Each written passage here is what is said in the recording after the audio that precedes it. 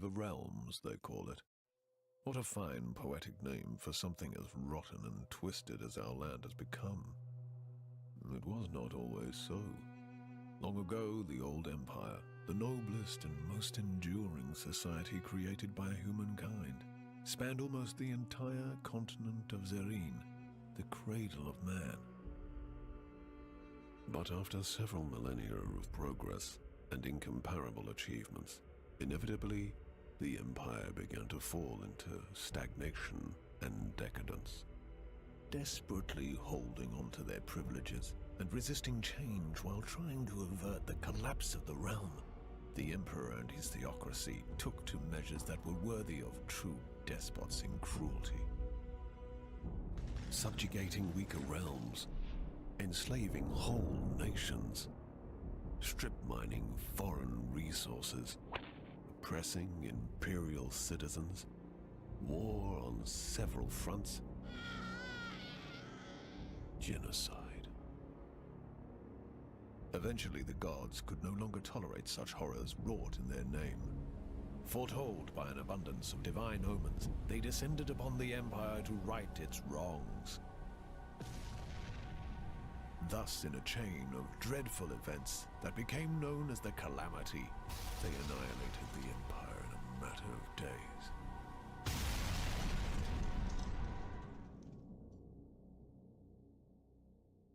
The gods then finally saw what they had done in their anger and confusion.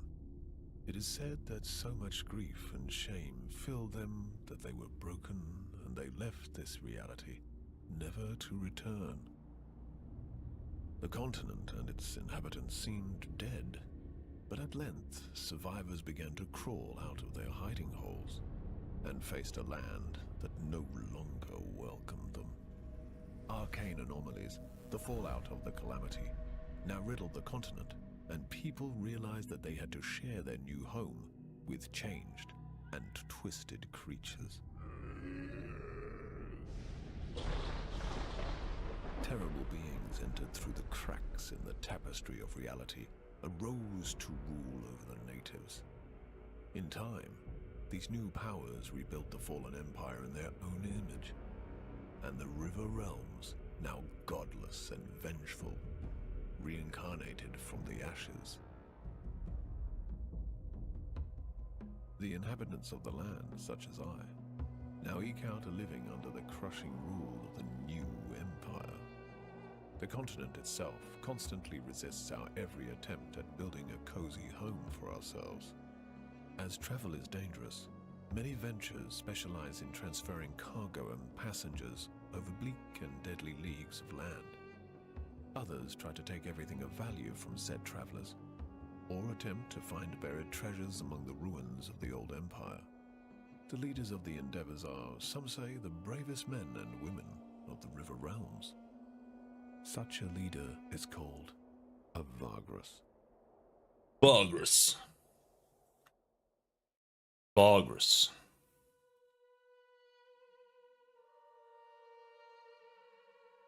Vagrus. Vagrus. Vagrus.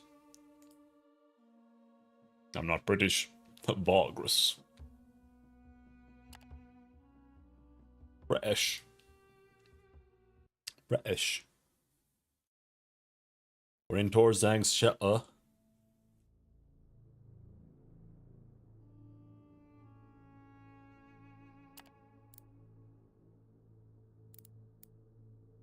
What was that about?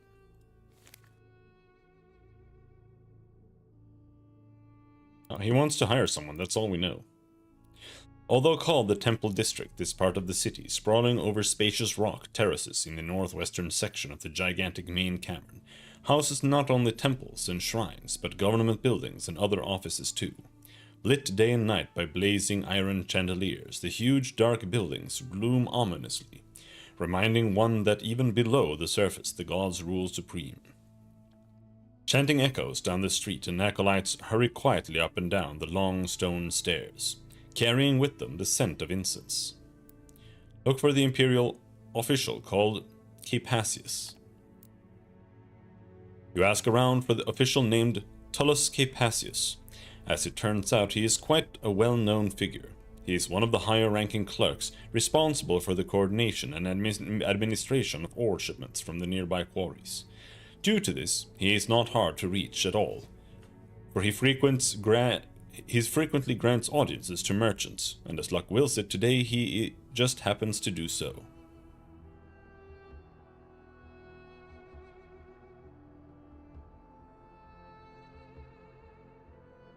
There is a moderate queue of petitioners in front of his office in the Temple District, but it advances surprisingly quickly.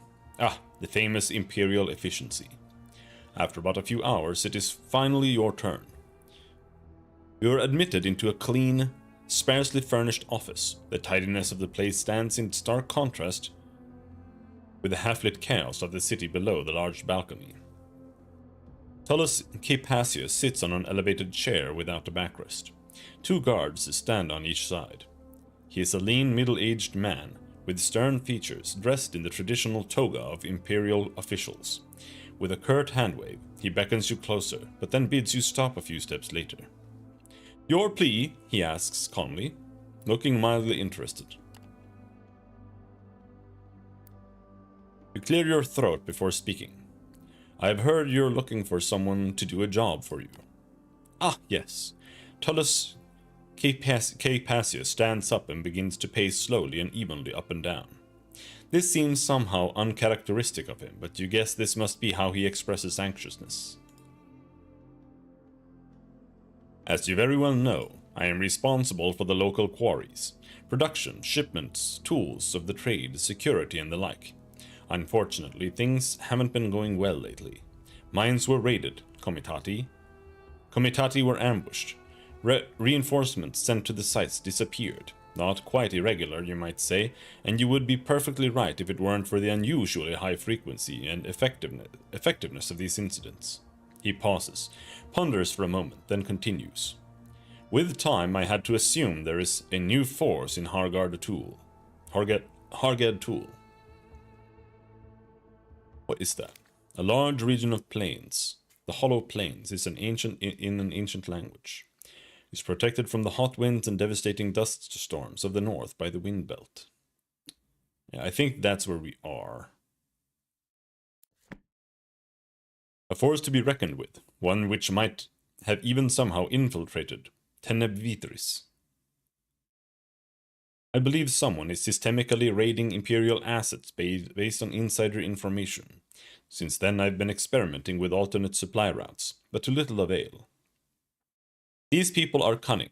I obviously don't know who they might be, but regarding the question where, I can take a good guess.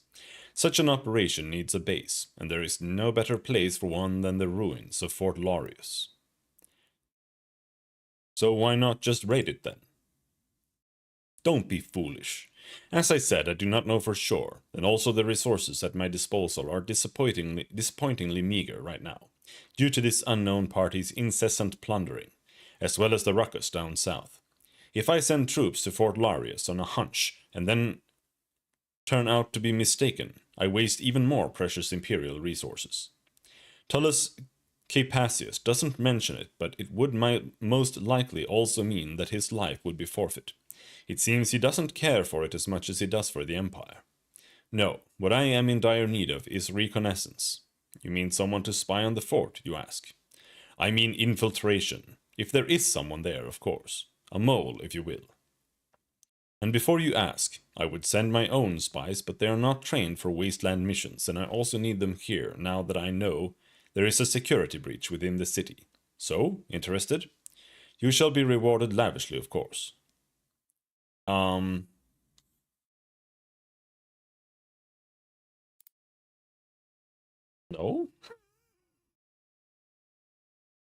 I don't think so. No. Well, never mind then. If you have further business to discuss, I have responsibilities to attend to. You bow your head and take your leave. That's scary, bro. I don't want to do that.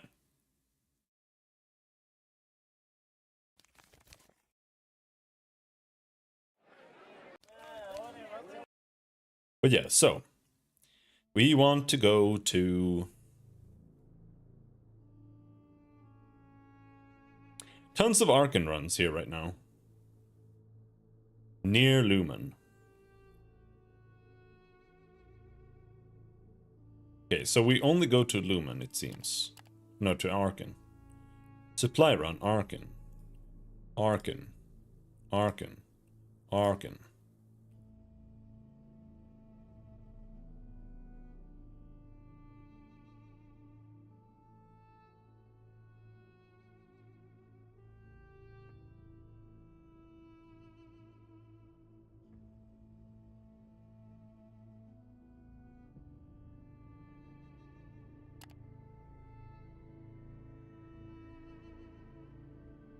Yep, all supply runs. Supply run for House Darius, Twin Towers. The Crimson Gate. We have 2 for the Crimson Gate.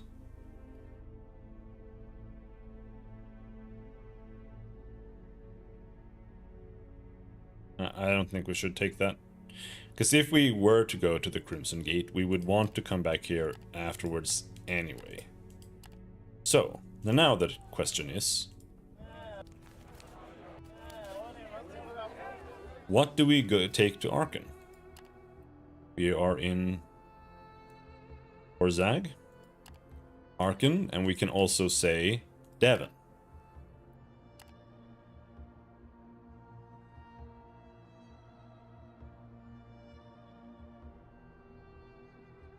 Grain sells... no, herbs sell in Devon.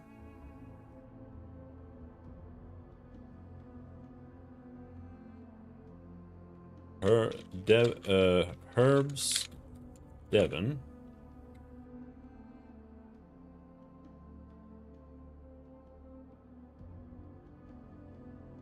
Meager profitability, though.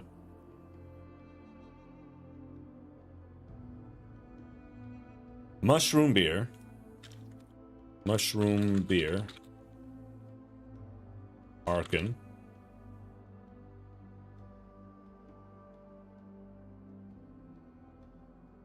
Mushrooms bought in Devon. Holy shit. Mushrooms from Devon to Arkan.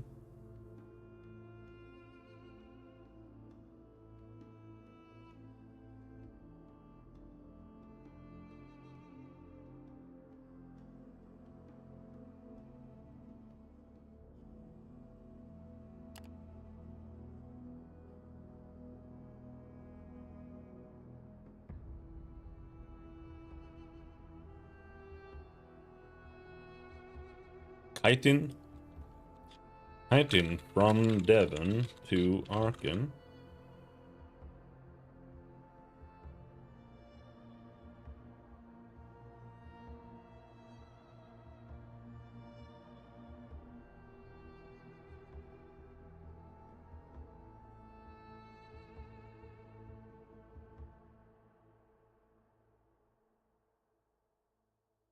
Ivory in Arkan.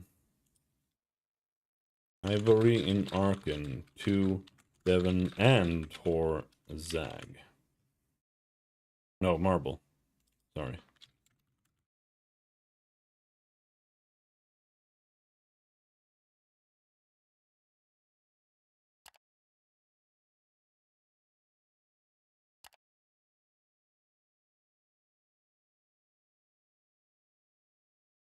Obsidian in Arcarus, or in Acarus, to Devon. Also good.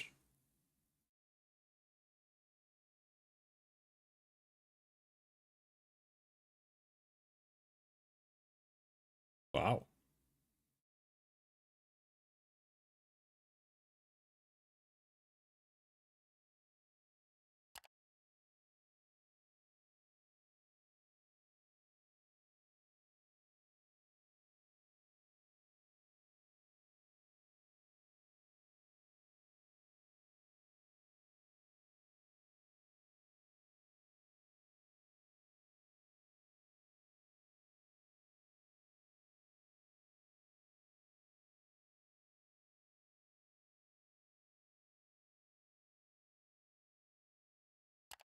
Right.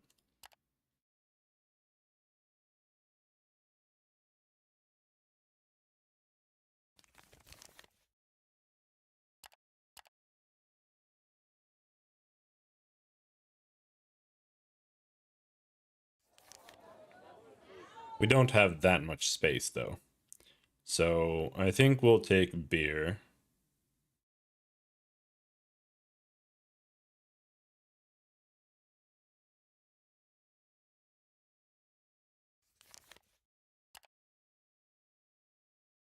Oh, pottery, maybe. That'll give us 5 per stack.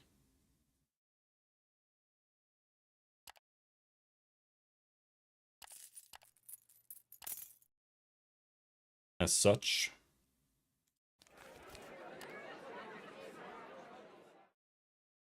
Workers going to Devon.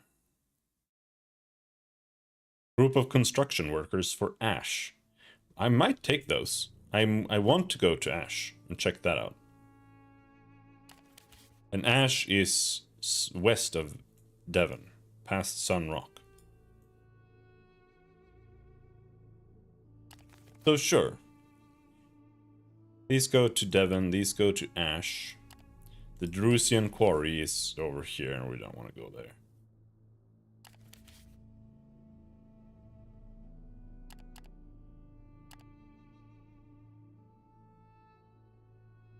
Can't take anything else there.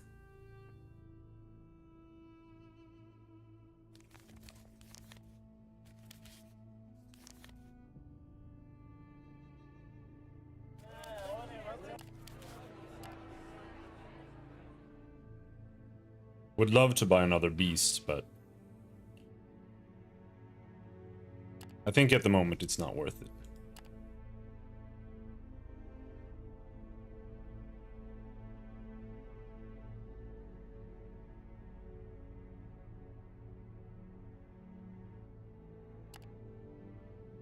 But more or less, I feel like I should have a mount for every fighter. More or less.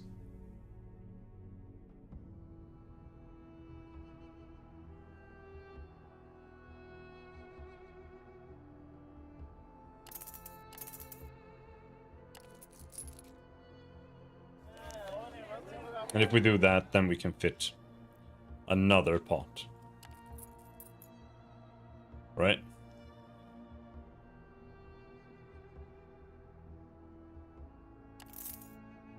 Map out our supplies.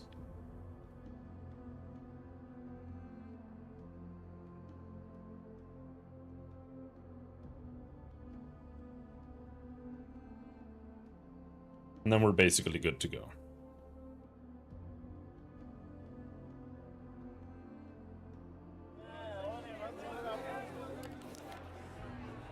I don't know, should I rest?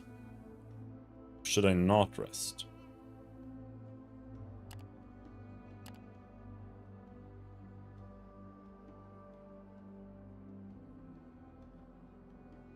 We are injured.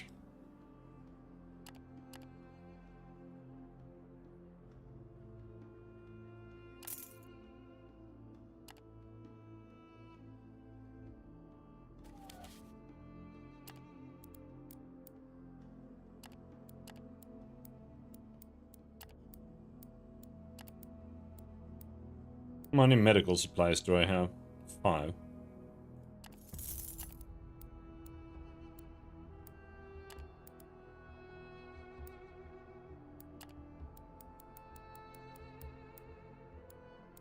Doesn't care.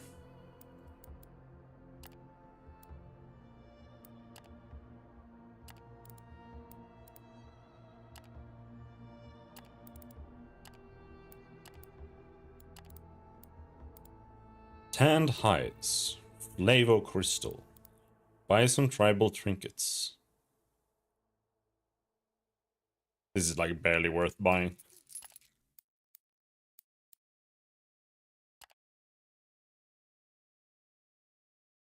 Alright. Well, let's look here again. We slept, but I feel like this pretty much never updates. Yeah. Time to leave. Then we move towards Arkan. First day? Force march?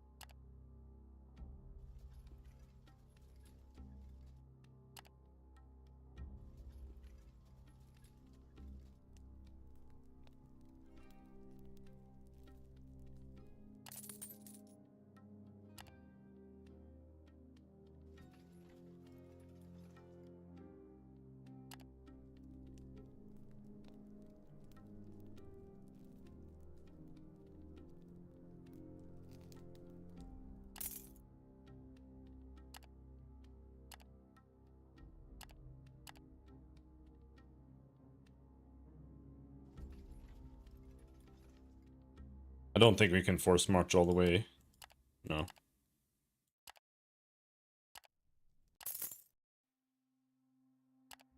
Now we can force march.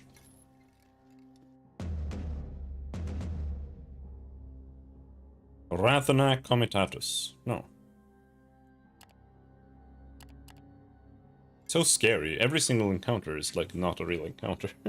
Just some guys who are out traveling.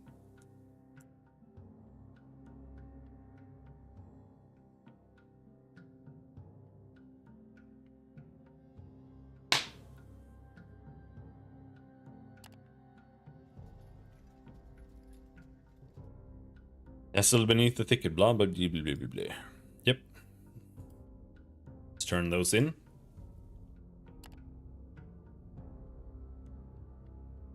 Devon, eliminate the Handjari.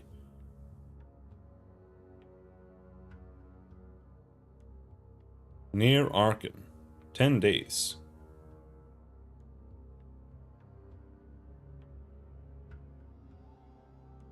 Okay. Where would that be? Near Arkan, down there. Should we try killing some shit?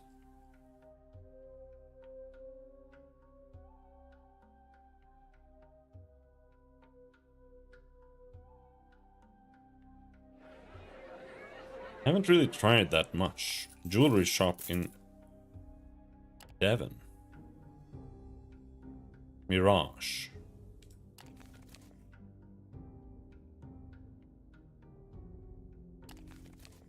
Mines of Plenty.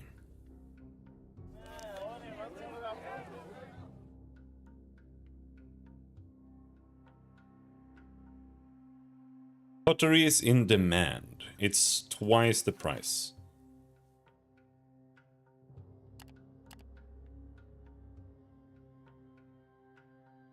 Did I want to sell it here?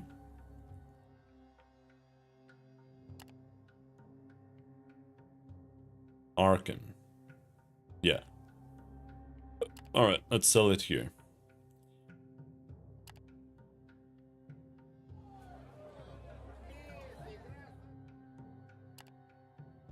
$39?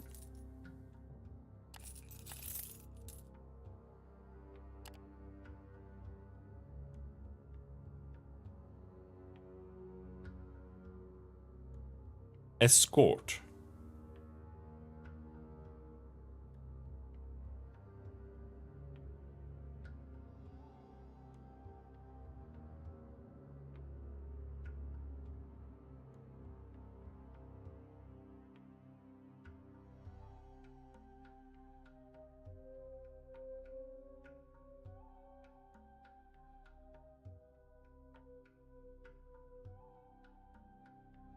Devon.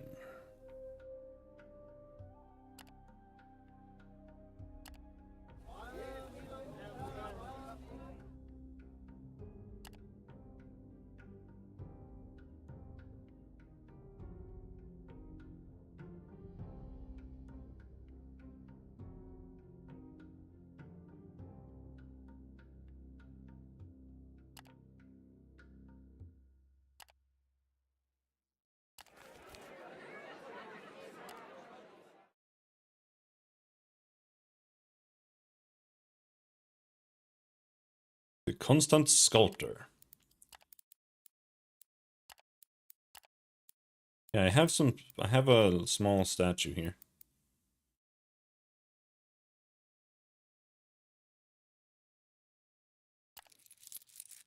Sell him a statue. Why not? Another one. Do some other business. Buy a sculpture. Glowing crystal statuette. Plus POW needs Spellweaver and Channeling. +1 regen. I wonder if I should throw this on my undead guy.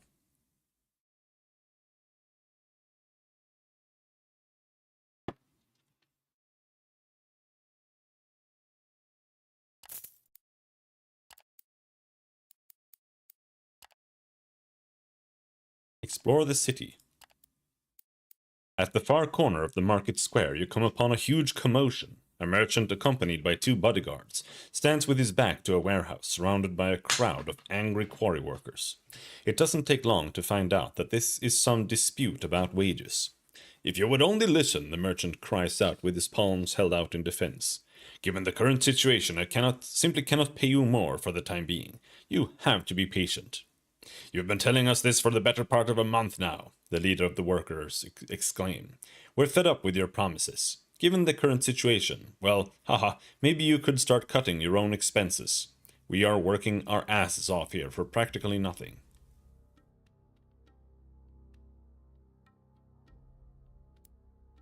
Keep on walking, this is none of your concern.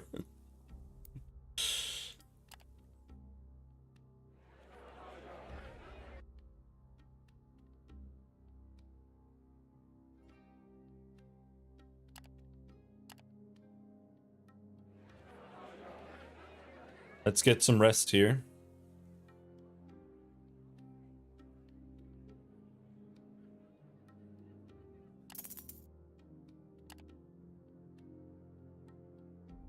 Then we head out.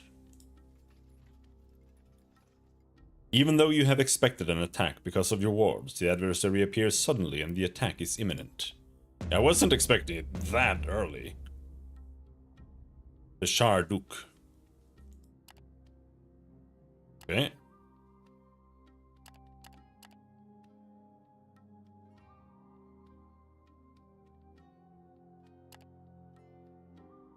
Insult.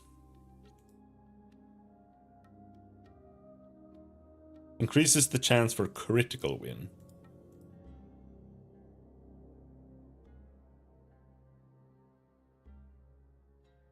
Makeshift barricade.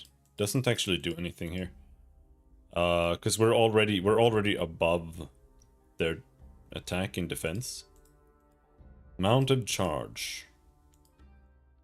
So what we want here is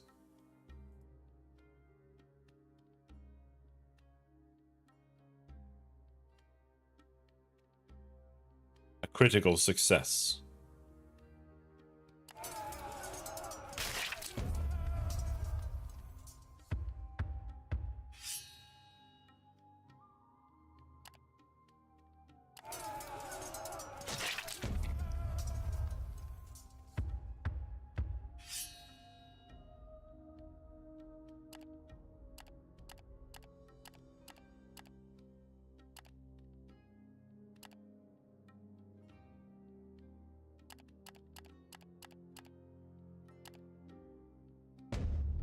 No, they died.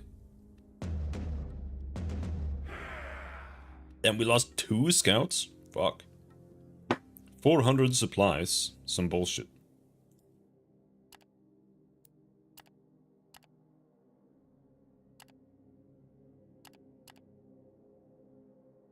Okay, so where is it? It's down to the right.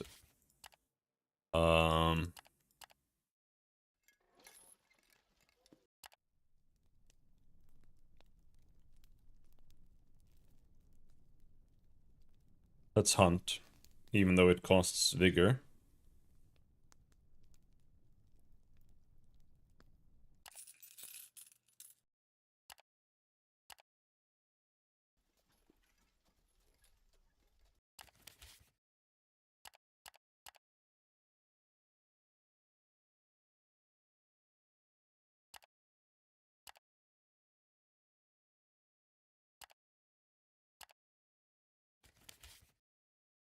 I still don't know what this means. It's a fucking thing. 4. 5. I don't know what this means.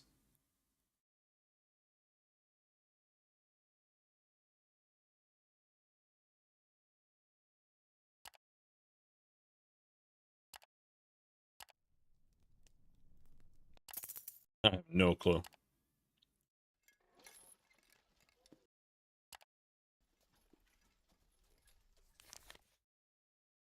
Now we're too far.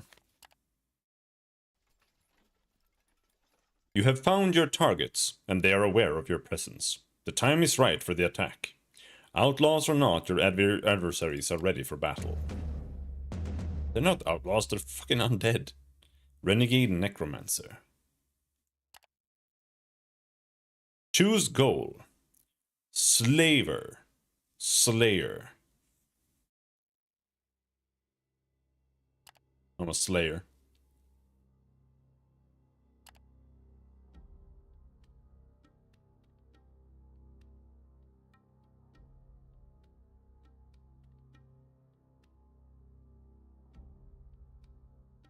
%. Critical.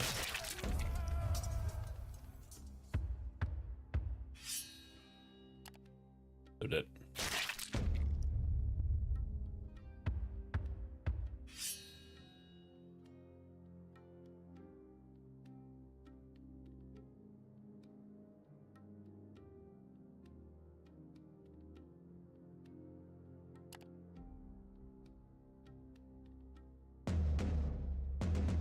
Simple jewelry. Obsidian blade. Supplies.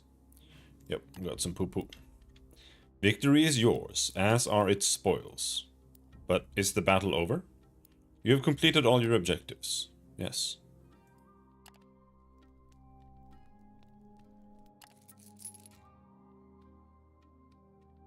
Why does it say 5?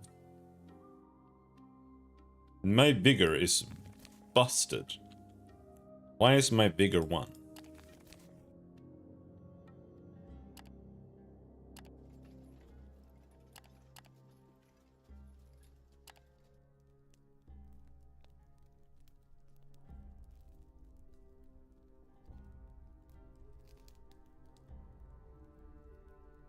I don't have enough armed men.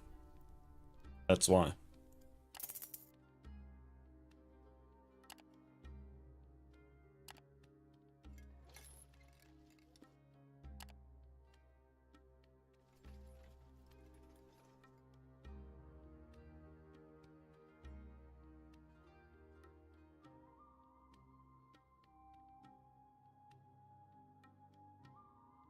Why can I turn this in?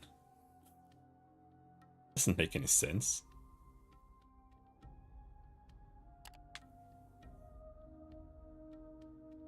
There's another combat one immediately. But no, let's not take that. It's time to head to Devon, but unfortunately almost no quests. Avernum. So Avernum is there, Ash is there.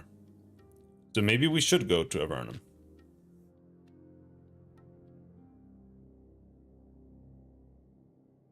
Hello Jopos, how's it going? Because you can go there through Ash. Though I think it kind of sucks to go there, I'm not sure.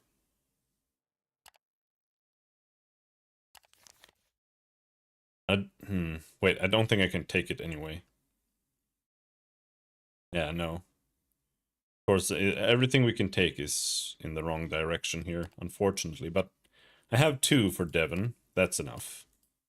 So I'm just gonna sell these things here, I think, because it's just like 1. Who cares? Huh? They won't take obsidian blades here? Oh?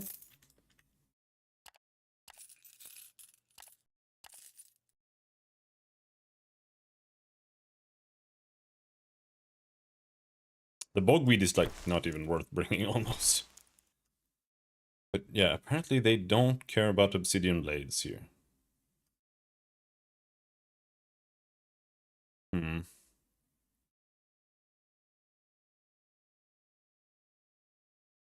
Anyhow, it's marble, right?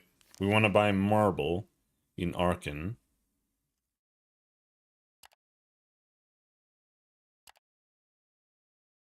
Yeah, marble in Arkan, take it to Devon. I think that's going to be more worth than anything else.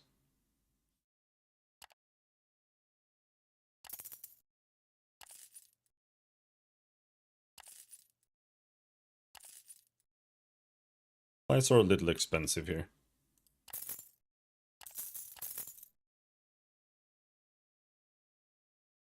Oh man, marble isn't that great though.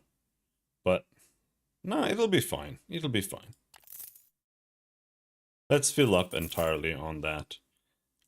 The bogweed, it's not worth bringing.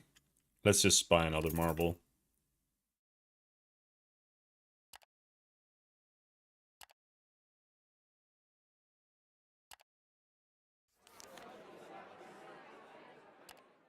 Passengers. Yep, nobody really wants to go up there. So I need some fighters.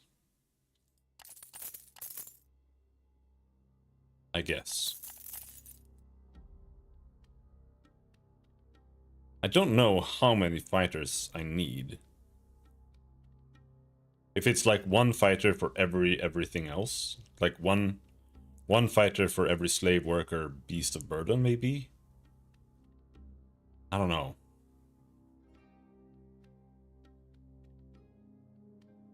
I don't know how to check that either, but...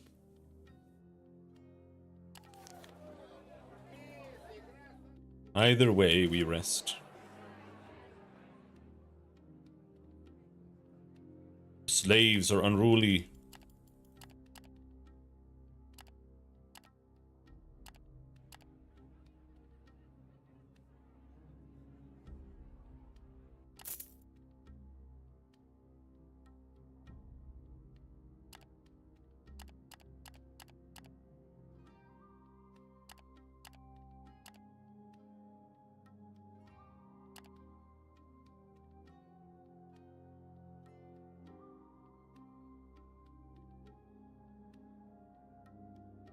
We should be good. Oh, it might be because of passengers, too. That I just don't have enough fighters for the passengers. Well, I think that'll have to be the way it is. Crimson Gate. Alright.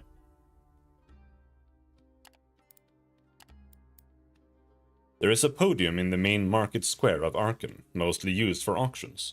Right now it is empty except for a lone figure. A middle-aged man stands on it and gives a passionate tirade about some topic, gesticulating heavily.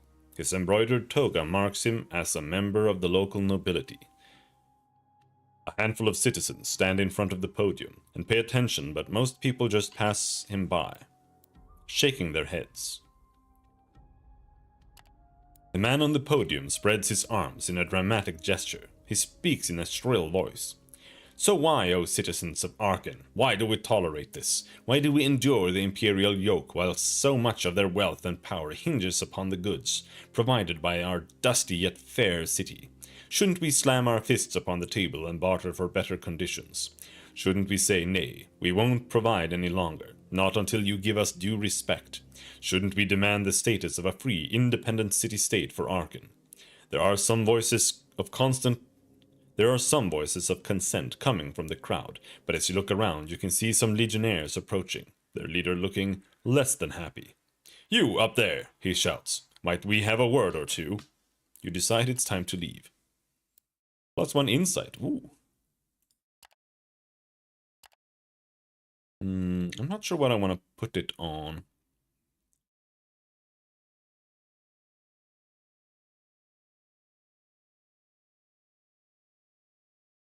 I kind of want more resourcefulness. Maybe we save and get higher resourcefulness. 3 is a little low. I would like to have maybe, I don't know, at least like 6 or something.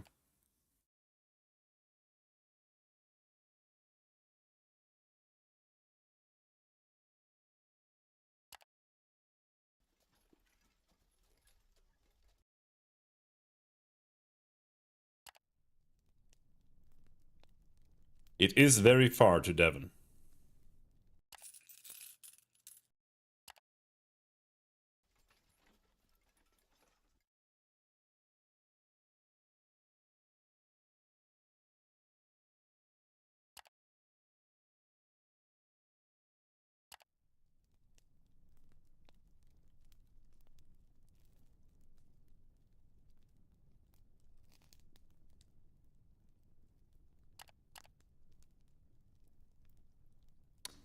We can post guards properly.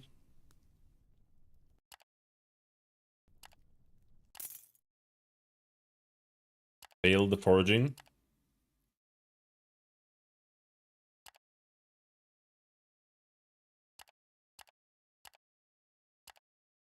We go through here and we might be able to hunt. I'm not sure. Yes.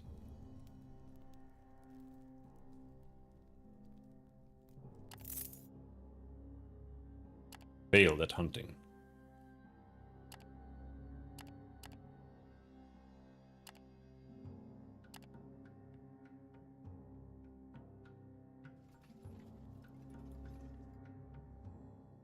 I think we force march a turn.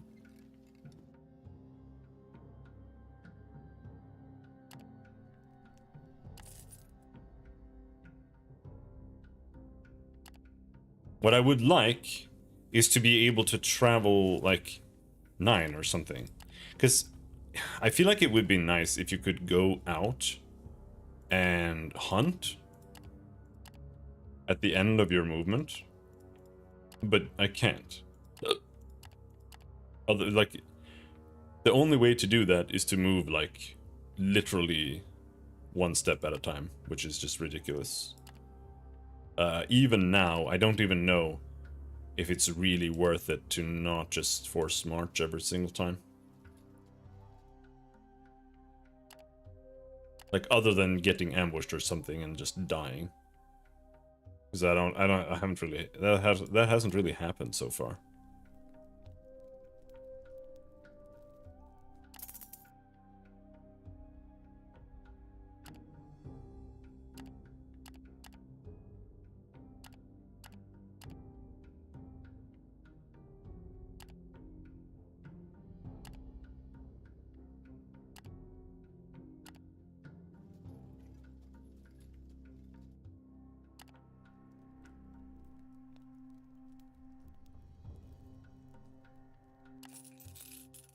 Come on, stop failing. Did I get a critical success there, but that doesn't help that much. I'm just trying to get some food here. But I feel like for the most part it's better to just like get a move on. Oh, come on.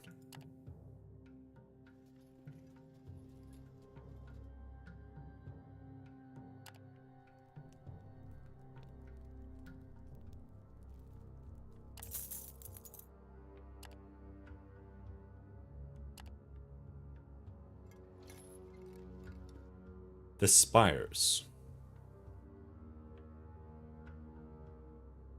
Oh, is that a separate thing? Oh, maybe it is. You reach the fortified gates of the great city. Yep. What are we smuggling? What am I smuggling?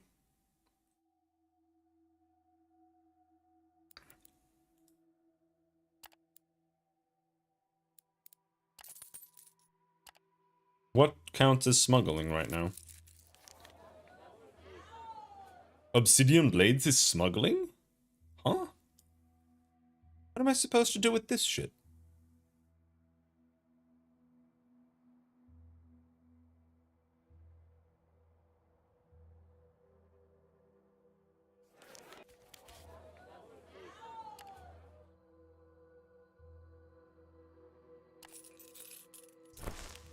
There's no way this is even worth anything. Like, what?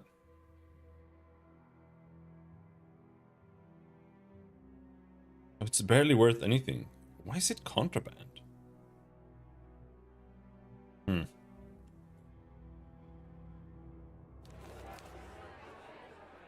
Rack the Haunted, a wraith that runs amok.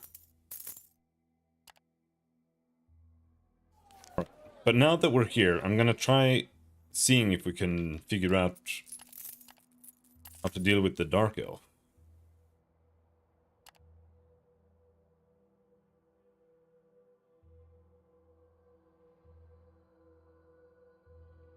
Great lamps. Oh, that's its own thing. Just lamps. Alright.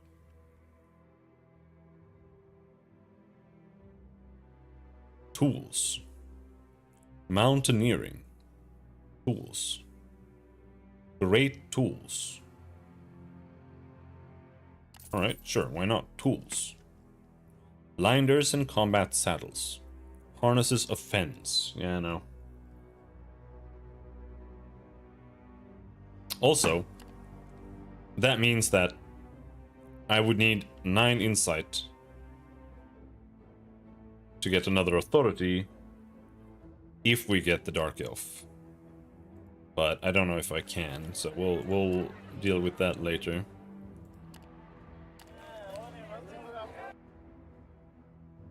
Let's save.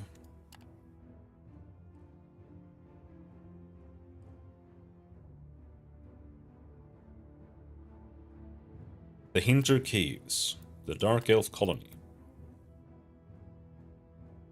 Go to the court of Prince Lakor. Actually, maybe we should rest before I go anywhere and do anything. I don't know if it really matters, but maybe it does. Why is my workforce low when they're all fresh and shit?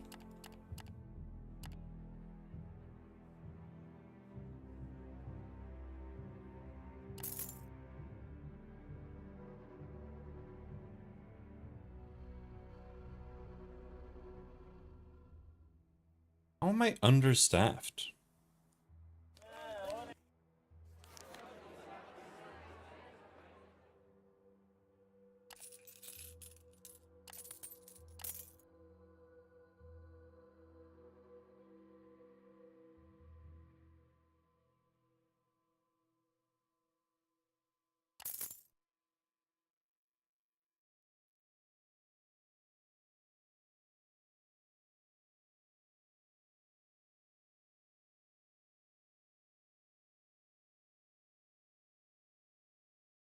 Okay.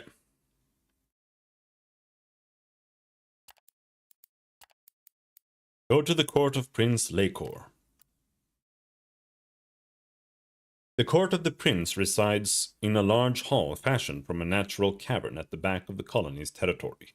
Here, black granite pillars adorned with serpentine demons hold a shadowy ceiling under which silk-clad and perfumed courtiers speak in hushed tones. Purple and blue crystal lamps provide eerie illumination to the hall, engulfing the honor guard standing vigilantly around the throne of their grim prince in a sort of ghost light. The robed major domo converses with you briefly. He is the one who can handle your dealings with the court. They need better tools for crafting too? Wait, what's this?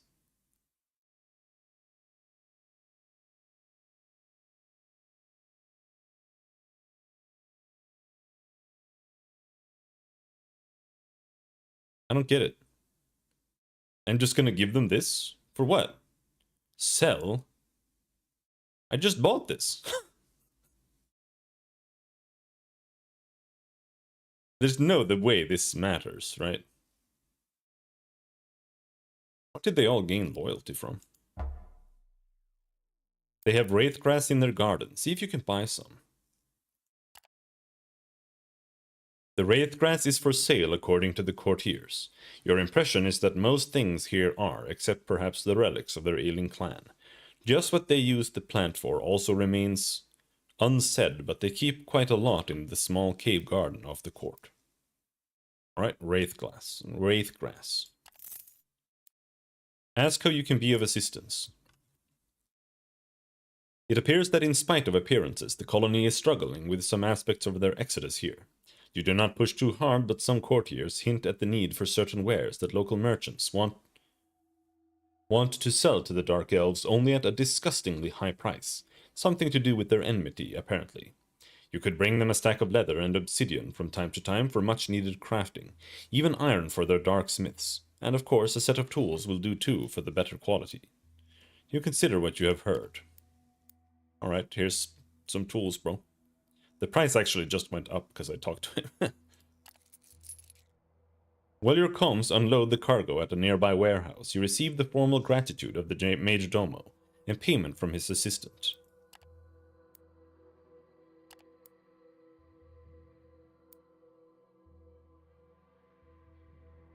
Leather and obsidian for dark elves in Devon.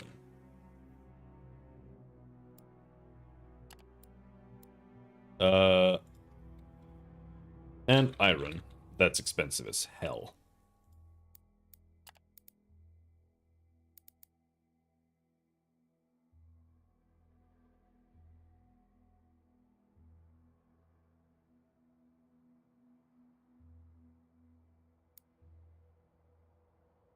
So I couldn't really do much here. I mean, I guess I need to get them some leather or some shit. Ren Kylon is still hanging around the decrepit bar where you last saw him. Without Prince Lakor's blessing, he is stuck in the city, and so he is brooding at a corner table. Only Prince Lakor himself has the authority to release me from his service, and thus allow me to depart Devon, he confides. Unless you can talk to him directly, your efforts are in vain. They are indeed. So don't let his sycophants sidetrack you.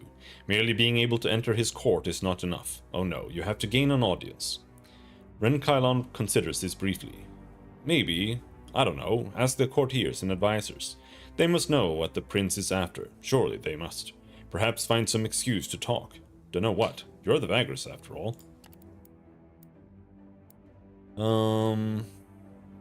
Ask around about the colony. The Dark Elves are a fairly common sight in Devon, but here in the Hinter Caves, a whole colony cropped up. Yeah, I think we read that.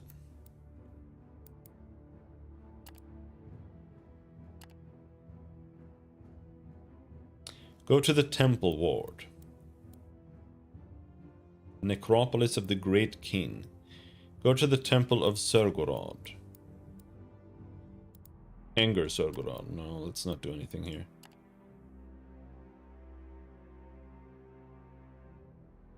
The Gardens. Visit the offices of the Legate.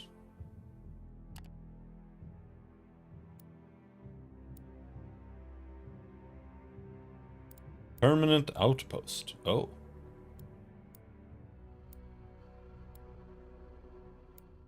Purchase a license that allows for a larger armed force. The Gardens is home to many of the less militaristic city institutions. A large marble compound to the south end of the district houses government offices, with the coveted top-floor offices overlooking the hanging gardens across the cavern.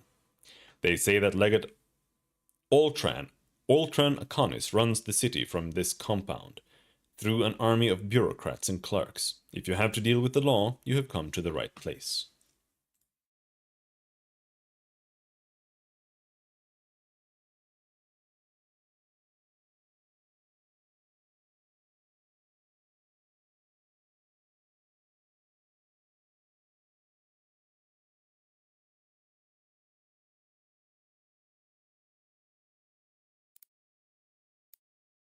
I want to see what that means.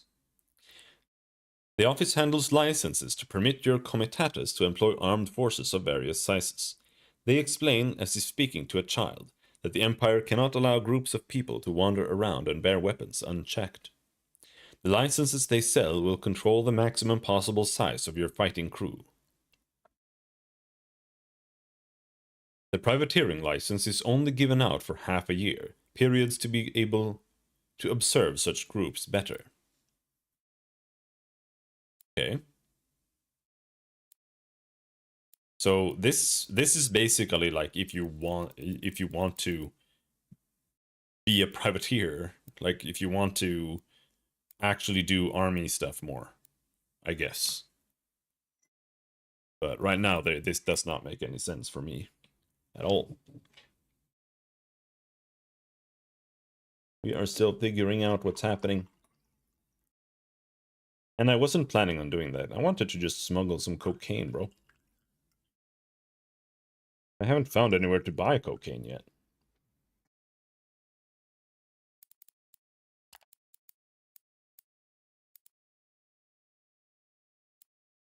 Try to find out more about the wind situation.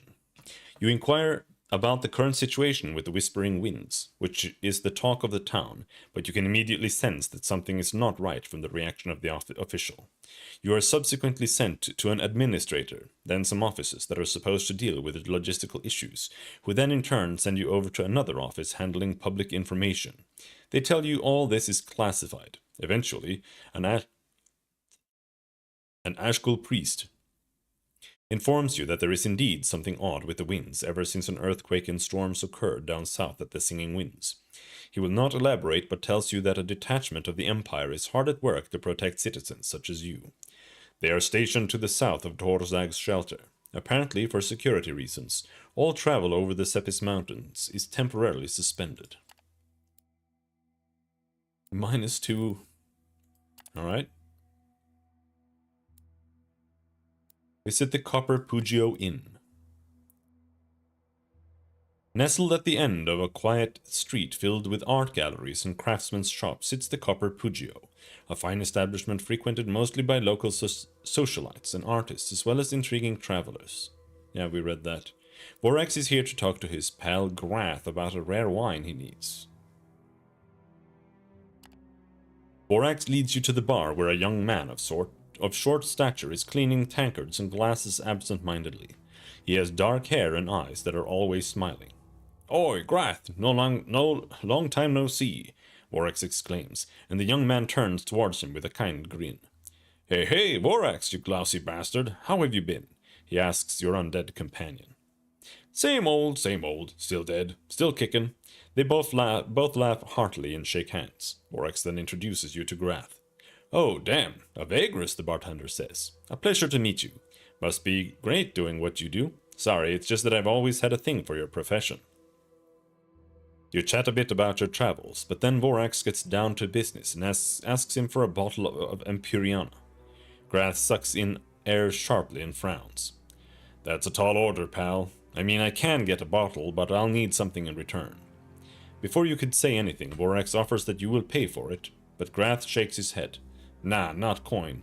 The Pugio has enough of that, but we need other rare beverages to spice things up here, because honestly our clientele is all about trying new things.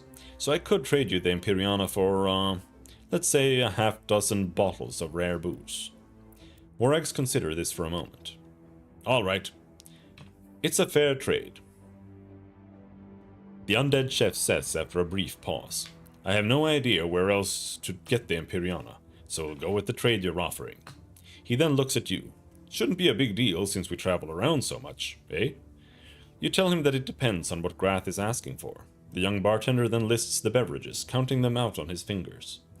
So there's Goradian absinthe, quite a strange brew, allegedly from herbs that grow in noxious Mar Gorad.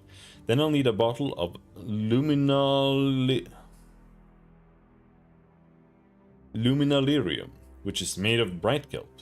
Odd, I know, but people tend to brew booze out of everything they can get their hands on, right?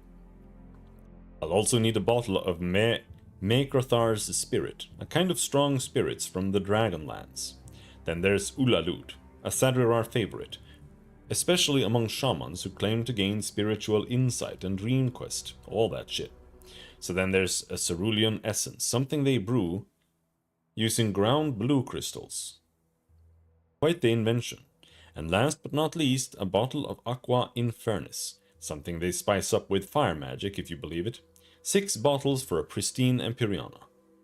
Vorax nods a few times. You ask Grath if he knows where you can procure these beverages.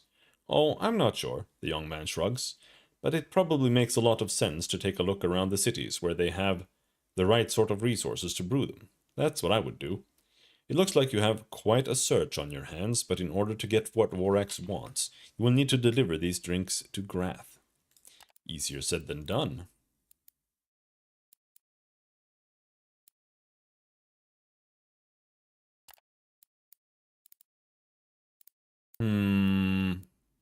Visit the Hanging Gardens.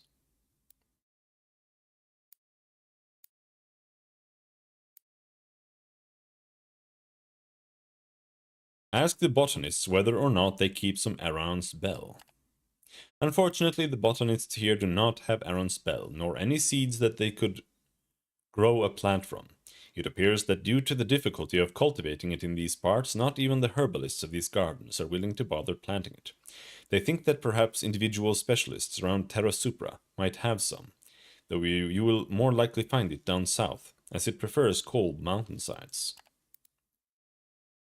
Talk to the botanist about getting some amber shroom for Vorax. Holy fuck, they want 66 fucking brass? You and Vorax talk to the botanist about the amber shroom strain, and ask them if they have some you could purchase or trade. They tell you that they do not have the mushroom anywhere in the Hanging Gardens, but they have the right spores and the means to grow them, including the magic required to sustain this rare strain. In return for a small donation, they would be willing to set up a space and begin growing the mushroom. According to the senior botanist, it will take over 2 months for the crop to reach the size and maturity Vorax is looking for. All this after several generations of magic-induced propagation. No. Purchase a rare white cluster of crystals. Wait. That one. That's not what we're looking for, is it?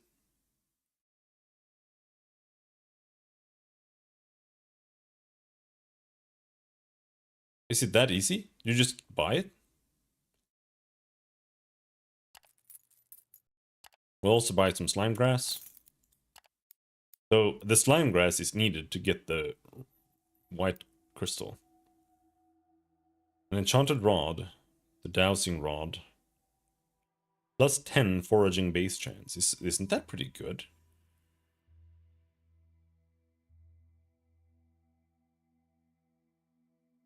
Sorcery.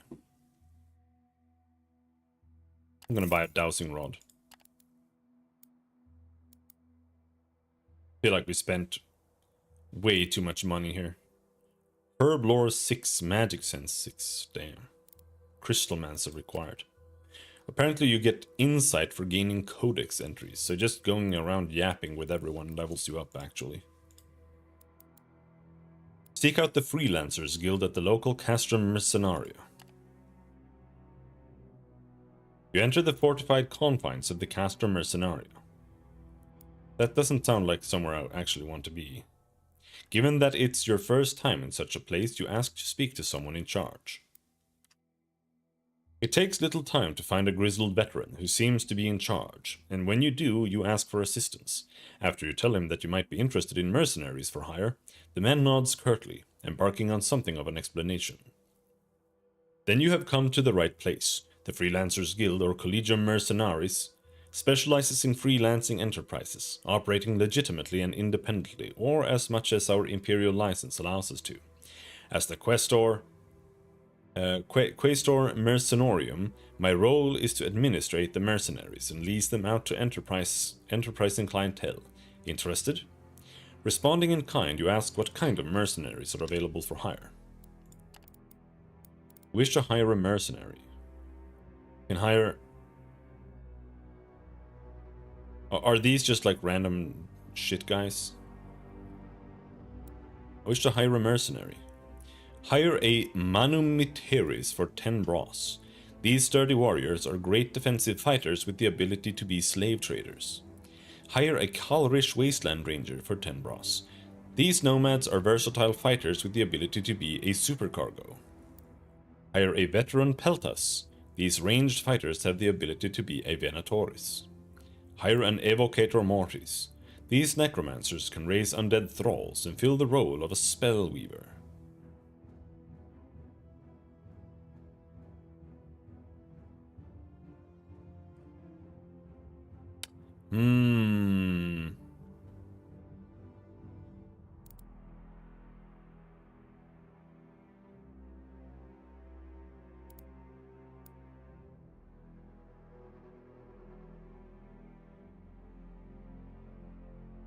They're hired for 30 days.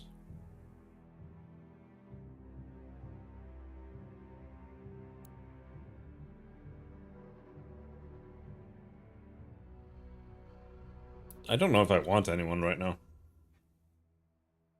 I feel like we're still just running around doing shit. I don't have like a good enough plan for this.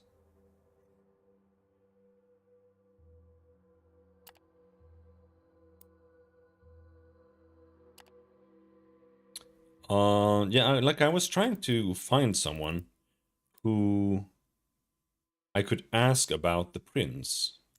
That's what I've been trying to do this whole time. News and rumors change hand. Just spend some coin to fish for news. You hear a lot of things, but none that proves to be useful. Visit a famous jewelry shop. At the end of the bazaars, many side tunnels, barely visible behind a collection of shadowy stalls and decorated curtains, is the shop called the Pearlescent Parlor. As you enter, the store's proprietor, a lean Tarkian man with a long goatee and a quick smile, greets you with kindness that borders sleaziness. Apparently, he will do your bidding, although you figure it will cost you dearly. The shop itself is a wondrous sight to behold. The cave interior is packed with stone shelves, upon which a large section of jewelry is displayed. Safe behind thick sheets of glass, a pair of stone golems stand among the shelves as further deterrents. Inert for now, but you have no doubt they could crush thieves in the blink of an eye. Chat with the proprietor. The proprietor introduces himself as Farouk of Barkar, jeweler and honest merchant. He seems very eager to do business with you, and has an altogether kind, if somewhat sleazy attitude. You chat about jewels and precious metal prices, Tarkian affairs and matters of religion, and then about your travels. Farouk looks quite impressed with your experience and offers a great price for any rarities you might bring to him in the future. Hey, you want to buy some dragon metal?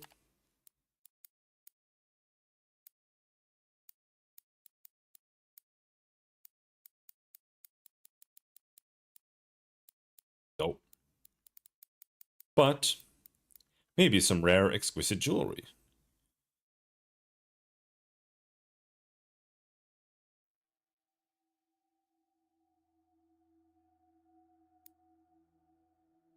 I have no idea what I bought them for. It doesn't say, so like I don't know. I'm just gonna sell it. I find somewhere to sell it, I'll fucking sell it. Whatever.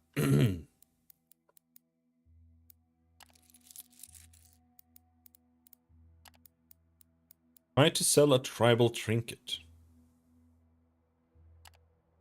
You present a tribal trinket to the proprietor, who tells you that these are not worth his time, although he offers to take them off you for free and give you something valuable in return once enough of these were handed over.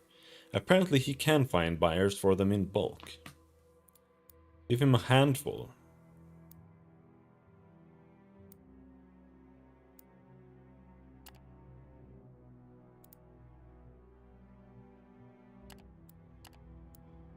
I don't know how many he wants.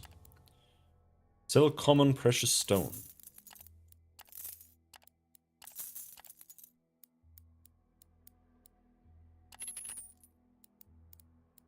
I don't know why he's decided for this kind of menu for this.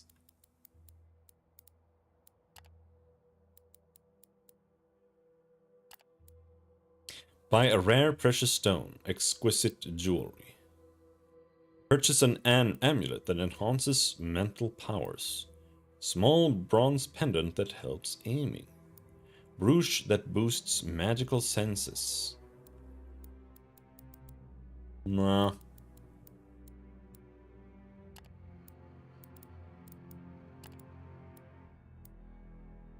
Sell your trophies. Nope. Enter the Hall of Trade. No. Leave the Shadow Bazaar. Okay, so I feel like I've been everywhere now. You run into a group of grinning wraith merchants in the Shadow Bazaar who pitch you a shipment of dried mushrooms at half price. They swear on their nest that it's not stolen, but who wouldn't? The shipment is sizable, and the bargain looks amazing. Half price for what you would pay at the market.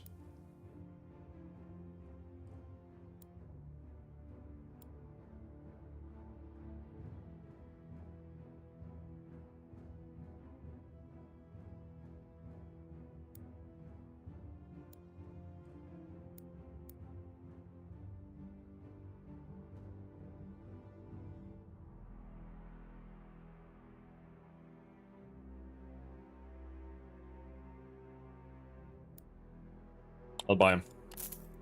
You pay the wraiths and send a message to your crew to transport the mushrooms to the mansion where it will be loaded onto your beasts of burden before you set out. You only find out later that some of the mushrooms were infected and get rid of the sacks with the rotting mushrooms.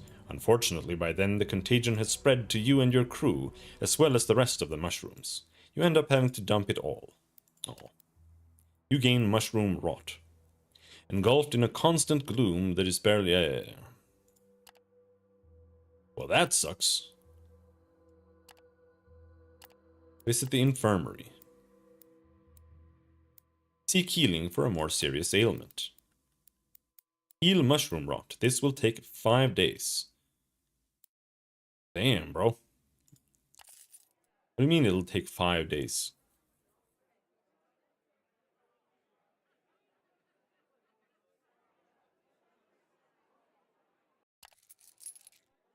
I mean, I just need to sit here and rest for 5 days? Holy shit, that's some bullshit.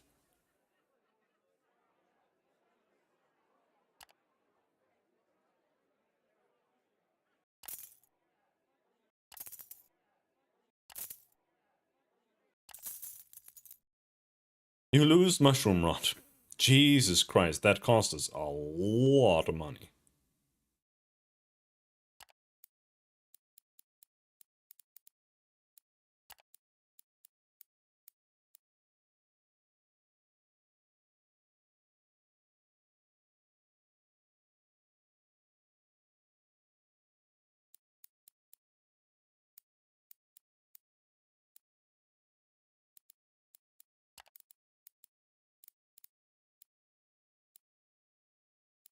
Go to the necropolis of the Great King.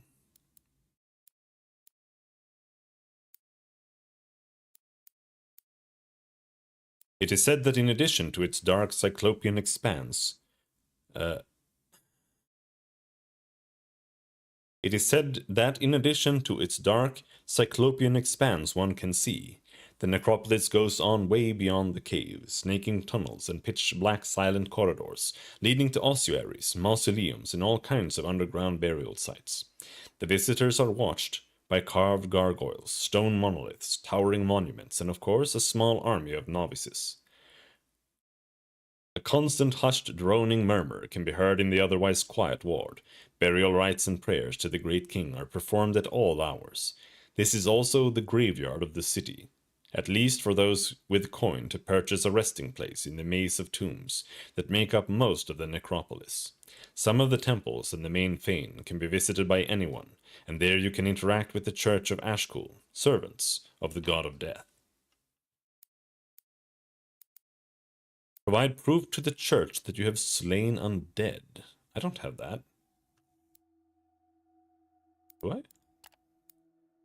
No. And I want... oh, I don't want to give away spectral residue. So all we need to do is kill undead to get spectral residue. Petition for audience with a high-ranking priest.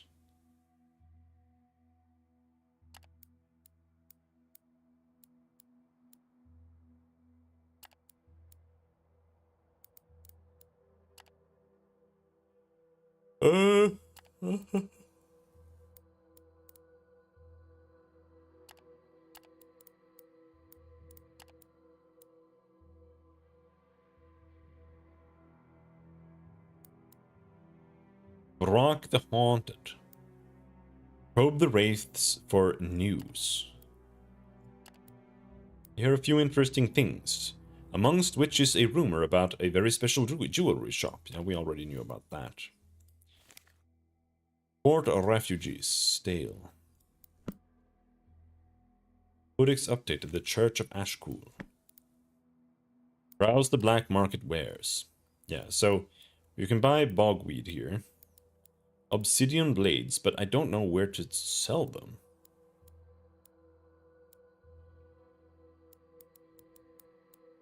And purchasing bogweed for 6. I don't have anywhere to sell that either. I don't know what to do with it. Nobody buys it anywhere. Anywhere.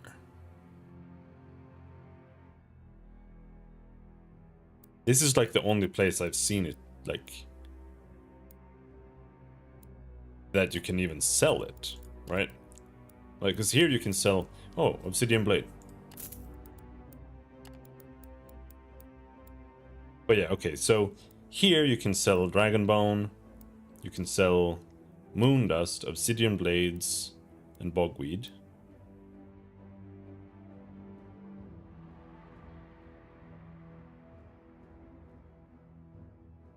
Bogweed, moon dust, dragon... what was it? Dragon... bone...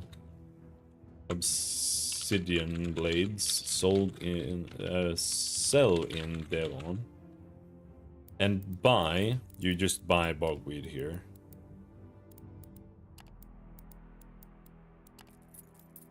Oops, accidentally bought 10 blades because I was scrolling. Whoopsie. But does that mean I can buy moon dust here? No. And on top of that, even if I could buy moon dust here, which apparently you cannot,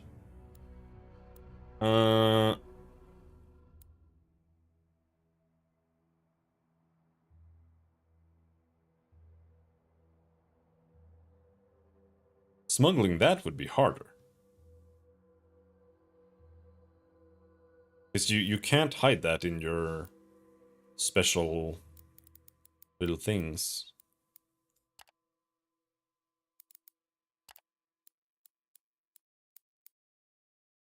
Do I really want to run around with obsidian blades?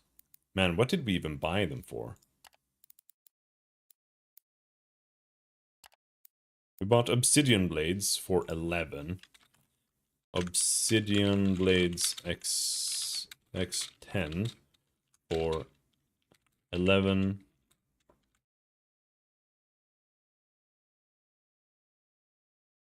They're called Vagrus, yeah. Okay.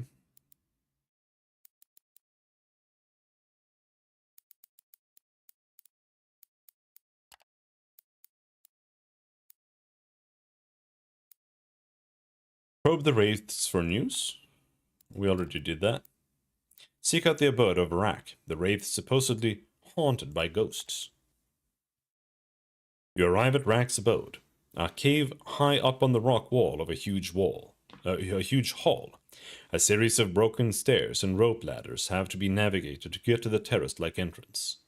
You enter the gloomy dwelling. The inside of a cavern is cluttered with all kinds of junk, crude furniture, and strange knickknacks. You hear quiet muttering from the back of the cave, but it comes to an abrupt halt when you enter. A pale blue light suddenly banishes the darkness as a crystal lamp is lit, and you can see a white-skinned wraith sitting next to it. He looks you up and down. "Are you one of them?" he asks in a wary voice. You tell him you do not understand the question, but are looking for a man named Rak who is said to be haunted. The wraith stands up and saunters over to you. He reaches out and pokes you carefully, then becomes visibly less tense. "I am Rak," he says finally, and sits down on a pile of trash. "It's not often that the living seek me out. What brings you here, stranger? Have you come to gloat at my misfortune?" You assure him that is not the case, and that you would rather hear what this curse is all about. Rak blinks a few times before starting to talk. "It all started, Rak narrows his pitch-black eyes as he tries to remember. "By the gods below. It started 6 years ago. I ran a heist. Nice little heist down in the Hinter Caves. We ran it, in fact. I had buddies to back me up. Not anymore. No, they found them. Now they are bones. Nothing more. Bones." It takes Rak a few moments to regain his composure. "So we had a nice little tip about a good haul down in some warehouse and broke in. The loot was good. Best of all was a silver urn. Never seen nothing so beautiful. And so we took it." Rak stares ahead with a blank expression for a few seconds. "Then they died, my buddies. One by one they took them. I did not believe them when they said it was the dead," he chuckles bitterly. "And now nobody believes me. But they came for me, they did, after my buddies died and only I lived. This was six years ago. I have not slept a good night's sleep since then. They're always there. They always find me. Why am I alive? Vrak shrugs. I had a little more time than my buddies to figure out what was going on. I realized it was the urn. I was lucky when they first found me. I was near a temple and ran inside. Then I went out of the city and buried the urn. But that did not stop them, only made them weaker somehow. Vrak finds a centipede in the trash pile and eats it absent-mindedly. Yummy. I can I can sense now when they are nearby, and I can shake them, but not for long. He rubs his eyes and yawns. It's no way to live, stranger. No way to live. I wonder if I join them when I die. If I become one of the specters and haunt someone. You ask Vrak if there's a way to break the curse of the evil spirits. Maybe. I tried traveling away, but they found me eventually, so I came back. At least I know Devon well enough to be able to shake them. I tried looking into what the urn is, but never dared to dig it up, you see. But I did find out that they are from the east, as is the urn. It got nabbed from a place called the Valley of the Sleepers. I pestered wise men persistently enough so that they told me about this haunting. There might be a way to break the curse, but I cannot do it alone, and nobody believes poor Rack. Poor Rack.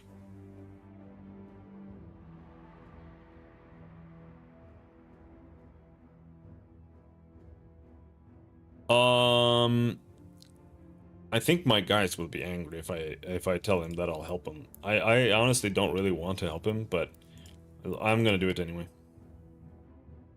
Rack looks stunned when you announce that you will aid him in breaking the curse. You would? That is kind. You ask him what needs to be done. A ritual must be performed. I know the words, but at least 3 are required for the incantation. And the urn, I know where it is. I buried it under rock and sand. It is nearby, and we'll need candles. Candles that attract the damn things. That attract them. Then we kill them. I hope we can, though I could not harm the accursed shits with any weapon of my own. Could you go buy the candles? The death maniacs here in Devon might have them. They do know a lot about specters and undead.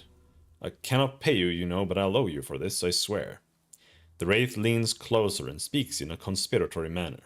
And don't tell the maniacs what the candles will be used for exactly. They might get the wrong idea about me and my buddies snatching that urn. With it being a container for a dead guy, you know.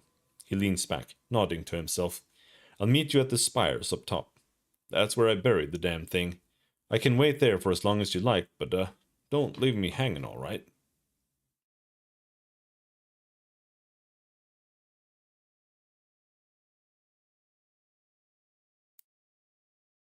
You leave Rag's abode and set out across the city. All right.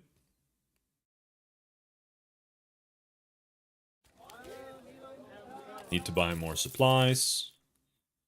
Apparently I didn't lose the mushrooms. That's a bug. I think.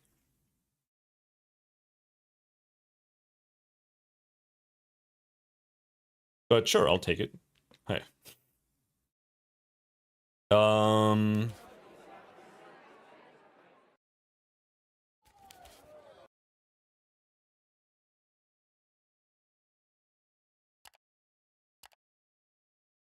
just wondering if I should go hire a necromancer for this.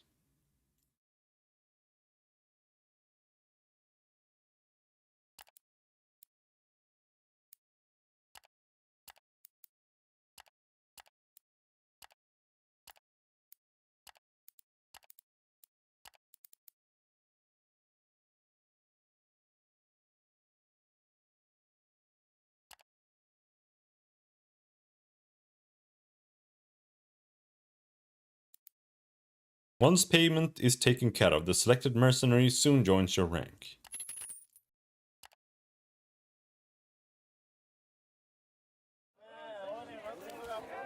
Very well.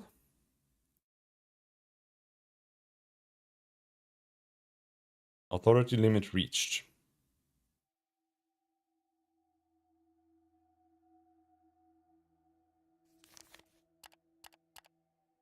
Evocator Mortis. So he cannot... Yeah, you can't level him up. Precision cuts, embalming fluid. Great King's power.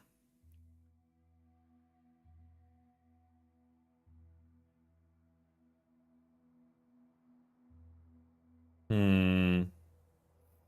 All right. So he's just kind of ass. Oh yeah, I was gonna give him perfume. Herbalist's tools. No, I want the Thotmas idol on him. And as for the others,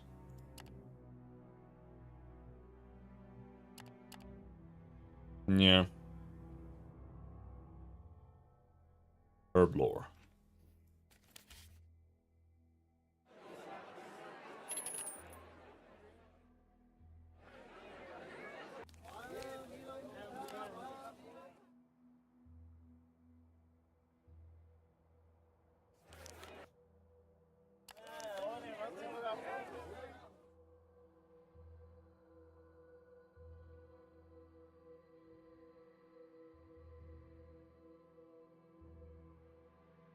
You can't actually buy.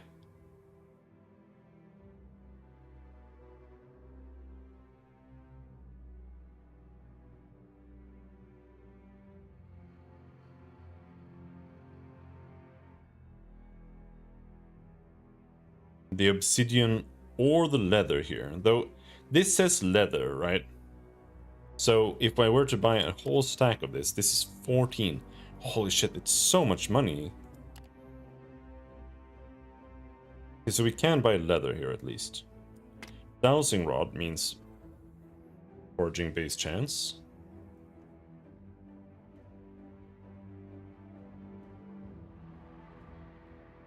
No more tools for us. Um,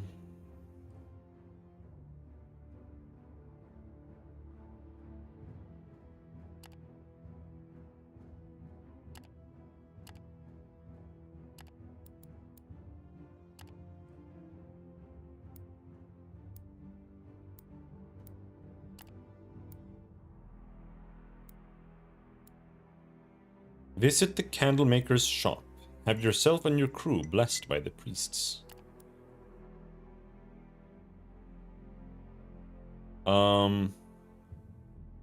Buy spectral candles for Brack's ritual. Just behind a row of crypts is the candlemaker's shop, where citizens can buy all kinds of candles, mostly for mourning. There are special candles here, however, that might interest you. The novices in charge of preparing and selling the wares here inform you that the black magic candles can be used by a single person to cling onto life, while the white magic candles are very effective at hiding you and your foes from the undead during your travels. Die hard. Okay.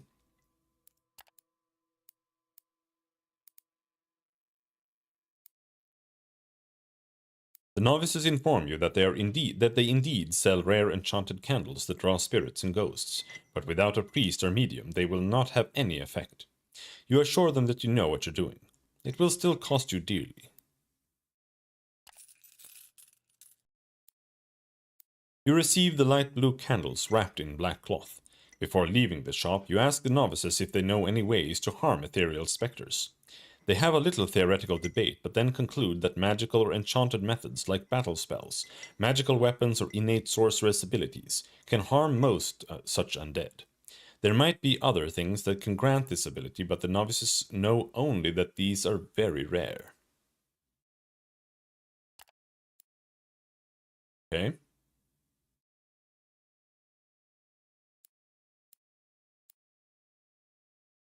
Sign a contract of binding.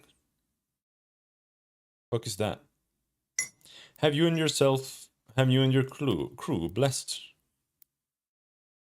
Church of Ashkul.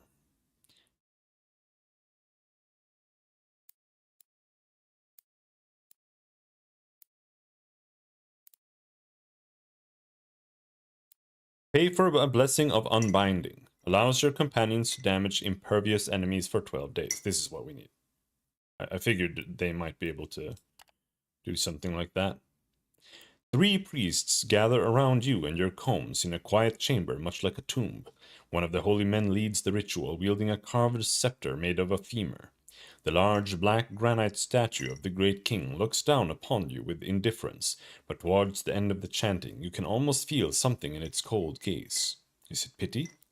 You all rise with a strange sensation in your bones.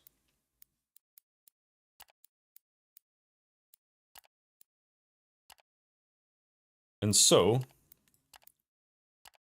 we head towards the spire, which is apparently right next door. Ancient, unknowable, impossibly tall and impervious to damage, and so black they seem to swallow the light.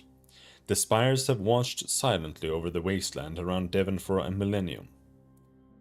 What was their purpose, and who created them? It is unlikely that mortals of this age will ever know.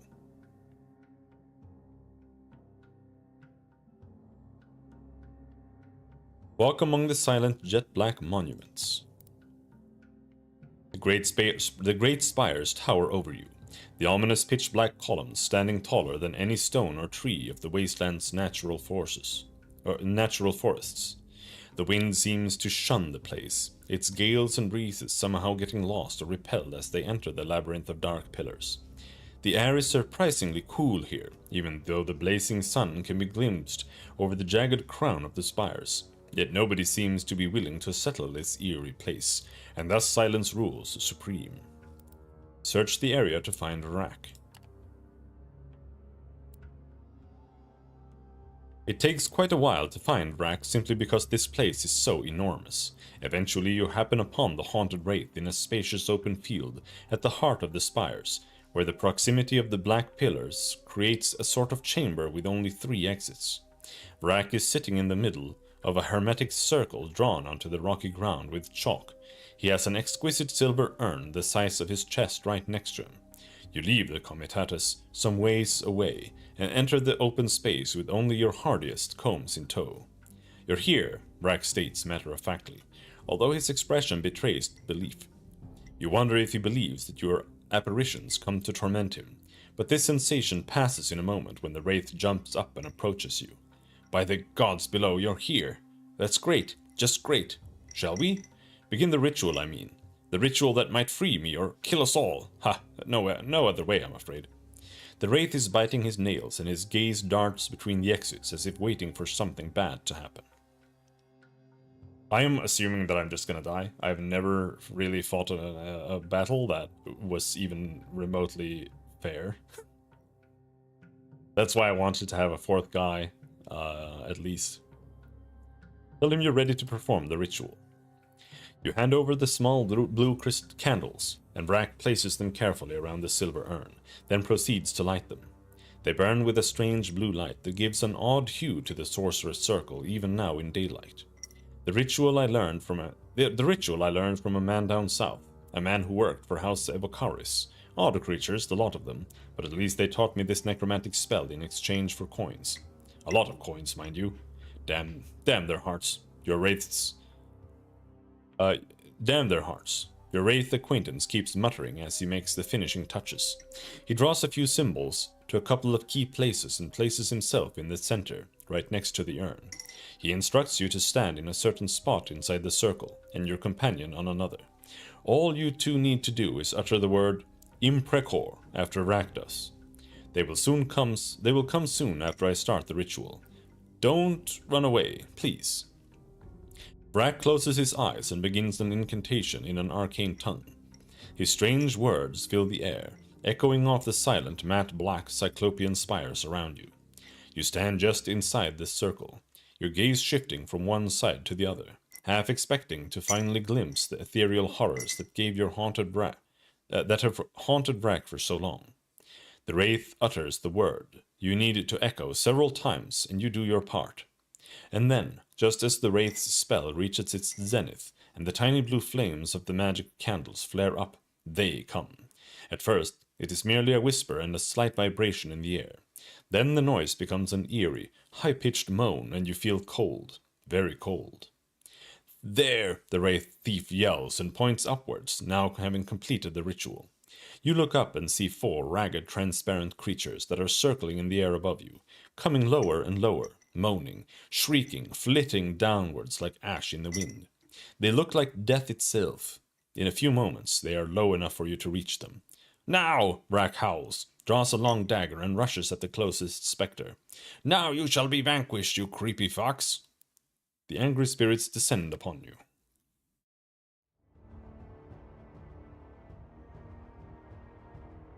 Alright, hey, at least we get to be a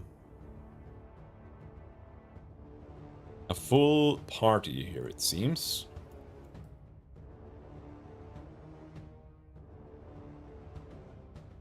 More or less.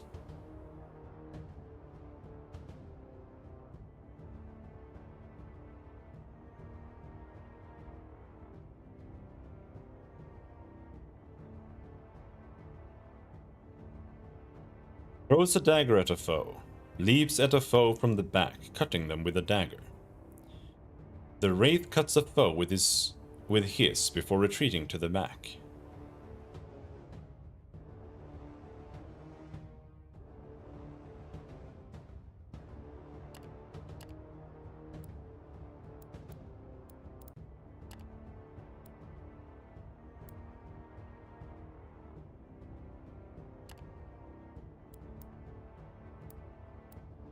They don't have any life.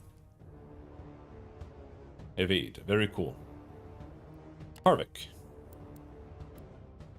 These two can switch places. Fuck you. Fuck you.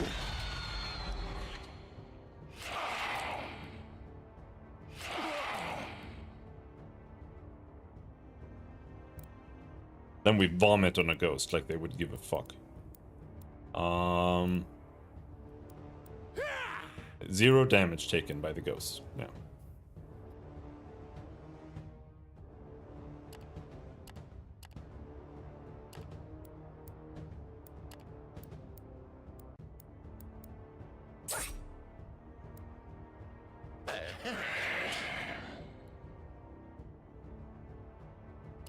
Alright, let's reload.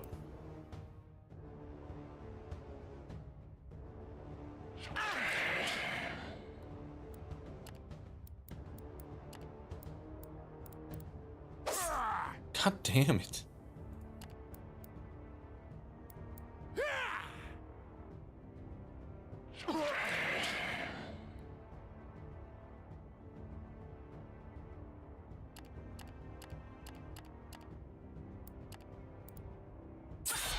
Finally, you hit.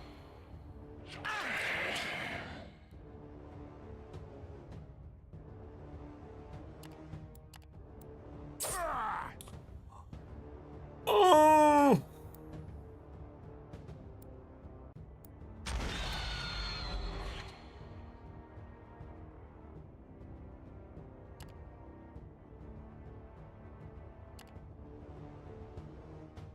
Raised dead.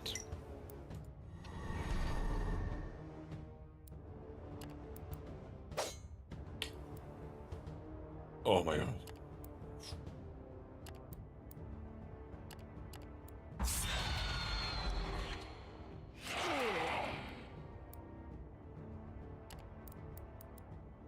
Let's reload.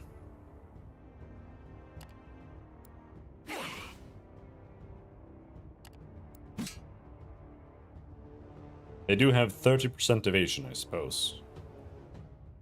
Embalming fluid. Enervated. The enchanted embalming gel is used to repair damages on undead servants. What does enervated do? Great King's power.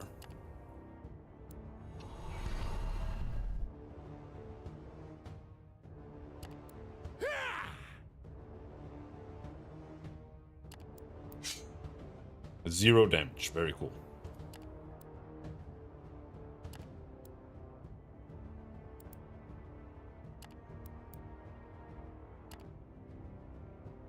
Why can he only switch places with him? Well, let's just throw it. Throwing dagger.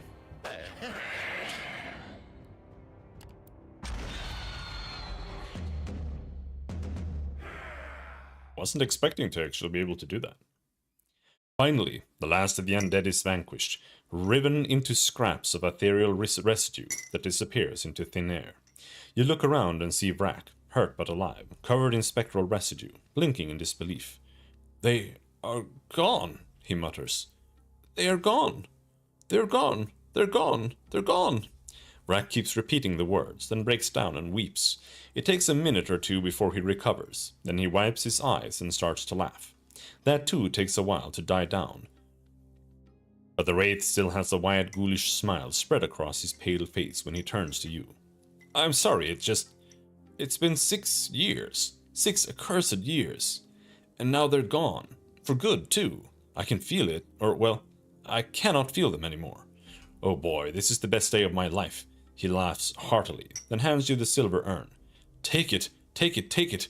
Oh, sure, it's worth a lot, but I don't want to ever see it again, and you've more than earned this. It's safe. We unhaunted it, see?" While you examine the urn, Vrak stomps the candles and breaks the chalk circle in several places. "Come to think of it," he mutters, "it must have been my 3 buddies and the original spirit that was bound to the urn. It looked different." He chuckles. "So I would have joined them, I think, had they snuffed me out, the nasty buggers." You leave the ritual place and start to walk back towards the Comitatus. "You know, I could do anything with my life now. Anything. I'm free. I've been liberated. I could travel the world. See what's out there." The blazing sun's light hits Vrak as you move out of the shadows, and he reels back. "Or I could just stay in Devon, eh? Pretty good city, lots of cool caverns. I have to think about it, I think. I think I'll stay here for now. You go ahead. Join your buddies. And thank you again, Vagrus. You have really been way too kinder to me than I deserve." And so Vrak shakes your hand and you part ways. In a few minutes he disappears among the spires. Nope. No party member. 4 spectral residue? That's good, that's why I did it. The great spires tower over you, the ominous pitch-black columns standing taller than any stone or tree, blah blah blah. Take a closer look at the spires. You walk up to one of the gigantic black pillars and take a closer look. The surface is uniformly smooth, and not even a single hairline crack is visible on it anywhere. Its matte darkness seems to consume the light. The spire is cool to the touch, which should be quite impossible seeing how the sunlight hits it directly. Whoever built these must have used truly extraordinary means to achieve this confounding result. Perhaps there is more to learn, but only by an expert. Upon closer inspection, you can confirm that the material used to build the spires is akin to obsidian, glassy, dark and smooth when expertly polished, yet no mortal expertise could have produced these enormous, completely smooth surfaces, especially not on such a scale. Also, no single piece of obsidian in nature is large enough to produce even a single spire, so the original material must have been fused together somehow, then erected into these shapes.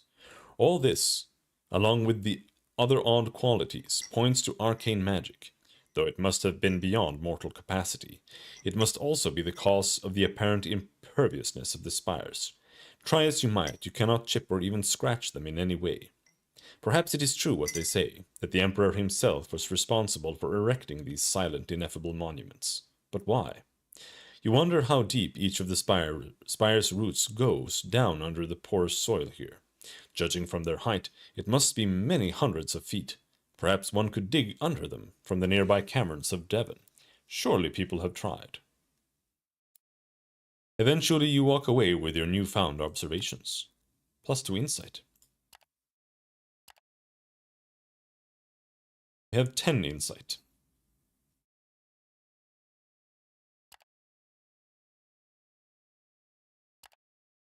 Alright.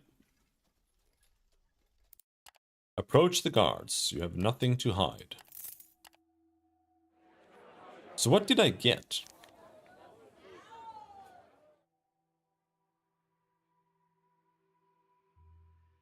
Valuable treasure. Is that it?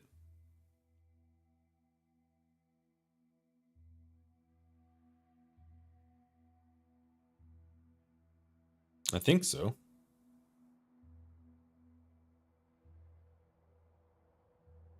Okay. Now here's the question.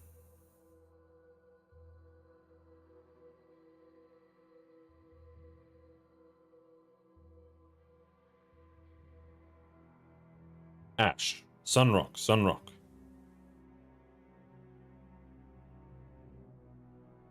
Sunrock. Sunrock. Sunrock. Ash. Near Sunrock. Okay.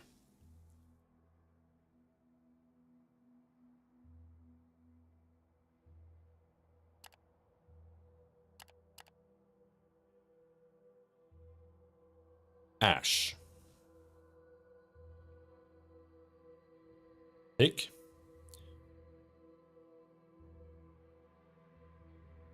Sunrock. Sunrock. Sunrock. Sunrock.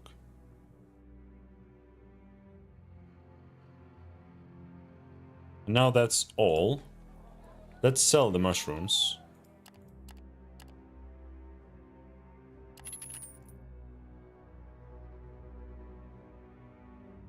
Holy shit, they want me to deliver supplies? That's so weird.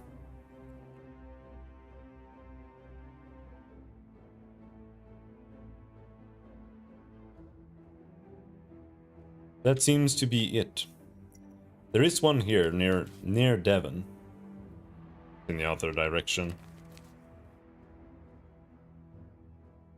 Yeah. Passengers to Sunrock. A group of urchins. Sure, you want to go to Sunrock? You can come.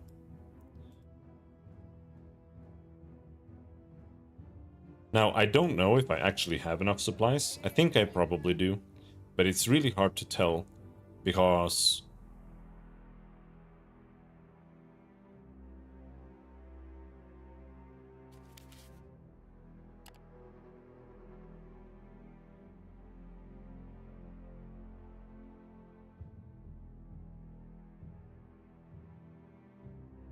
Ash.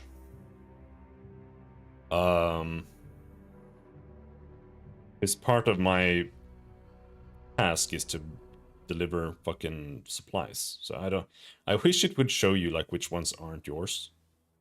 That would be nice. But I think it's basically the first row are all mine. But what might they like in Ash? Bones, apparently. But we are in Devon. Chitin. Chitin might be valuable in Ash. Apparently.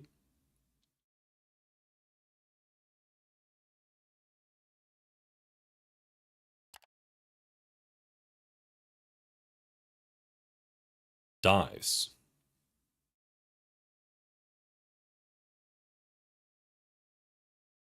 A dye gives me a profit of 6. Now, this is assuming I can afford buying like a full stack of whatever it is. And currently I don't have that much money, so maybe dyes is the correct choice. I can just about afford that.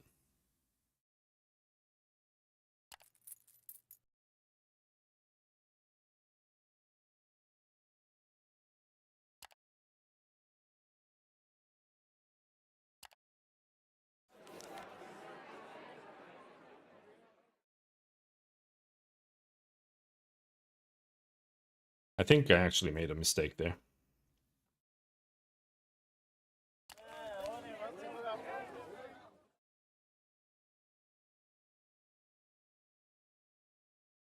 Because I'll only be able to pay my guys for 2 days. And Sunrock isn't that far. It's from Ventulium to here. Yeah, no, we'll be fine. They'll be a little grumpy, but who cares?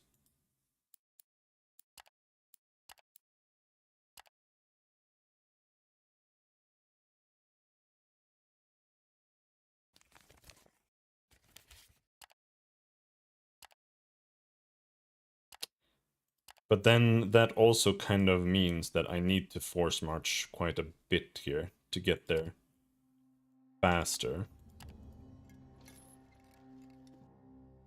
Did I get +1 movement from what? From high morale, and bigger gives you bonus. Oh. Okay.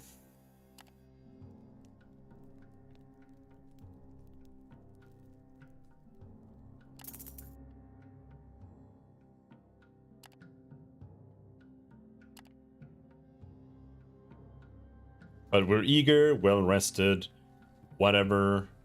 I'm just gonna mash it. Get to Sunrock in 2 days before they even start getting cranky. Hell yeah. Urchins gave me a 14% tip.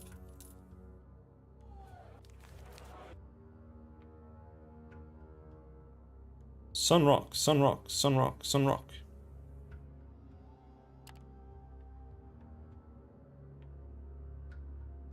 Near Sunrock. Conquer the Sky Thickness Covenant.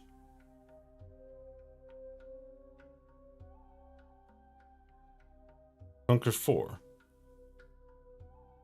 110. This gives 20. I think I could do this pretty easily.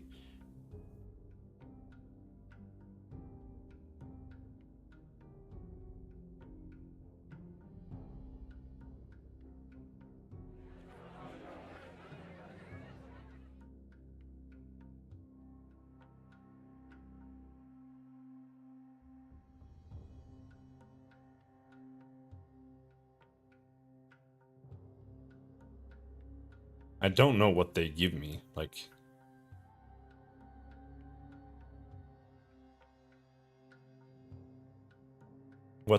like... where does the defense come from, and where does the combat strength come from? I don't know.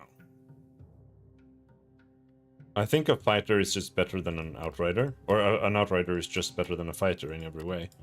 But there's also a question of...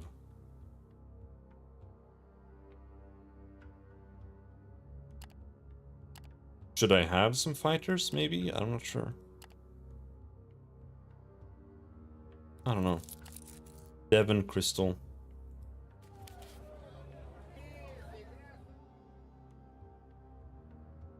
Dies.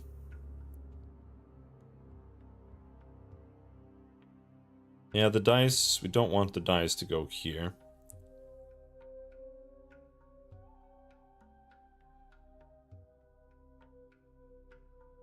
It is said that even a single hero can make a difference. In the case of Sunrock, this certainly seems true. The mythical warrior Lavendius defeated a terrible monster and founded the town all by himself, entering the Hall of Imperial Saints in the process. Locals here worship his image and deeds with amazing fervor, not perturbed at all that Lavendius may never have existed. The dome-shaped rock shell protecting Sunrock keeps the scars of the ancient worms as a grim reminder that the wasteland is never truly conquered. Under it, a busy maze of cool caverns and large halls awaits weary travelers. Visit the center of town. The central underground hall of Sunrock is teeming with activity. This is certainly the most densely populated and busy part of the settlement, never really at rest. A multitude of tunnels and caves open from the large cavern here, harboring markets, workshops, taverns, and the like. A colorful mix of people from all around the wider region is constantly swarming the streets. Traders from Devon, crystal harvesters, miners, lowlifes, Calrish, Sadarar, and thugs. In the middle of the circular center cave, named Wormslayer Hall, a huge statue stands depicting some kind of local hero. The citizens seem to hold him in high reverence, as most of them bow their head curtly when passing it, and some even bring small offerings.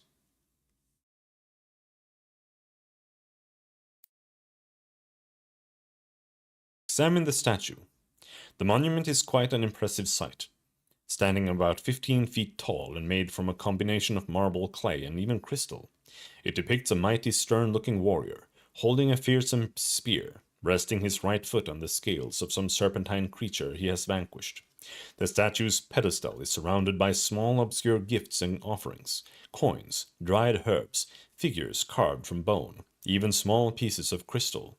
Some of these are quite valuable from the look of them. Strangely enough, nobody tries to snatch them, even though Sunrock has its fair share of shady visitors. There is no inscription to indicate who this is supposed to be. Try to grab one of the offerings. This test takes the perks of all companions as well as those of the Vagrus into account. Tiny. Okay, if we have someone who's tiny, it's easier. It's only moderate. Yeah. Leave a small offering, no thanks. Ask a local about the monument. You stop a passersby and inquire whom the monument depicts. You learn that it commemorates the hero Lavendius and the time when the first people came to the system of caves that are now Sun Rock. Following the calamity, our ancestors fled from an underground vault and were badly battered by evil storms and horrid worm creatures, and thought they reached salvation when they arrived at the site of present-day Sun Rock, he explains, looking at the statue with reverence. The king of the worms itself dwelt here and dug the holes and tunnels, eating its own spawn as lightly as our ancestors. But Lavendius hunted and slew the beast, thus giving our people a fighting chance and a new home. He has been worshipped here ever since. You thank him and he scurries away. +1 insight. Go to the local arena. Sunrock's arena is not really worthy of the name compared to those in larger imperial cities. It is but a hole dug into a cavern floor somewhere in the town's outskirts. The expression cesspit comes to mind upon inspecting it. The whole shebang is run by Udish, a former imperial scribe of ill repute, a small, smelly, wiry excuse for a man. Seeing you approach, he wriggles his spider-like hands. In for a brawl? He asks, hissing through his yellow teeth. Apparently, this fighting pit is one where small groups of combatants face off every now and again. In the general vicinity of the pit, a couple of ragged ruffians loiter, making distasteful remarks on passers-by, including you.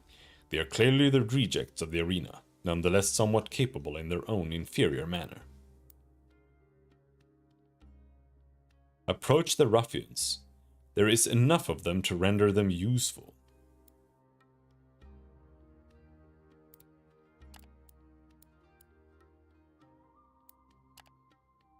Okay. Do we do an arena fight? Approach the ruffians. There is enough of them to render them useful. Hire some ruffians. You approach the brigands hanging around the vicinity of the arena. At first they laugh at you, mimicking your movements, but soon fall silent upon hearing you might want to offer work. One of them even creeps up to you and shyly asks, "You're a Vagrus, eh? Can tell by your looks. Me and my mates would fit right in. Your... what's it called? Yeah, your comitatus. We can do good work, me and my mates. Honest." You tell him that they can tag along as long as they behave. The brigand nods eagerly, then waves to his friends. "Oi, got us a new assignment. This our new boss now." You lead this motley band back to the comitatus, wondering whether you had made a wise decision by hiring them. I mean, it didn't even tell me, like, anything. I don't know what I just bought. 3 workers. Okay. -2 morale. Apparently they didn't like that. But 3 workers, I guess. I don't think I really need that, but I might need that soon-ish. Because I want to buy another...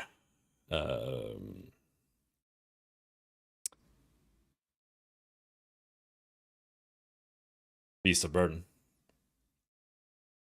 Take part in the next fight. Udish's smile has to be one of the ugliest sights you have ever glimpsed, yet it is somehow promising at the same time. "So, you want to have your fighter enter the pit?" he asks, spitting globs of mucus. "It will cost ya, you know, except if you're going up against my champion, but the rewards are equally great. Rules are simple. 2 groups walk in, 1 comes out. I set up the fights, and there's a bit of gamble. Ya won't know what exactly you're up against ahead of time. That's the game, so walk the line or chicken out." Apparently a little wounded here, but whatever.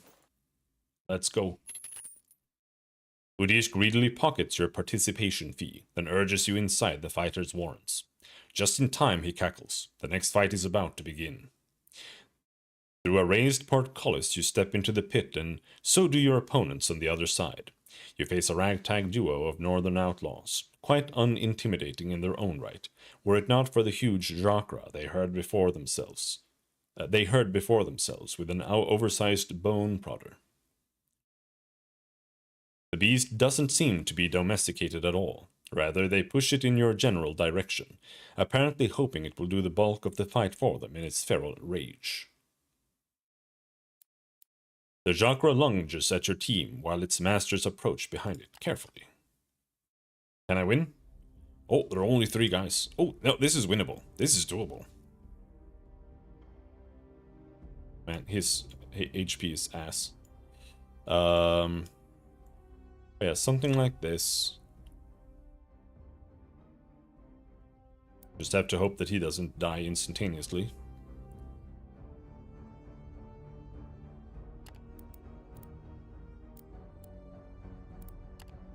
I'm gonna hit the dog.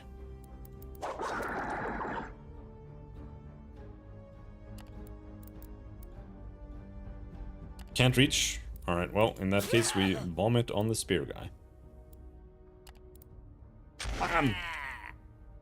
See, I really want to like having all these abilities, right?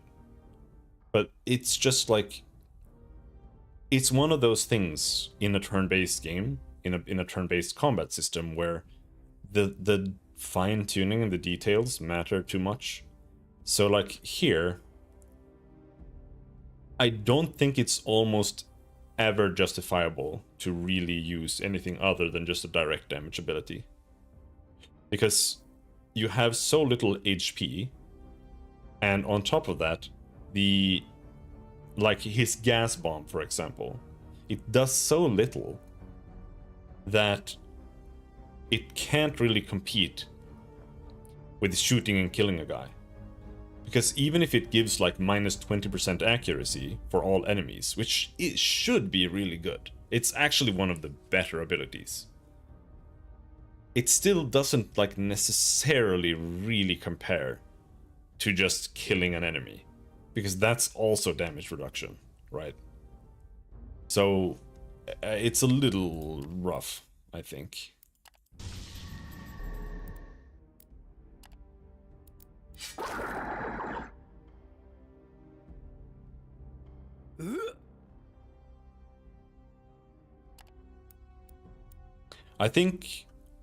I just think damage is just too valuable.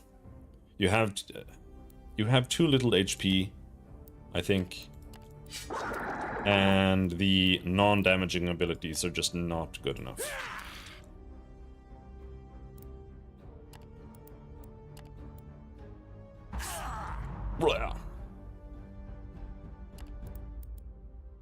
Like, why, instead of doing 8 damage, why would I use a random rune that can heal the enemy?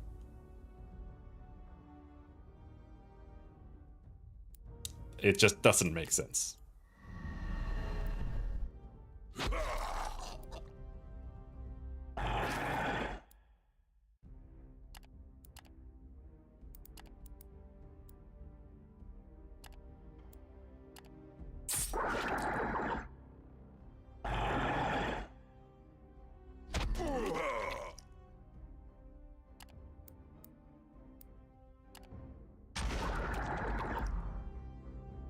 And even AoEs are like questionable.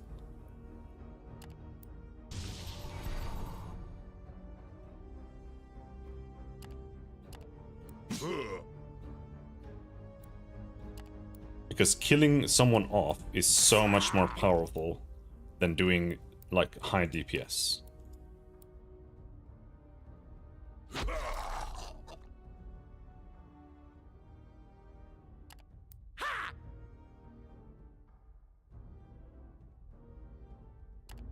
What does this do? Help. Tooltip. Lead damage. Let's go back.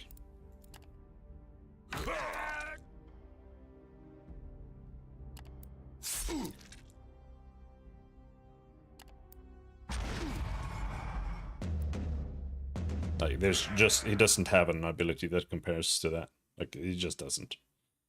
The only way his gas bomb could be good at all, ever, is if you get it to level 3, and he has a trait that is supposed to increase magical effects by 1 turn. If that works on the gas bomb, then a tier 3 gas bomb with that could be okay. Otherwise, I don't think it's ever actually useful. But I'm not 100% sure, but I feel like that's the case. Seek out the strange merchant you have heard about.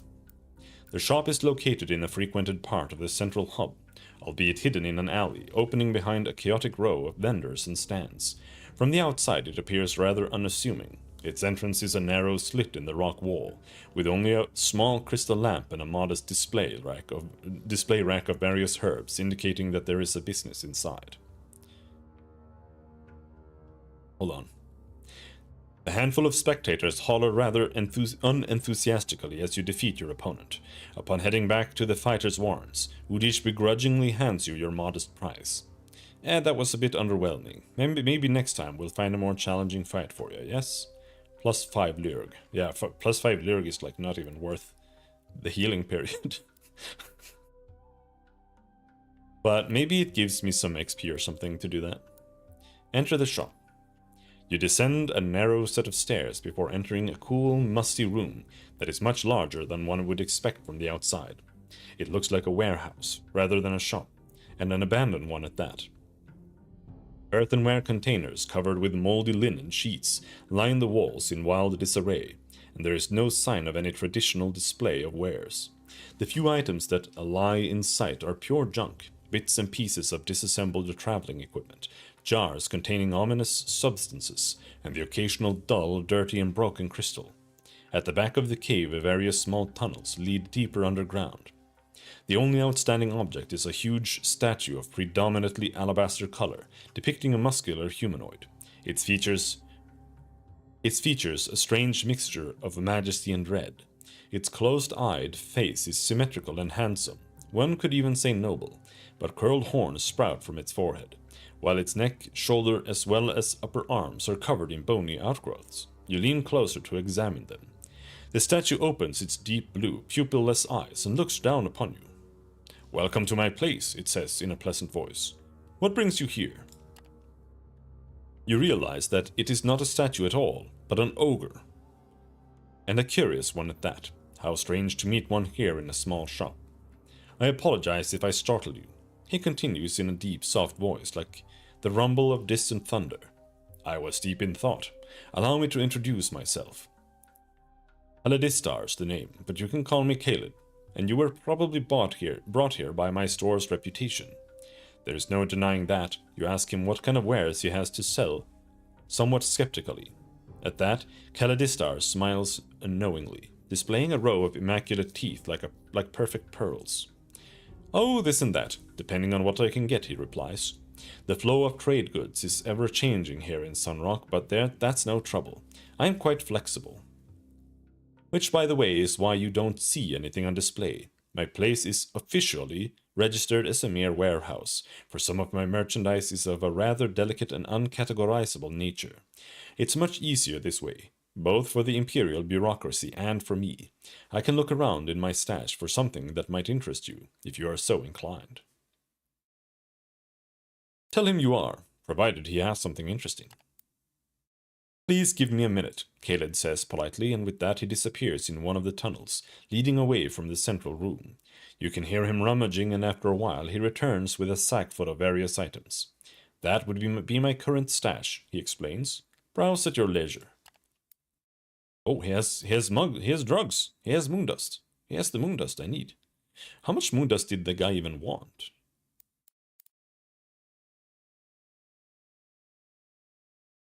I'll buy some moondust. Old stone tablets. I don't even know what this is supposed to be for. Like, is that even worth buying? Medical supplies for 2 larg. Probably worth it. The sack contains a blah blah blah blah blah blah. Thank him and take your leave.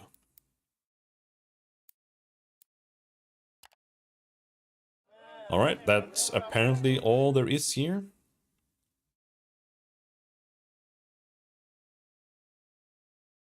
Now the issue is that now we have moon dust here, and we can't just smuggle that as easily.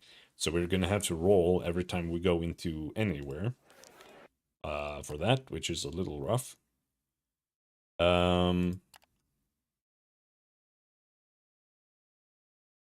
is a kill enemies thing here. I wonder if I should do this real quick. Because there's one encounter with 110 difficulty, and I have 218.73. I will take some losses, but it's worth 20. I think it's worth doing. And another reason why I think it's worth doing.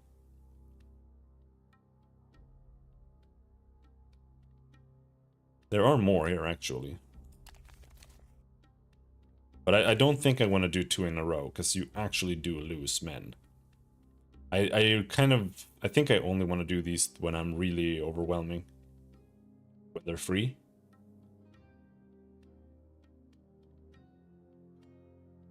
But yeah, because if I take this and do it, that means we have to leave. And with some luck, that might refresh the faction quests. And we might find something to take more stuff to Ash. That was my thinking.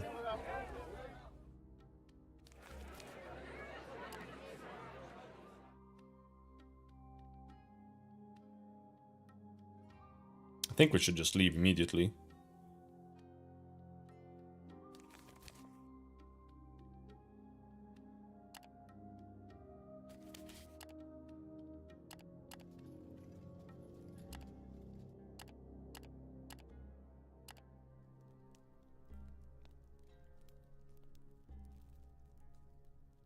Can we do some whipping just for fun?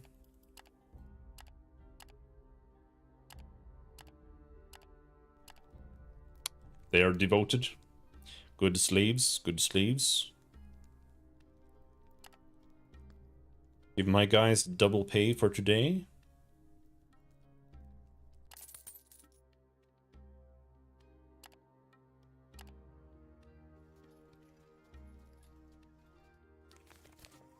It's kind of far away, actually.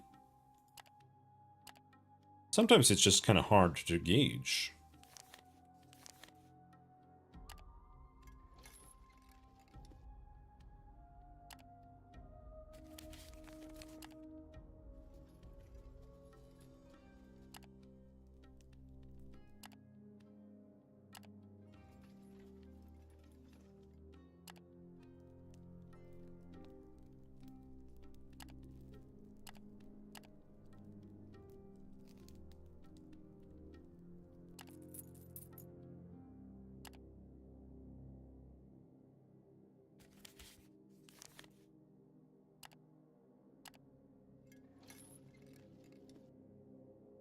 You have found your target, and the time is right to take this place.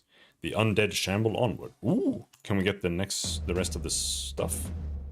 Ooh, undead. Kill them. Yep. That is my goal. Kill them.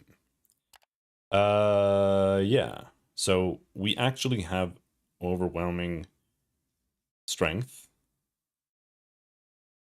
Let's see.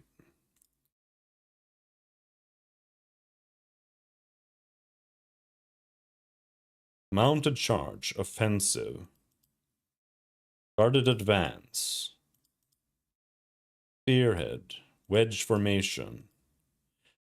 Charge. Pretty much everything here only makes us win less. Flank actually increases the crit chance, which I think is worth doing. Lost one fighter.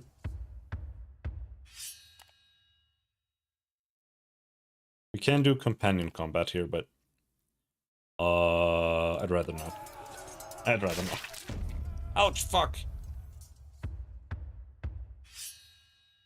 There's one skeleton remaining. God damn it. He took a scout.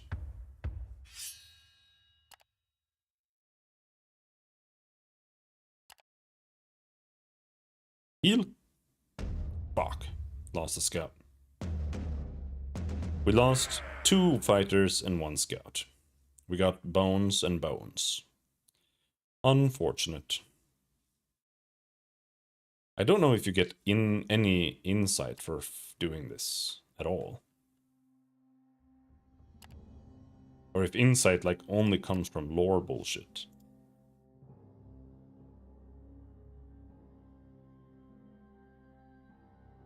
Victory is yours for now. Alas, the adversary might return and you have to decide how to proceed.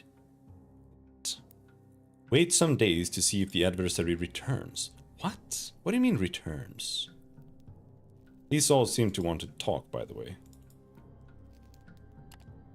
Or maybe not, I'm not sure. Or maybe they can't talk right now.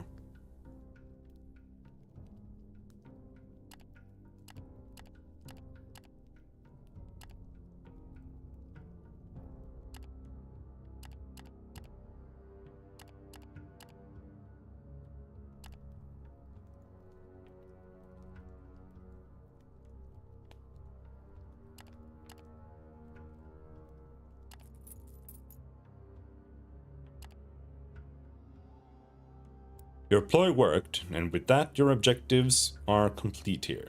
The Comitatus departs. Okay.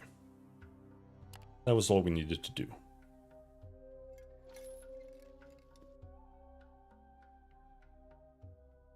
The accursed winds pick up and soon becomes a real problem. Not only does it turn into a horrid, powerful windstorm very soon, but it also carries with it the whispering, moaning voices that soon start to affect every member of your crew. Headaches, loss of focus, even some kind of paralysis and extreme bewilderment. Under the influence of the otherworldly noise, your combs start to wander off, either because of trying to escape the voices or because they are hypnotized by them. It requires exceptional willpower to blot out the voices. You manage to gather all your mental presence and shake some of your combs out of this miserable torpor. Those then make the rounds and help others overcome the wind's unnatural power. The crew trudges on, but you can see that everyone is affected. Eventually the wind dies down.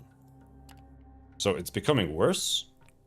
Am I just gonna... I feel like the fact that I'm like trying to avoid that shit is going to lead me to just like getting a global death from just like not being the hero. That's what I'm kind of expecting.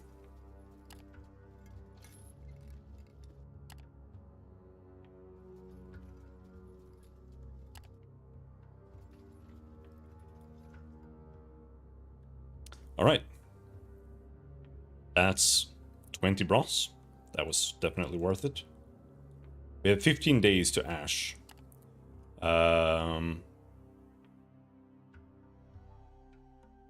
Unfortunately, we got nothing for Ash, but it is what it is, I suppose.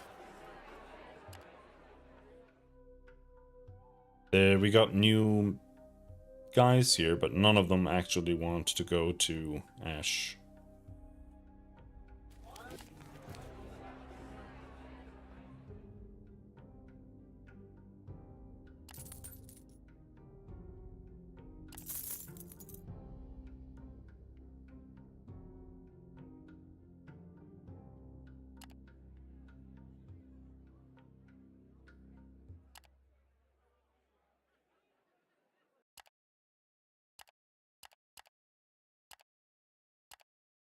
It's good to have more slaves, because then you can get more obedience from them.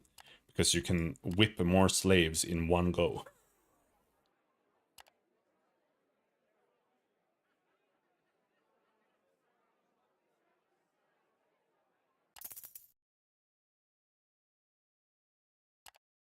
Alright. They unfortunately actually don't have a lot of supplies to buy here. And the supplies are expensive as fuck. Holy shit.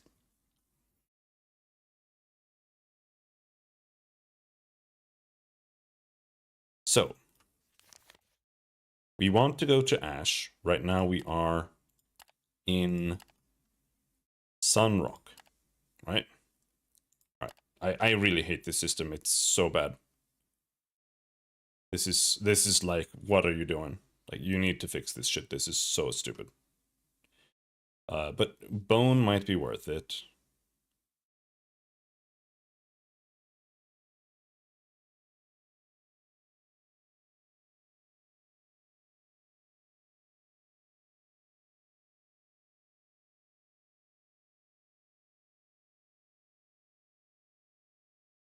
Basically, like, I don't know. Maybe there's a way to do it and I'm too retarded, but I don't think so. But the way this should work, right? Like, you have a difference button here. But this button is retarded. It doesn't do anything. Like, it just kind of tells me, you know, like, if I sell bronze here, it's worth more here if I sell it here, or if I sell it here, or if I sell it here. But that's not, like, what's actually interesting, right? Like, I want to know if I buy it here, is it worth anything here, here, or here? So what this actually needs is it needs a column here that just says, this is where you are. And then you need to be able to just set destinations here, here, here.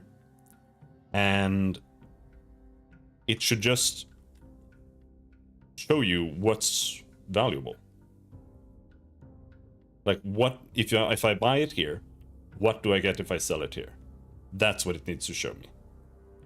It shouldn't show me, yeah, okay, it sells for 3 more than it does where you're at.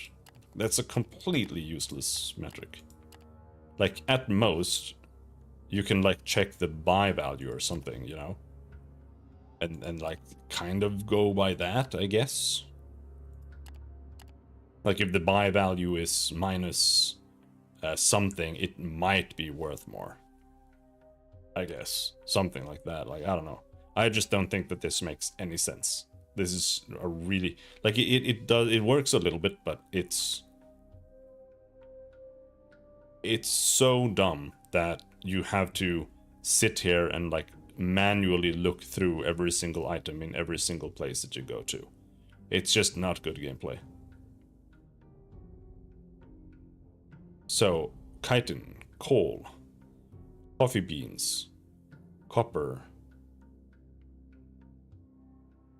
dried fruit, dyes, flavo crystal, herbs, hides, iron, ivory, jade, linen. Linen is actually worth a lot. Linen 6 per.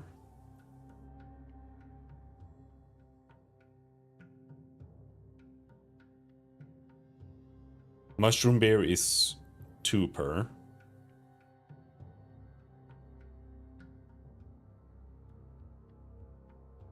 This is assuming that the prices are correct, by the way, but the prices are 125 days old in Ash.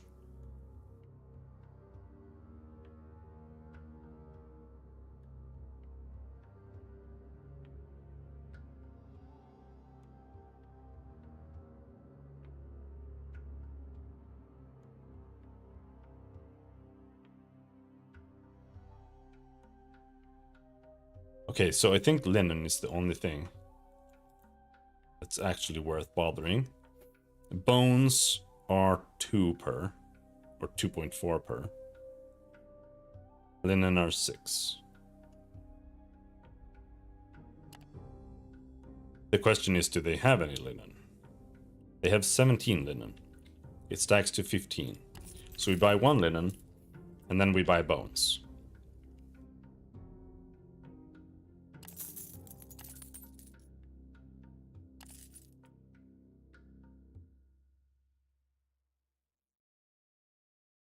Alright. And now we just have to make it all the way over there before I run out of money.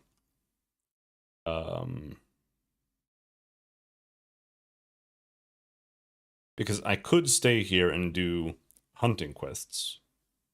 Like, I wouldn't necessarily mind doing that, but they're out of supplies here, so we can't stay. I have to leave now. Immediately. And so we have to go to Ash.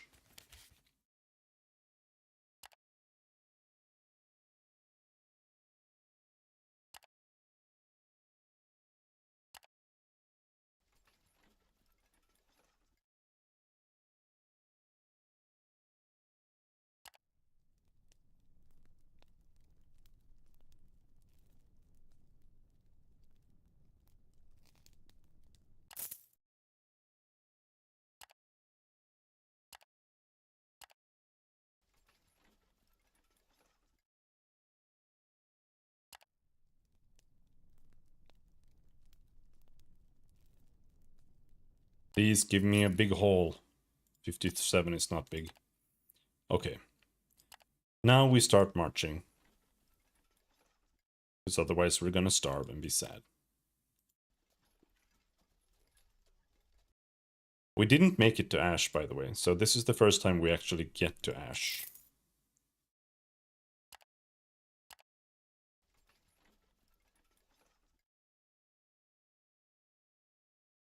The builders tipped 28%. Turn in this. We get a bit of stuff. Supplies here are kind of expensive, but don't really have a choice to buy them no matter what. Engage in the pit fights of the Slaver Town. The Darius Chapter House, the regional headquarters of the prestigious trading house. So, bone is in demand.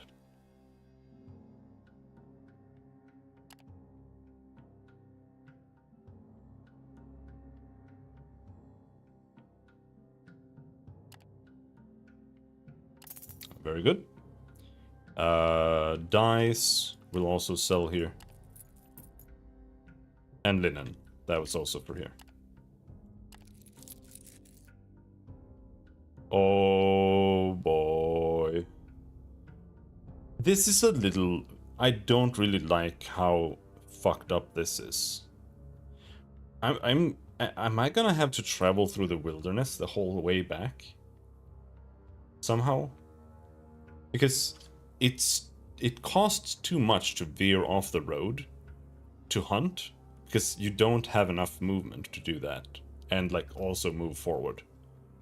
So I'm like, I just feel like, am I gonna have to actually just travel the wilderness? Because if I don't, I have 4 days of food. How the fuck am I supposed to survive on 4 days of food? I'm like because if I go back,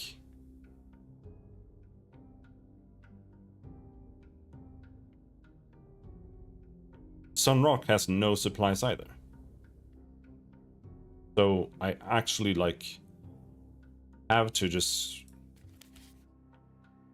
cut through to Crystal and hunt all the way to Crystal, and then we hunt to Lumen or something like that. That's the only thing that feels like it might work here at all. It's kind of shitty.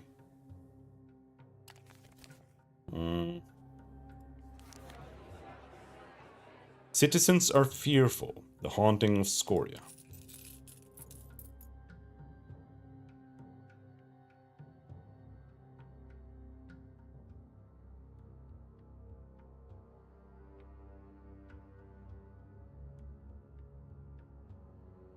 Deliver 15 obsidian blades to Devon. That's not in the right direction. Avernum. Avernum is to the west. Can we even go there? Larnac. Near Sunrock. Near Mirage. Onslaught Outpost. Man, there's nothing here, bro. Avernum? Going to Avernum is the only thing here. And this is a terrible one.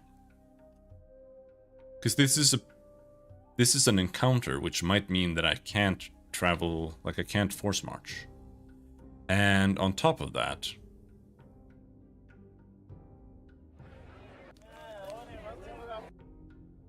I wonder if my guys are kind of fucked right now. Because if I rest now, for whatever reason, you can't, like, eat food here. So...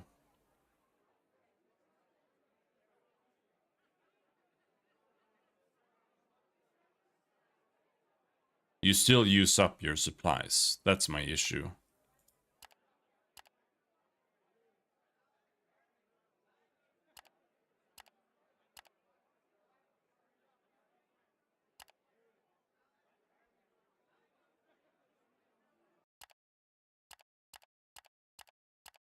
Let's whip these hoes.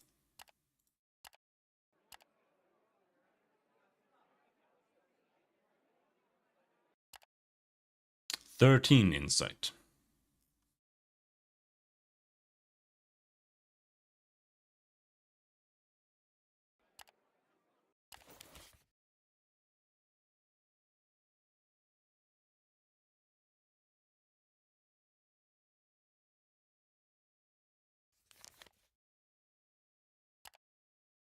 Let's get the authority.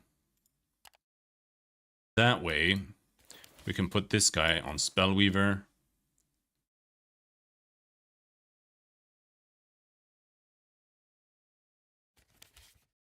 Which lets us use the dowsing rod. Actually, we could use the dowsing rod the whole time. Never mind.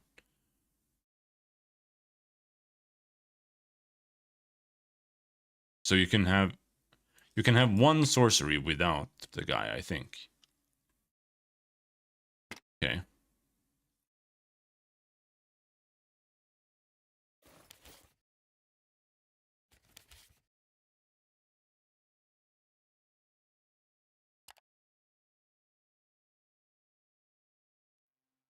Hunting.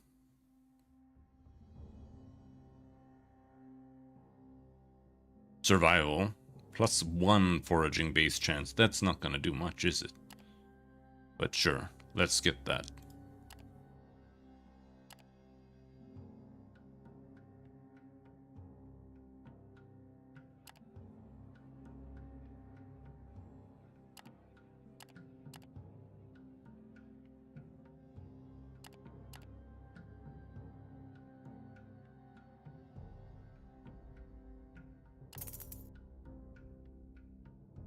-1 bigger. Fuck yeah!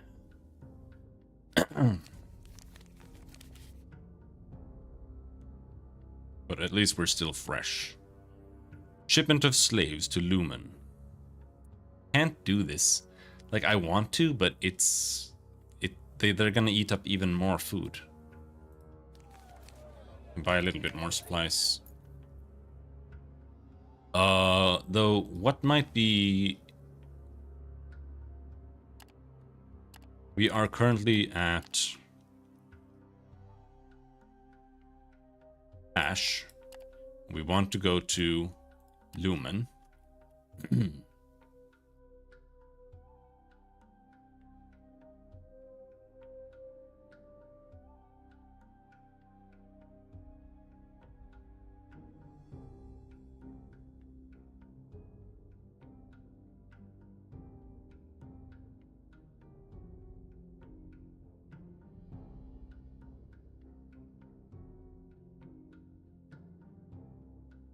Mushrooms.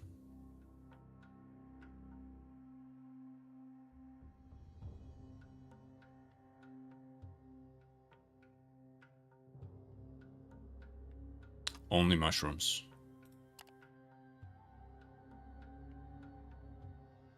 And they barely sell any mushrooms at all.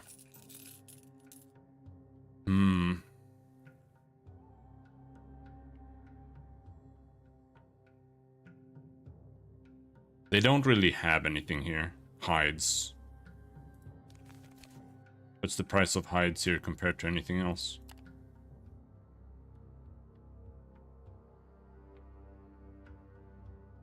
No. What about when we get back to Torzag? No.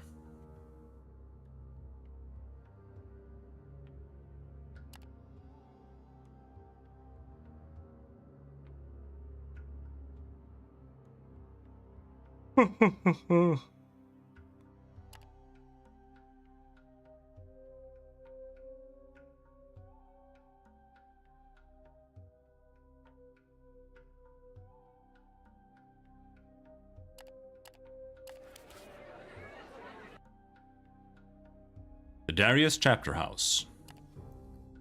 The Chapter House of House Darius is one of Asher's most imposing buildings. Not that it is hard for this two-storied villa in the center of town to stand out amidst the settlement's penurious stone huts. The trading house's crimson trident-crested banner hangs proudly from above the entrance, miraculously unsoiled by the all-engulfing dark silt. Enter. The guards salute you. Once inside, Demir's slave girls tell you that the chapter house is open for business to the friends of House Darius at all hours. Then describe what this business may specifically entail. What are you interested in? Browse the Darius wares on display.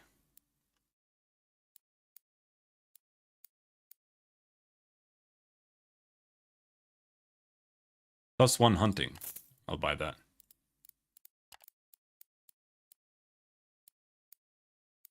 Some tents. Hello. +1 survival.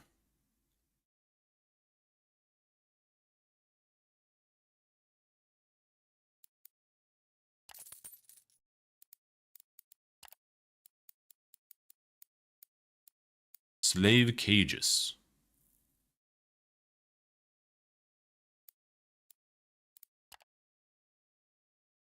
Talk to someone in charge of the slave trade. You're admitted into a roofless atrium by a quartet of strict guardsmen, where about a dozen slaves stand on display atop a dais. It is plain to see that they are no lowly common worker types, but were selected for various and unique qualities. A mountain of a man who would not look out of place in an arena, yet in stark contrast sports rather effeminate garbs, comes forward to greet you. Welcome to the Darius Chapter House, he says in a soft voice. I am Quartermaster Brawlus. How may I be of assistance to you on this fine day? How indeed. Ask him about the operation he is running here. As you might already know, the Quartermaster begins, quite eager to inform you. House Darius's business enterprises are manifold, but there is one feature common to all of them. The uncompromising pursuit of quality. And so, naturally, we apply that principle to our tradings with manpower as well. He gestures to the slaves on the platform. Here you won't find any starved wretches, barely fit to toil and perish after a few weeks in some forsaken quarry. Specimens are only selected for their skills and talents or other characteristics. Consequently, none of them are available to the general public, but are instead offered to a circle of selected customers. He pauses for a moment and lets you take in the sight of his quality wares, obviously proud of his merchandise. Then he continues. Now you might wonder why we have a display stand at all. Easy. What we offer here aren't the specimens themselves. Most of them are already sold anyway, but contracts for delivery. Efficient as our operation may be, we simply have no capacity of transporting our wares to all corners of the Empire. That's why we employ Vagrus, such as yourself, such as you, but of course, only ones that are in good standing with House Darius, and who we judge to be trustworthy. So should you be willing to take on such a task, you will be able to choose a slave. I recommend one whose destination coincides with your traveling plans, and then you will be paid handsomely by the customer upon delivery. Yeah, I don't have high enough rank.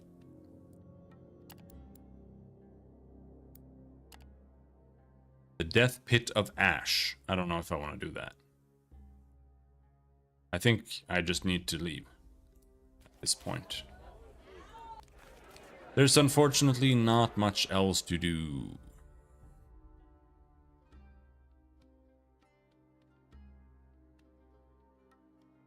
Going to Ash.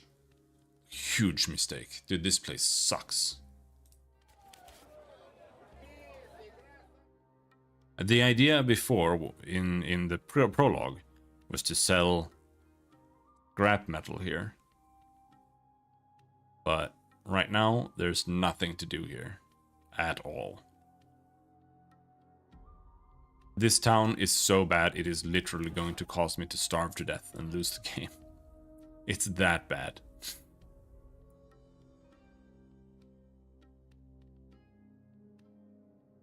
Because, like, look. We have Avernum there. I could try rushing Avernum. But it's quite far. Like, it's really far.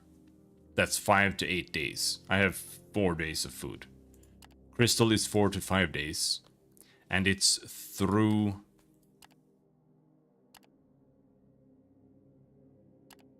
Oh, we actually have a crystal thing here. But there's nothing to buy here, so it doesn't matter. But we have to go through the wilderness. And that further makes this tougher, I would say. But it's also the only chance. Because it might mean that we can hunt our way there without starving to death.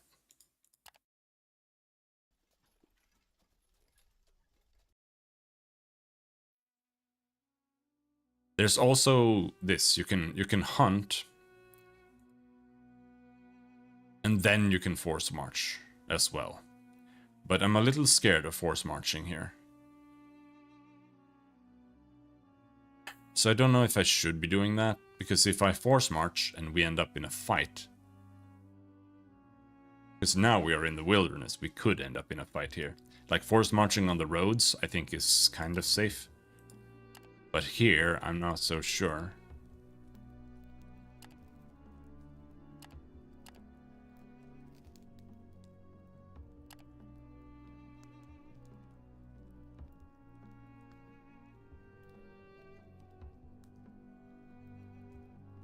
Hold on.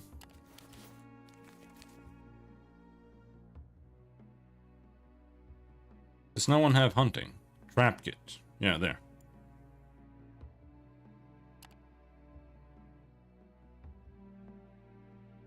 This gives herb lore, which I think might give foraging.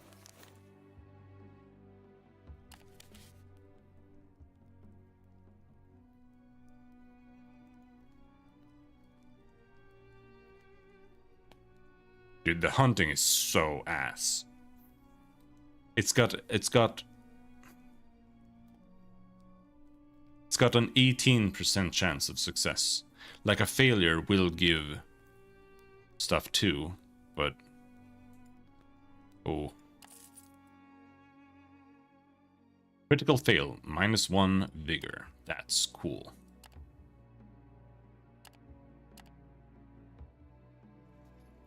And see, like, this is the issue. So now I can actually not travel further than that. I need to get there. This is day 2.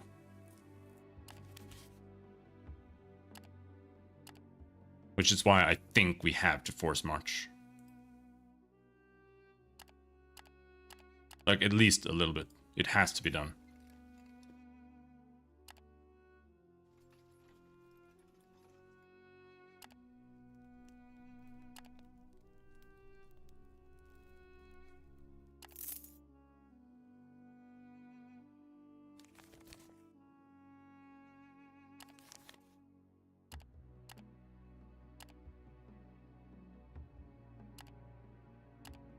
I can only travel 1 node now.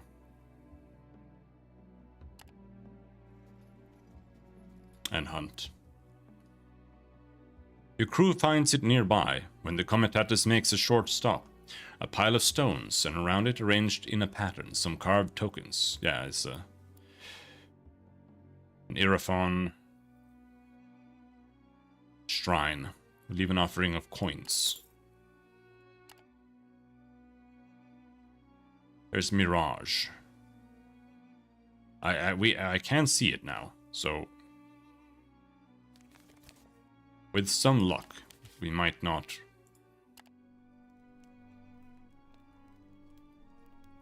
explode and die.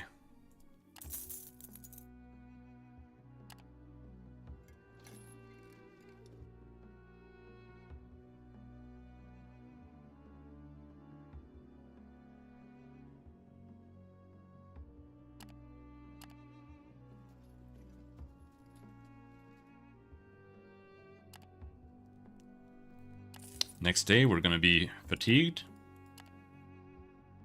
and make it all the way. But the issue now is, if Crystal doesn't have supplies, it's fucking over, dude. They have 240 supplies. That's nothing. That's 2 days. Oh my god, man.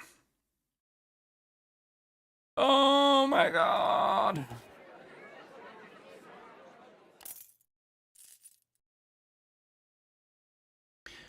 What this kind of tells me to some degree is that I really, really, really need, like, maybe even 2 more beasts of burden.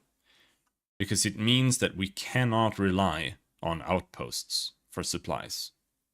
And that means that we need to have supplies to last us, like, there and back. And the only way to do that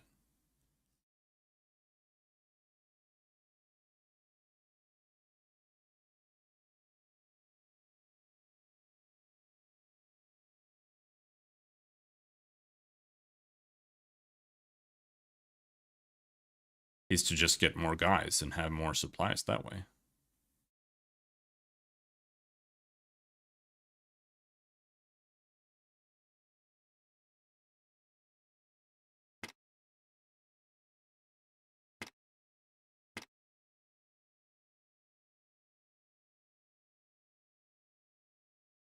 Reduce consumption as much as we can.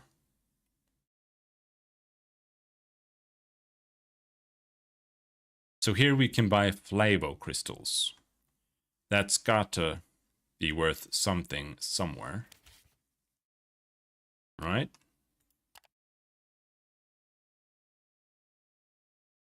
Crystal. 10. Yeah. Torzag.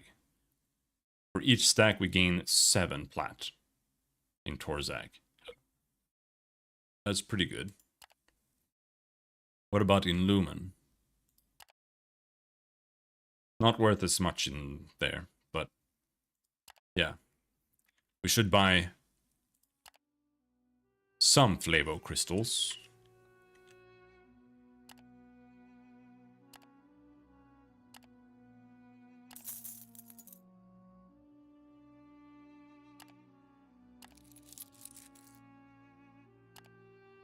As such.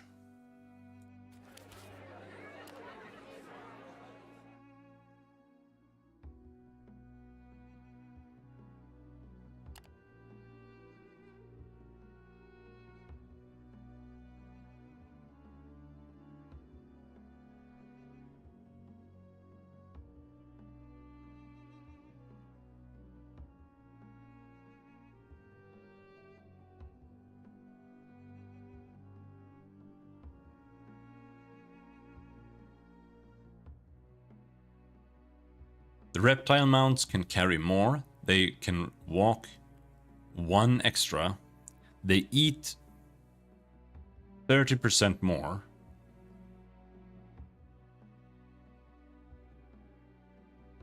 But they also can't force march as much. And these mounts also eat more.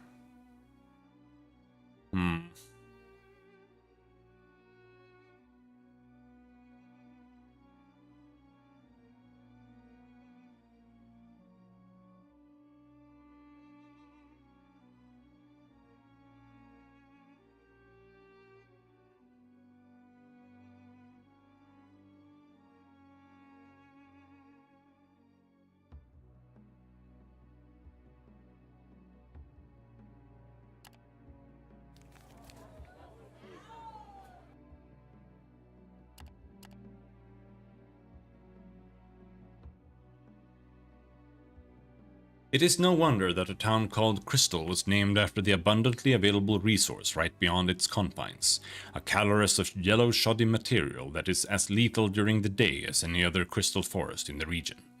The settlement itself is still a budding venture, with rival trading houses vying for power and profit over the area, perhaps ignorant to the fact that the blinding and searing calorus is a less promising and more troublesome than they had envisioned. Report to the magistrate. The outpost of Crystal looks like it is in mid-construction, as if a creature was trying to burrow ponderously into the ground. The glow of the nearby crystal field is blinding even from this distance. The perimeter wall looks more like a screen to protect the settlement from the harsh incandescence.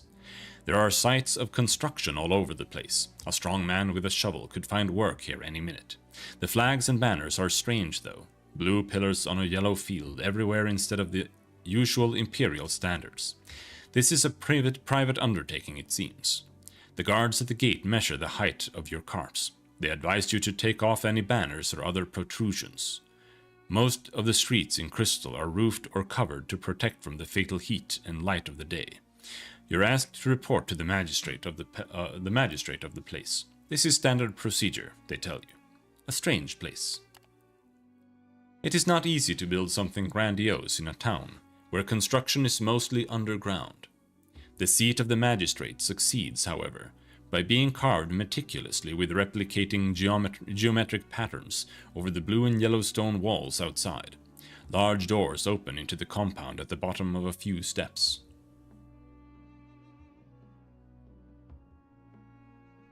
The hall for guests is set up for much more substantial occasions. There's an exquisitely decorated dais with 13 thrones. Only the middle one is occupied. A lanky, nervous-looking man with sunken eyes and long painted nails is sitting on it. His deep blue brocade robe is much too large for him. It could lend gravitas to a larger person, but it instead engulfs and dwarfs him. A young lady in similar but much less tawdry clothes stands near the door. She announces the presence of the highly revered magistrate Flavius Maecilius Septimianus,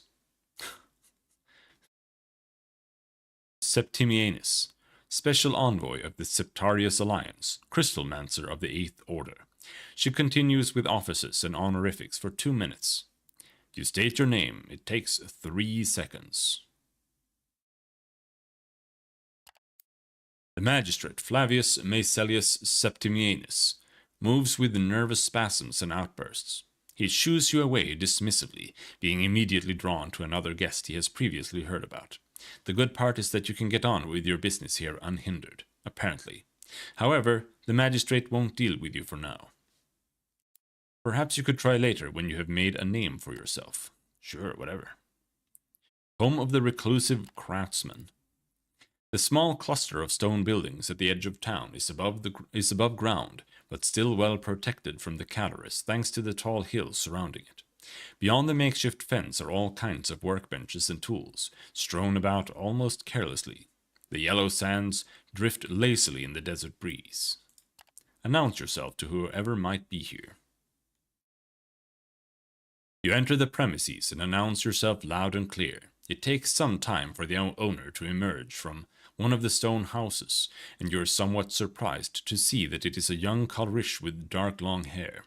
You were expecting something else when word reached you about a master craftsman residing here. He must see your confusion, because he bows his head and addresses you in a deep, friendly voice. Welcome, stranger. Are you here for the craftsman? It is I, Dekrai Khan.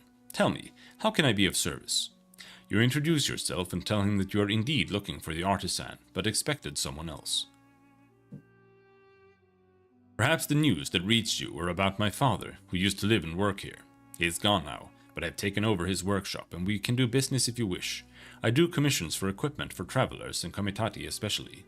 By the looks of you, Vagrus, I think you would be interested in what I can offer. Talk to Dekrai Khan. Ask and I shall answer to the best of my knowledge.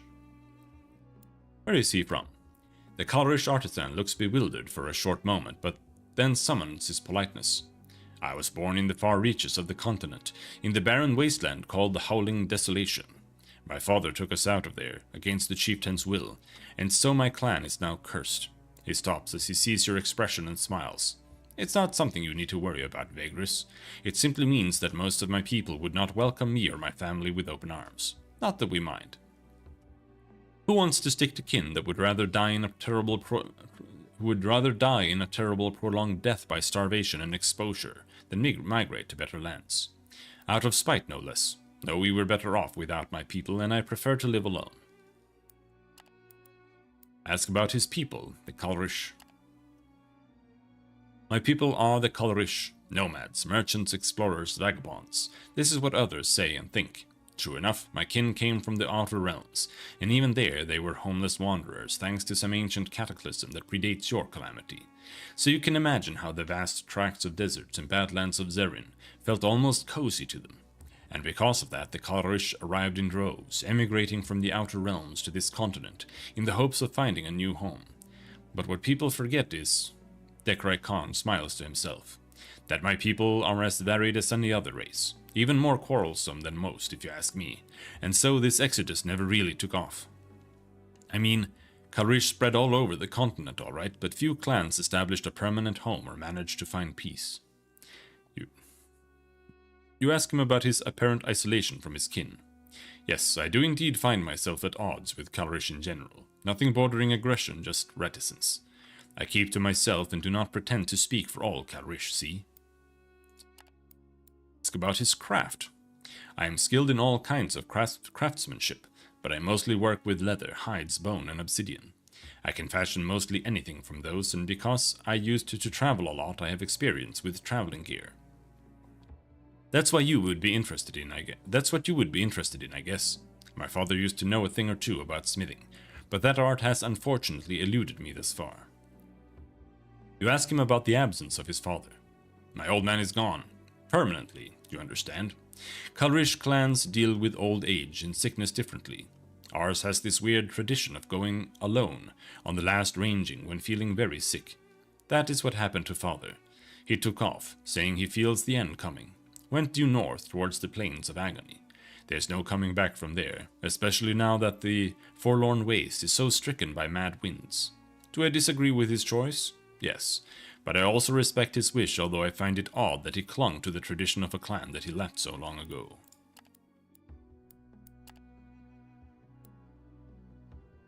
Place an order. Skewers. I can't order anything. So you need obsidian. The fuck is a skewer? Awnings. Sturdy harnesses for beasts. Hides 5. Slave cages.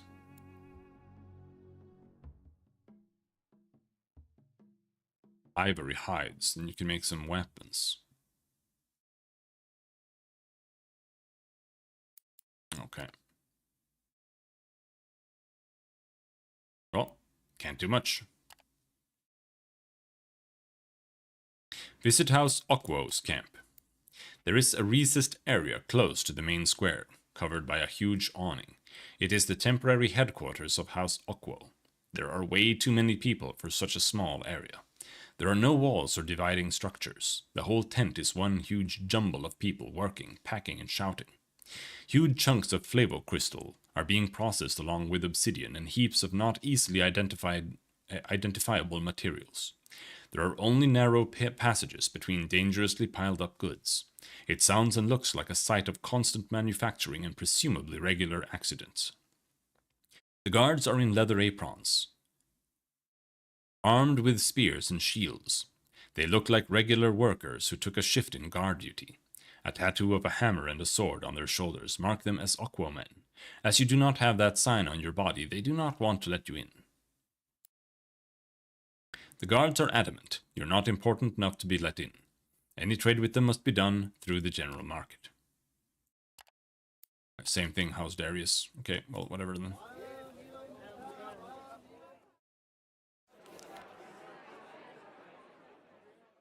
Okay, we need to rest. I have food for 3 days. Using the food up seems like a really bad idea, but that's what we're gonna do.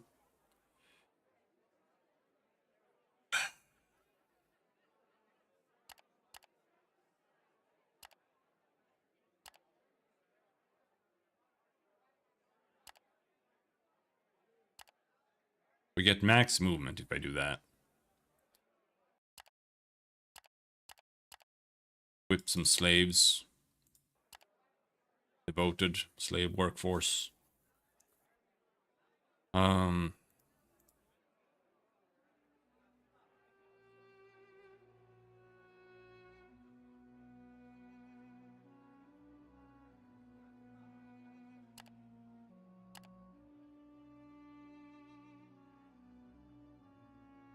And now it's gonna say 2 days, but there might be a little bit more supplies here, but not much.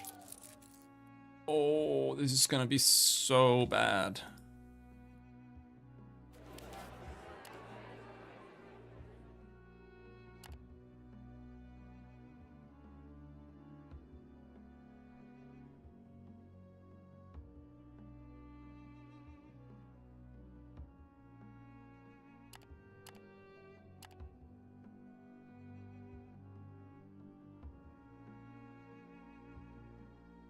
We might be able to slaughter some horses.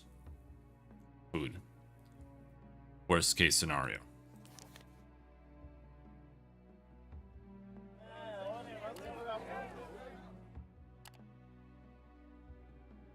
And now the most annoying part here is that we actually have to go around. We have to go around.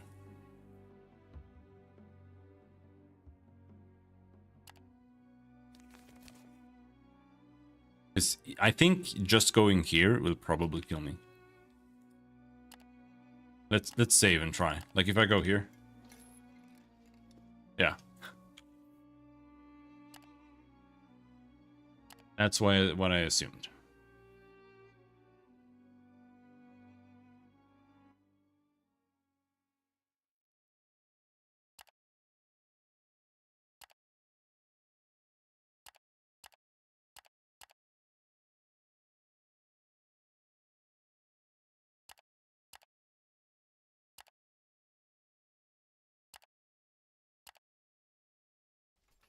Have to go around there.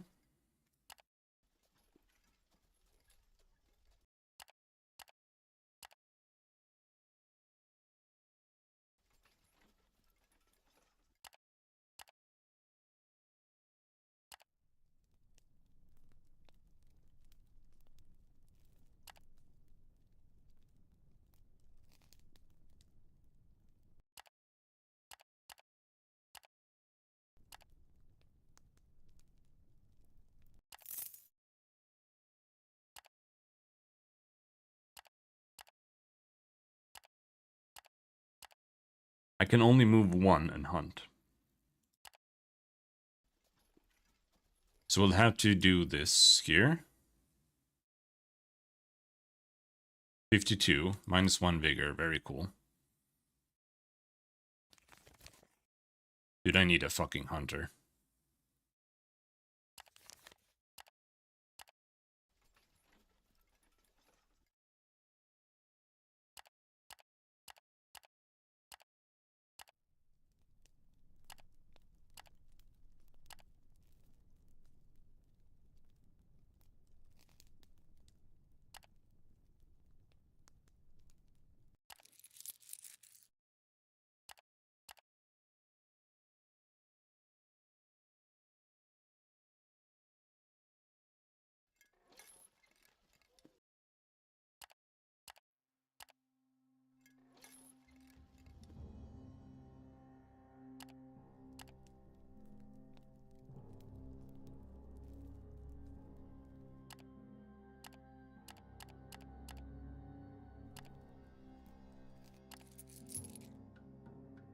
They're not happy.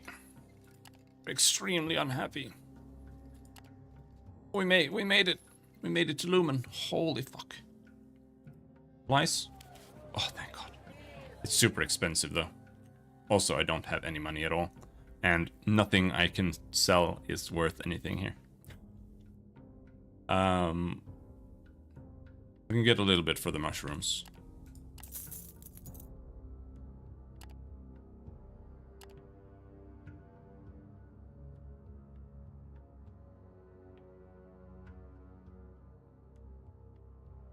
Crystals are actually worth less here.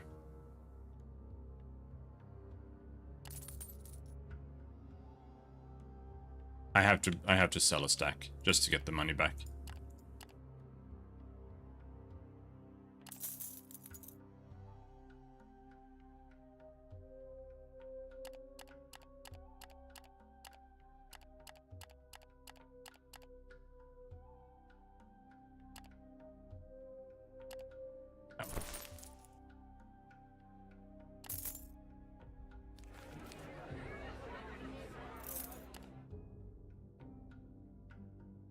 Forsag shelter. It costs too much food. Escort the Church of Surgorod.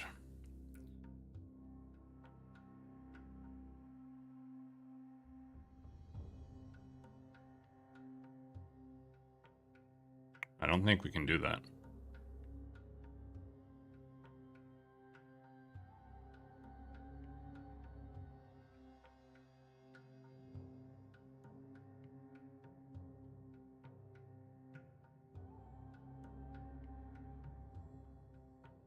Take this to Arkan.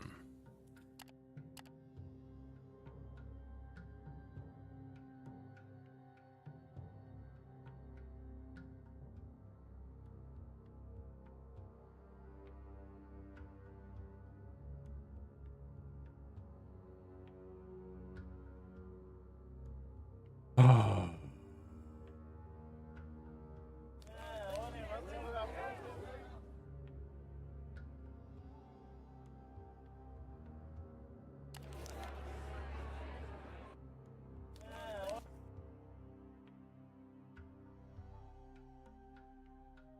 Visit Shabini in her laboratory. You descend into the underground vaults of Lumen and seek out the laboratory of Shabeni, the Crystalmancer. Deliver the pure white crystal to Shabeni. I have been anxiously awaiting your return. Did you find what I asked for? Hand over the crystal. You unwrap the pure white crystal and lay it in front of her on the cushions. Shabeni's dark eyes go wide, and an involuntary sigh escapes her lips. Splendid. Wonderful, she mutters half to herself. Even more beautiful than I dared to dream. You ask her for your reward. The Crystalmancer flinches as if caught unawares, as she looks up at you in slight confusion. Her eyes reflect the inherent luminescence of the crystal. Then she composes herself. But of course, forgive me. The beauty of this artifact caught me off guard. I'll be with you in a moment. She disappears into a small alcove opening from the main laboratory, and returns after some rummaging. She presents you a white shard, smaller and less bright than the one you brought, her, but still quite impressive, heavily engraved and pulsating with sorcerous energy. Here, she says, as she hands it to you. I have already imbued it with the magic for the protective shield. You still need a potent spellweaver to operate it, but I guess you already knew that. Ask what she needs this pure crystal for. I'm sorry, but I can't disclose that to you. Thank her and leave. What? You're not my party member? What the fuck? That's bullshit. The Blind Ajokra. See if they are selling some cerulean essence. Now, even if they are, I can't afford that, dude. Oh. I have to sell more. We have to sell more. I don't have money to travel. I don't have money for supplies. I have to sell like all of this shit.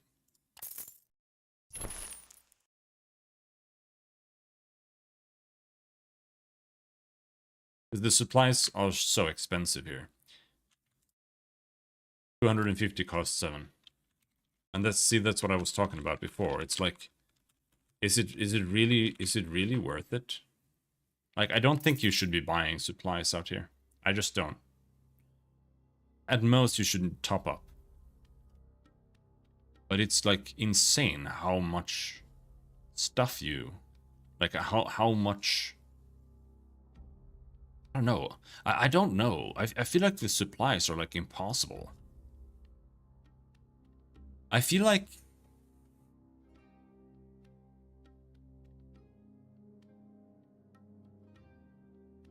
it really depends on where you're going, what you should be doing. Like, I feel like if you're in a town where food costs 1, you should not be shipping things from that town in any larger quantity. You should be buying as much food as you can and also fit like a little bit of shipping and try to get something as valuable as possible out from that town. But not like in bulk.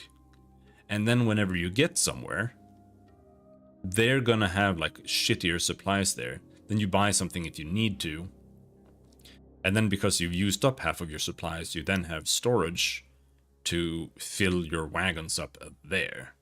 So it's more about like shipping things in than shipping things out.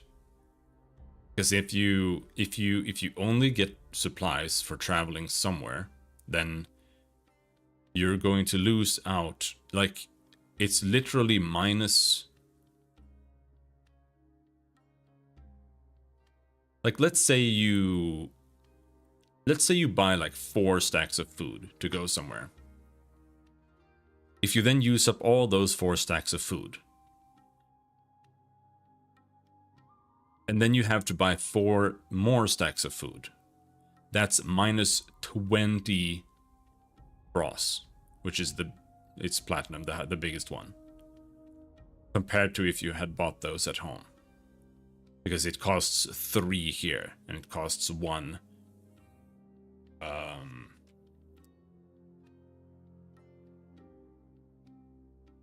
In whatever it's called. And it's like 4 days. I don't think 4 days is enough. Like, I don't know if it is.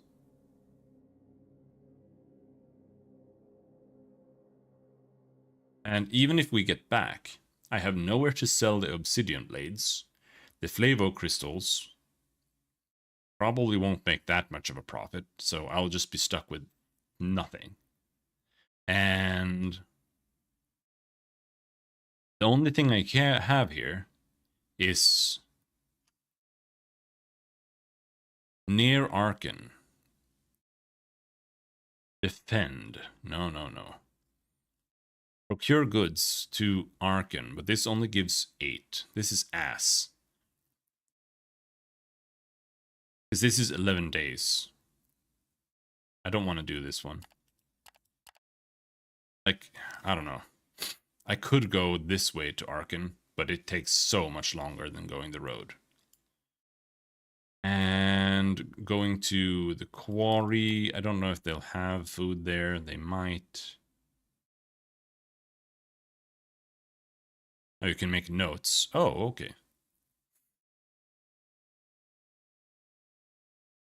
That might be worth it.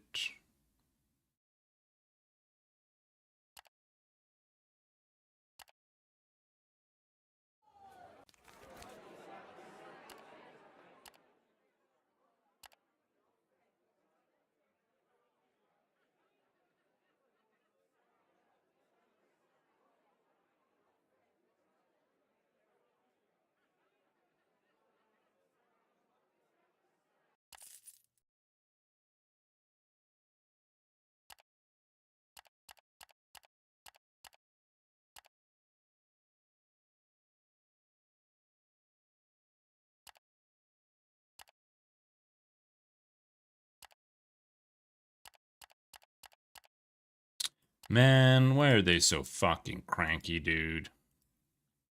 I need my workforce. Like, they're fatigued, they're distressed, there's some blah blah blah blah blah. I don't have time to wait and fuck around for this, with this shit.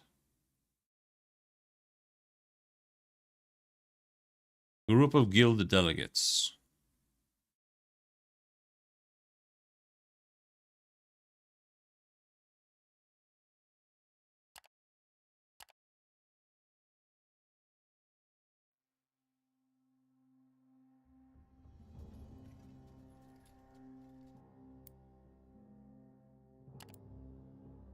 How goes the game? Looks like you became a slave trader. You're always a slave trader. It's illegal to be against the slave trade in the country that you're in. And yeah, no, I'm figuring out more and more, the game out more and more, but I might die now. I'm not sure. Because I might not have enough food to make it back here, and all my guys are mad.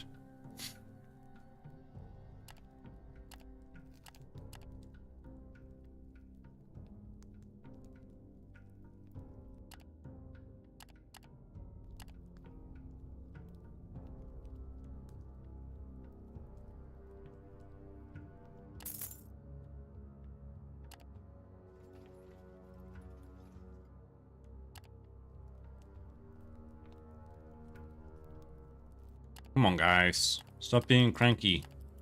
I need +1 obedience. I mean, they're not even that low. If you die, is the story the same if you start again? Yeah, more or less. But it's kind of like... There's not just one story, so... the beginning is kind of the same. You always start in the same place. You don't have to do that long first story, like first thing. You always start in the same place, which is Karnak's way station, and then you go up to Torzag's cavern or whatever the fuck it's called. That's like the main city. But after that, you can kind of branch out into different, a couple of different ways.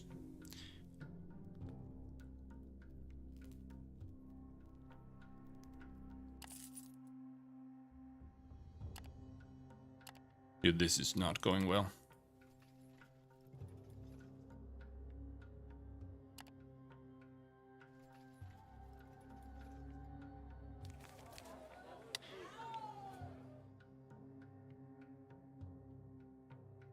Crystals are not in demand here, bro. Oh my god.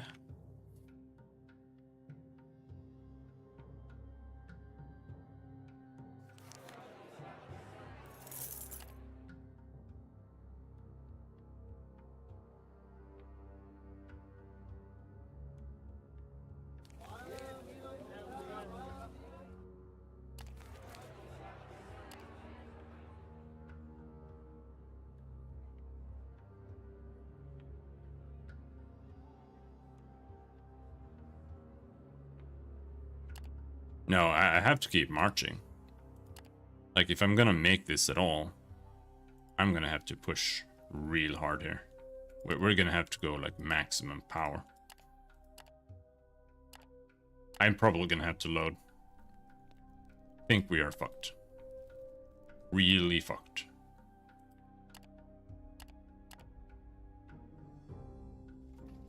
Oh, don't camp there. Oh, inspections. Oh, yo, wow.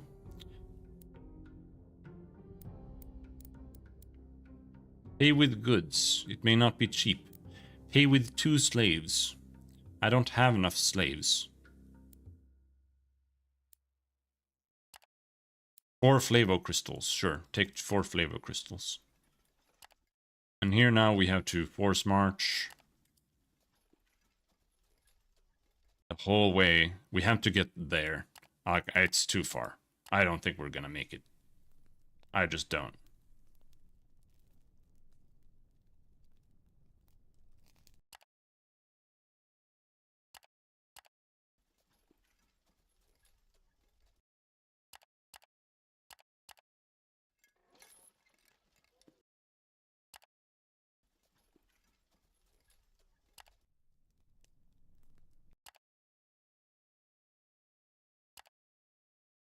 Oh, we made it.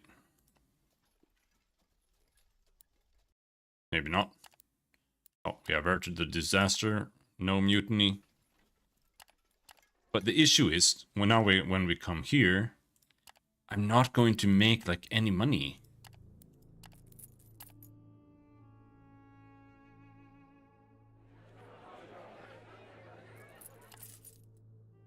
Because I only have this, flavo crystals. And it's gonna give me 14 bucks.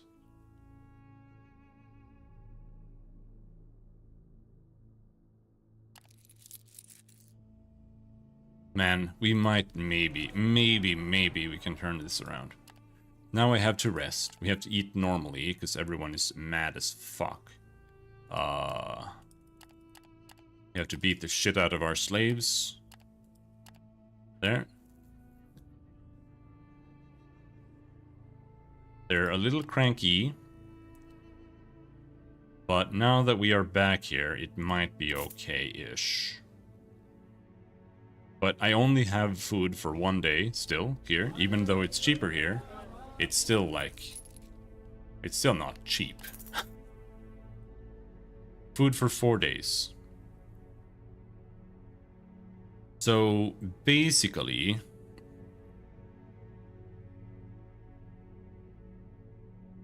we have to make it back. Where we were. In Lumen. We need to make a supply run to Lumen. I think. I think Arkan is even further away.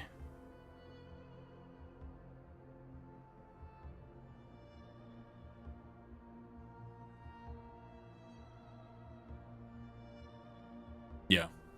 Supply run. That's what we need to do. Supply run to Lumen. Supply run to Lumen. Supply run to Lumen. To Lumen. To Lumen. To Lumen. And if we can do this, then I'm back on my feet again. Otherwise, I'm dead. And they're already cranky with me now. So...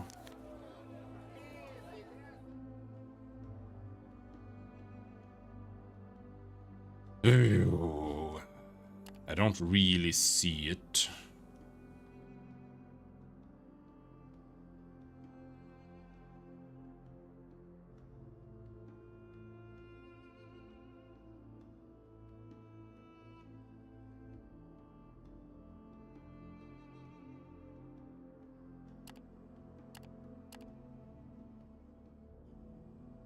Four days of food.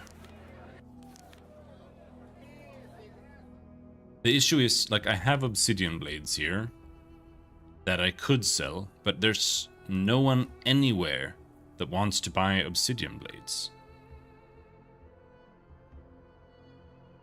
You can sell obsidian blades in Devon, but I bought them in Devon. And nobody wants... Maybe we can... Oh, maybe we can sell something here. Spectral residue. Some slime grass. I don't want to sell spectral residue, but I might have to sell a little bit. One spectral residue gives me, like, another day of travel.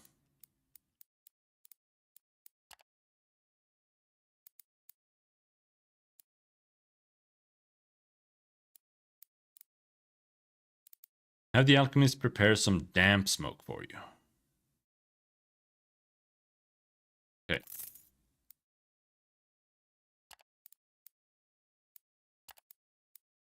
Walk around the lakes. Nope.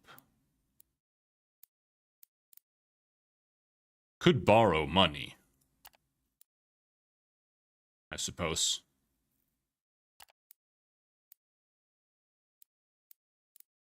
Gain 20 Lyrg and pay back 30 Lyrg in a month.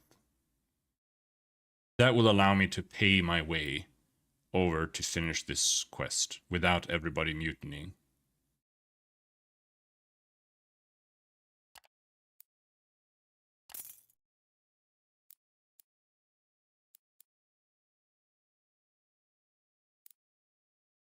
If I borrow... No, I can only borrow once.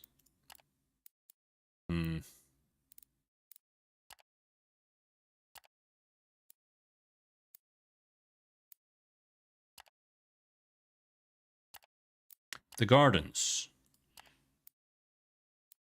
Try to find some slime grass. No, we'll get some XP.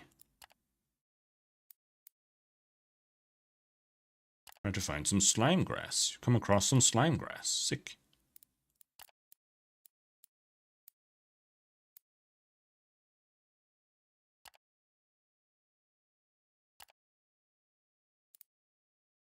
Visit the Calrish market. Visit old Jarayvek. Huh? Who?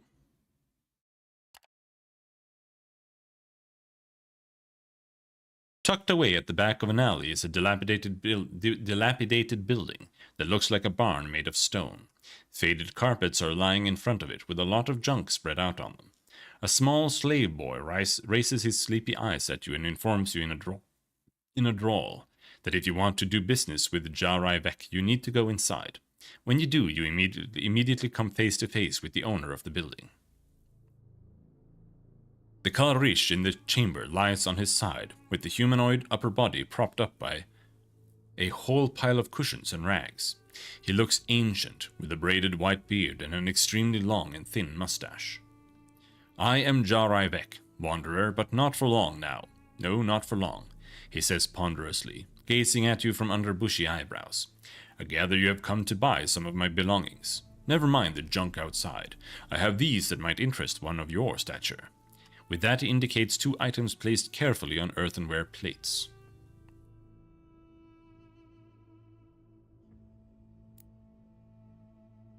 There's a leather sling bag with tiny tools and knickknacks. This bag, I've had it for... He trails off with eyes closed, and you begin to think he has fallen asleep. You're just about to say something when his eyes flick open. 37 years. Yes, he smiles to himself. I kept all my tools and trail food in it. The former are still there, and one who knows his way around the Badlands will certainly know how to make use of them. The carved bone pipe adorned with runes also look very interesting. My old pipe, the Kalrish says with a gap-toothed smile. Can't use it anymore, wanderer. I can barely breathe now, you see. I want someone like you to have it, someone who walks the wasteland. You inquire about the runes. Yes, the runes, he murmurs. Not sure about them, but whenever I smoked it from the pipe, I felt strong of will. I recommend fine grawa. Root-flavored tobacco, not that damned swamp weed. Survival. They're actually kind of cheap. It's not that big of a deal. Though it is a bit of a deal. It is a bit of a deal. Say goodbye to the old Kalrish. You will not see him again in this world. Oh no. Yeah, I don't know. Mind resistance, poison resistance could be good, I guess, but I don't know. I can't afford this right now, I think.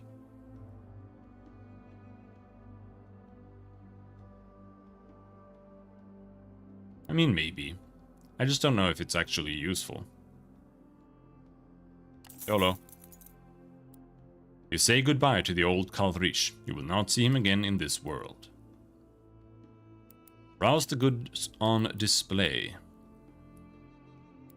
I wanted to sell. Visit Braxius. Sell him some curio. Oh, thank goodness. Sell valuable treasure. Yes, give me money, bitch. Whew. Sell an arcane text. Sell an arcane tablet. His prices are ass, I think.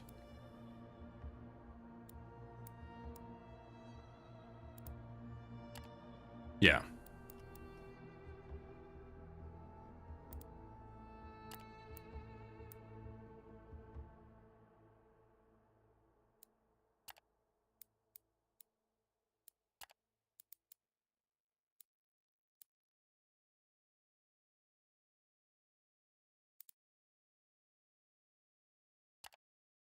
I think we can go and just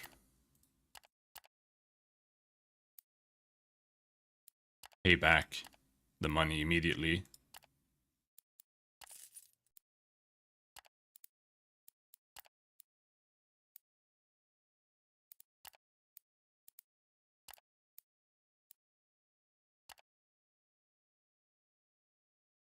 I think with that we're safe. We can buy a little bit more food. We can rest one more day.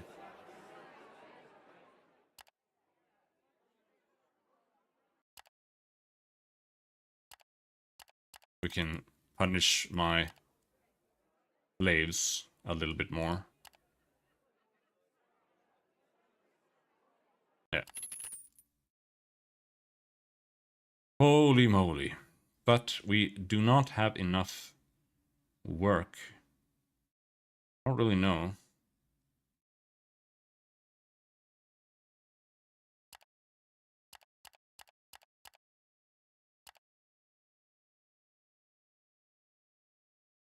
What the deal is. Do I need another slave? Do I need another worker temporarily? Yeah, let's hire a temporary worker. Wraiths in town. They smuggle goods from Velarius. Oh.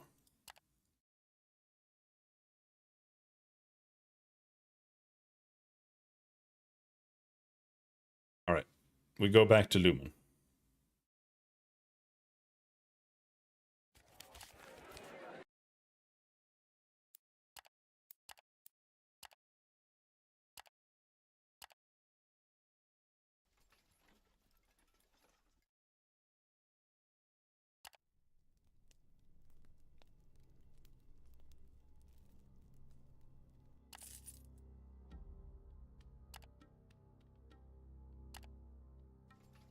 They're keen, submissive, fresh.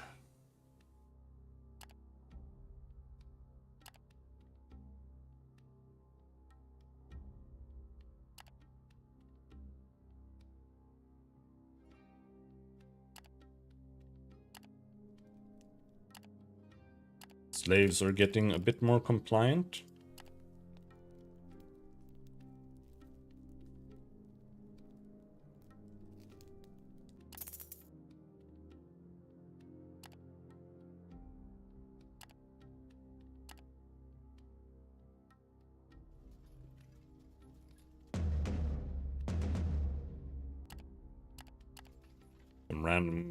Some random guys. We don't need to fight them at all. Let's force march.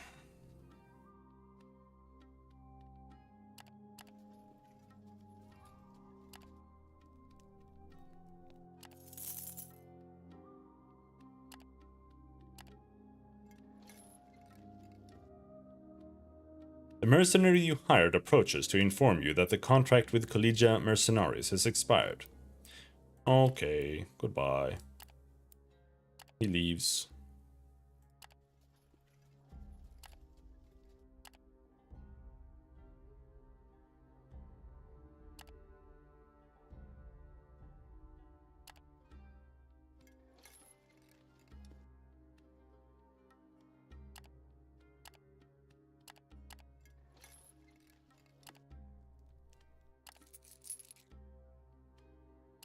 Oh, we made it. Okay, I think we're back in business.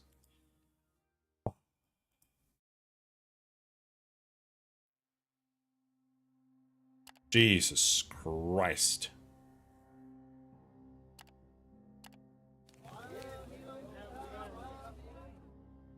But now, supplies here, again, cost a fortune.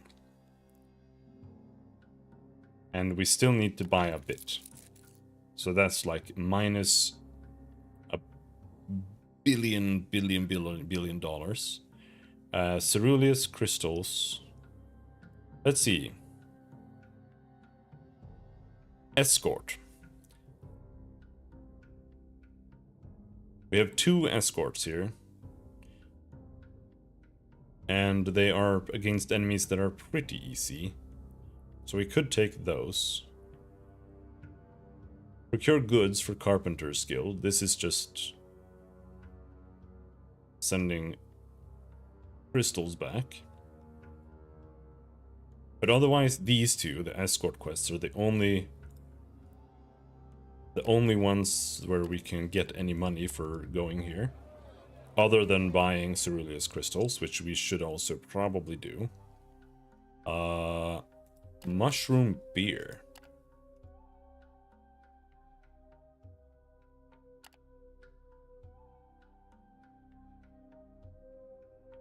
Why is it showing me the Acarus quarry? I'm in Lumen. Yeah, there. Mushroom beer.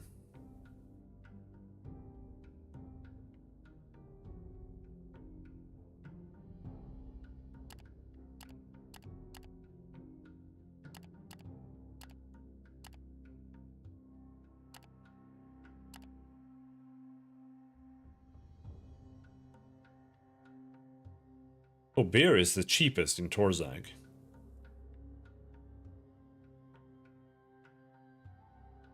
Alright, let's just... Ceruleus crystals are worth buying and selling. I think they pretty much always will be.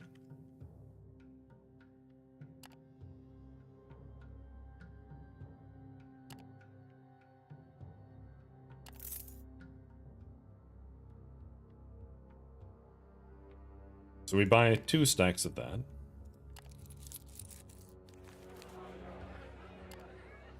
Group of guild delegates want to go to Torzag. Sure, come along.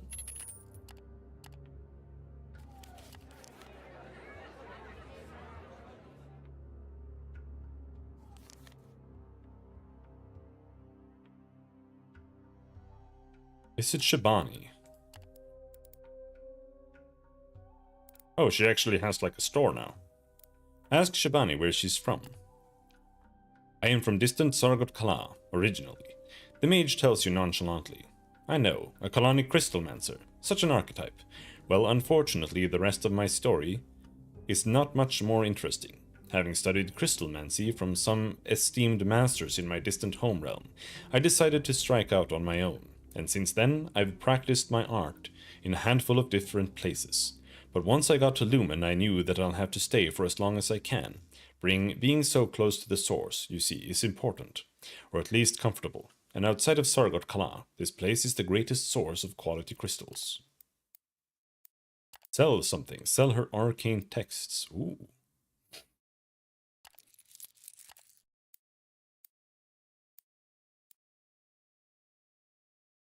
Sell her another pure white crystal. This kind of just means that I can make the money back, because it cost 15 to buy, but you could get it for free. So that means that if you buy it, you can then make your money back by finding the other one. Suppose. Buy something. Buy a small energy crystal. It is gear that grants power.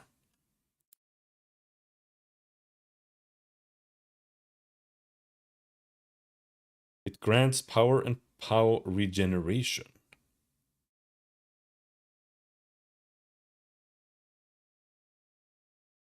Okay. I wanted to hire her as a party member, but that didn't happen.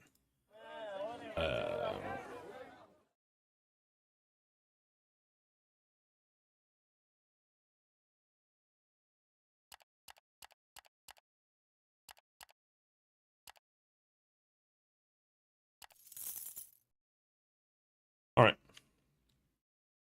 Let's go back.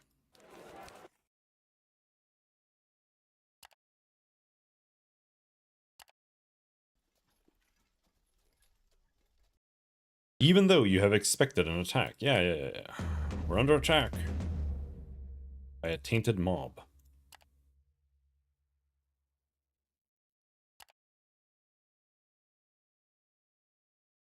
Insult them so we can crit the shit out of them. Man, why do they always manage to hurt somebody? It's crazy. Oh, my scout.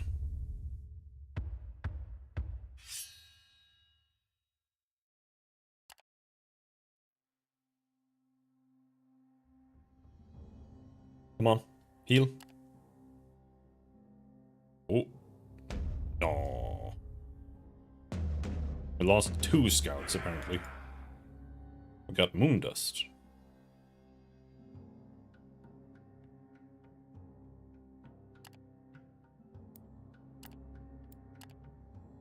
Okay. So until we've fought 2 battles, we need to be careful.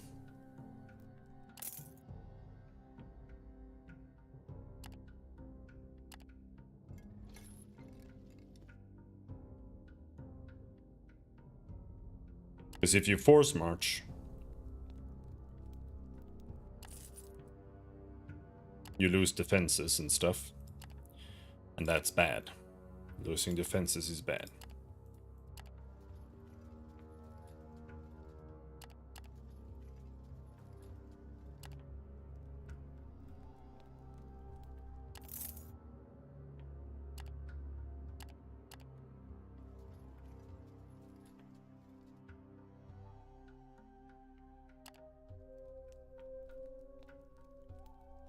2 more days of food.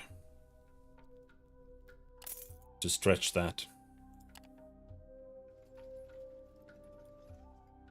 Do you always meet them like in the same place? It's weird. Even though you have expected an attack, blah blah blah blah blah blah blah blah. Yep, there's the second fight.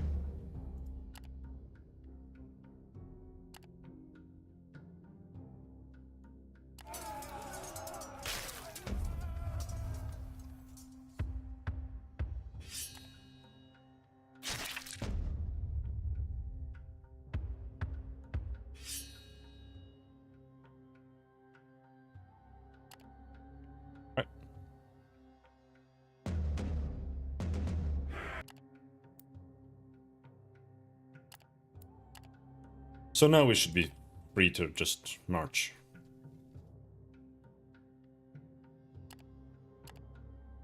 Though we can't force march all the way anyway, so let's just chill.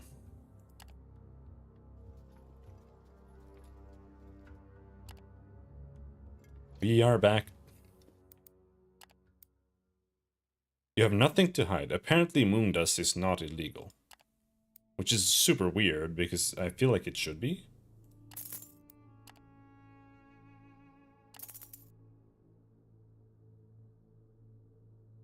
Gain a little bit of money here. Then we sell the Ceruleus, I believe. Yeah, for not like a great profit, but we do have a bit of money there now. So, now as I said, we should try to buy all of the supplies here. Like, we should have this much supplies. This was all of the supplies here. So now what? What do we use these supplies for? Where do we go? Do we go up to Devon? I guess it depends what we can find here.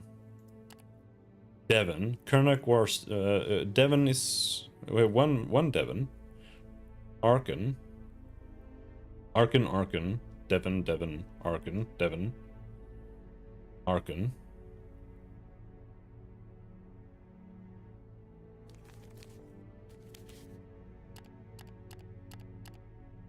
If we do something like that, we can have way more cargo as well. So...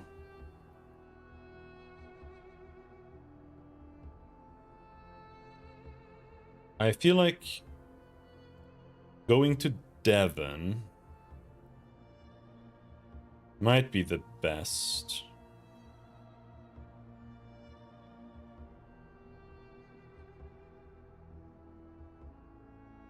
But there are actually not as many Devon as I had hoped.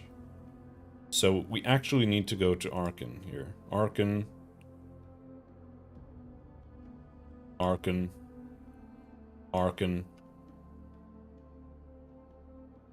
And then that's it, pretty much.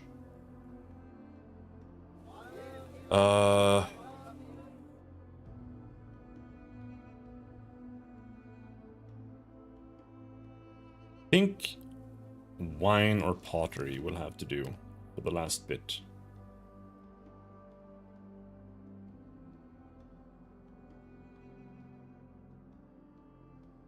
Or beer. Not beer. Luxury wine. No. Regular wine. No. Okay. Oh.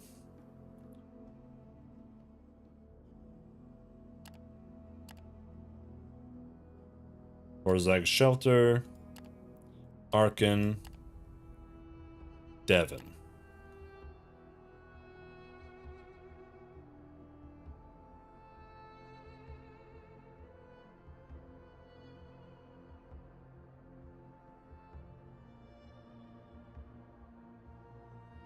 Wine is sellable in Devon, but it's only a profit of 2, which is like barely worth doing. Herbs, profit of 2. Grain, 0. 0, that's cool. Dyes.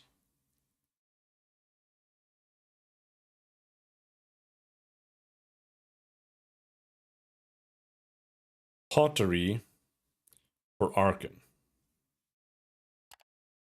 Looks to be the play. I hate lugging these around. What the fuck do I do with this dragon steel? I cannot find anyone who's willing to take that off my hand. Metal from the east. Avernum is just too far away. While Avernum is considered to be the main source of metal in the Northern Empire, with all the scrappers bringing their hauls to smelt in the city, in reality most shipments of ore arrive at Torzags from the Mines of Plenty, controlled by the Dragon Lords. So maybe in Avernum we could sell the dragon metal, I guess.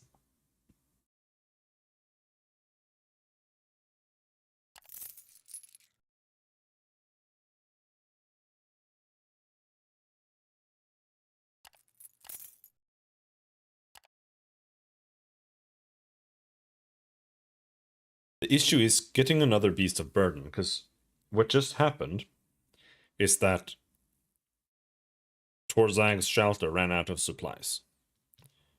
So what am I supposed to do with that?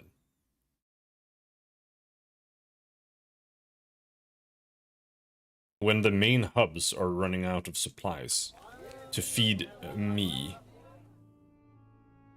I don't really know what to do with that. That's kind of fucked.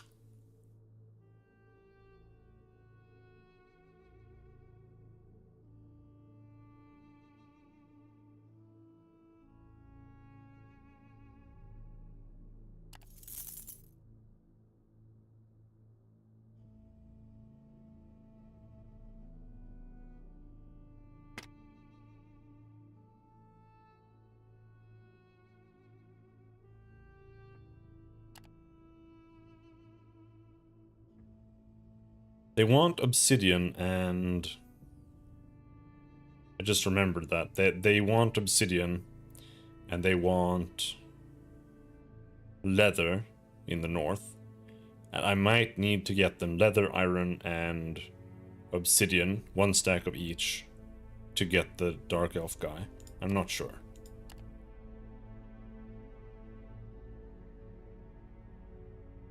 Okay, so I can buy obsidian blades from these guys.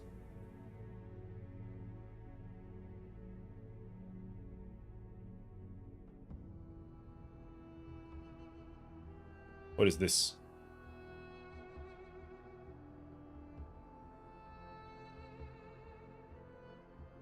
Action offers. But what?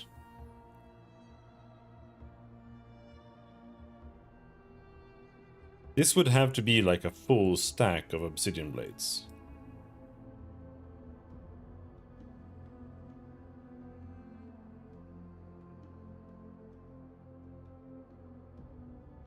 I don't know if it is.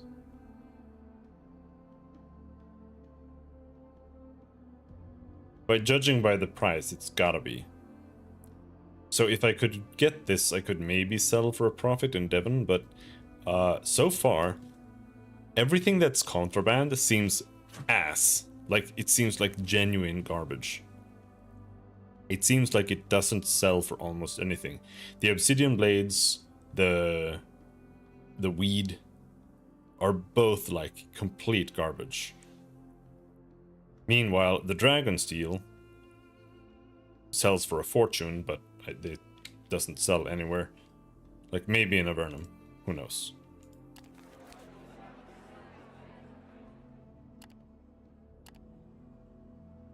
Maybe.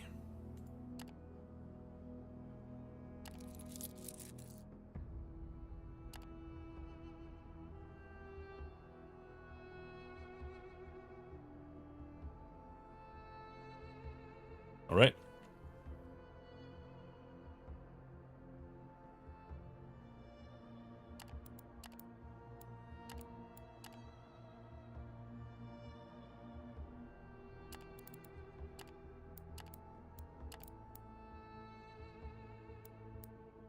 Golden jewelry. Rare jewelry. 12. Maybe that's worth.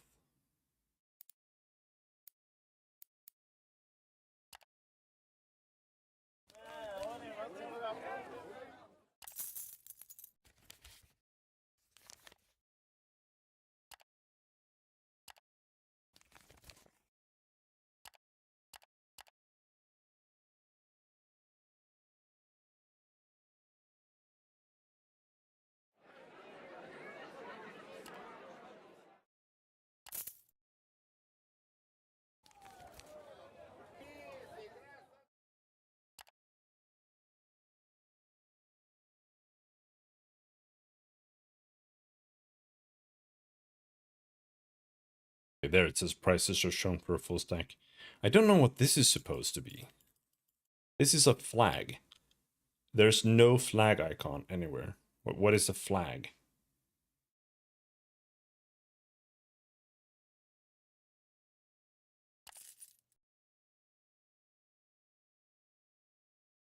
However, uh-oh, I didn't think that through. Now I need to actually smuggle this. Because the fucking dragon steel is eating up my fucking slot. So annoying. I mean, we'll just have to save and see if we can make it out. Oh, they don't search you when you leave. Alright, sure.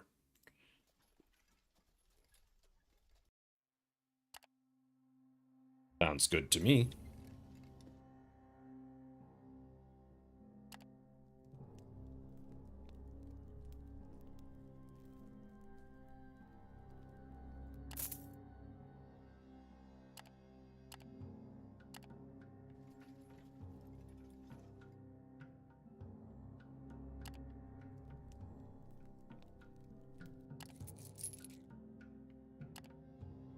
I think, preferably, you want your guys to be, like, fully fresh.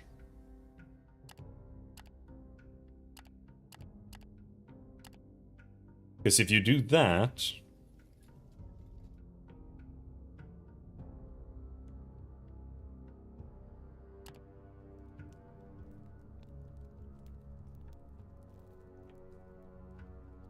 then you can move further. Right? Critical fail. Very cool. Super badass.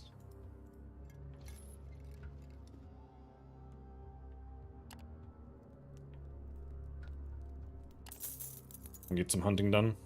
Well, foraging.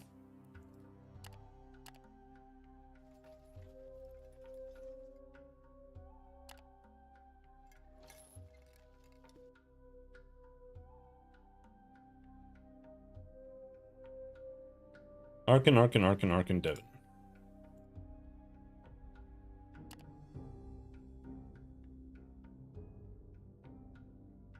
Escort the Church of Ashcool to Devon. One encounter. Sure.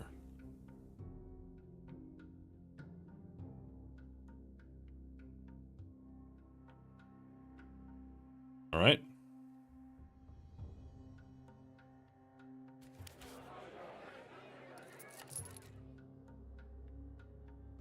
These guys want to go to Abernum. We have 12 days of food.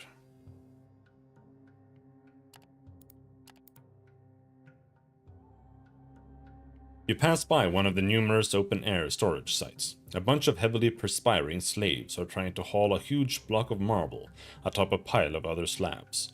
Just as you walk by, suddenly some of them slip, fall to the ground, and within an instant their co-workers find themselves balancing their heavy weight with much less manpower than they had before. The piece of marble slowly slips from their sweaty hands and threatens to crush all of them underneath its weight. Panicked screams fill the sweltering air. Leave them to their fate. The screaming grows louder as the slab of marble reaches its balance point, and finally topples over. The slaves try to run for it, but it's too late. There's a loud thud, and the sickening crunch of breaking bones, then only silence. A red pool of blood starts to spill from underneath the block. Here and there you can see a few limbs protruding from underneath it, some of them still twitching. You hear quiet laughter and turn around. There stands an older man dressed in the traditional garbs of a priest of Ashkul. Your eyes meet. "Well done," he says dryly. "I could see the doubt in your eyes, and for a moment there I was afraid you wished to deny death its rightful due. But now I see you know your place." Then he begins to murmur in a low voice, and although at first you feel alarmed, within moments you realize that a grim, yet somehow soothing feeling overcomes you. Before you can reply, the priest turns his back and walks away. You have received the blessing of Ashkul. Alright, sure.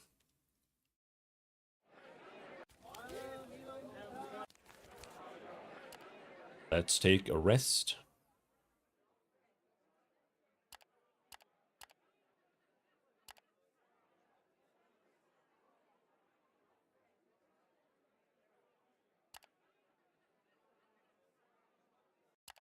Let's do some whipping.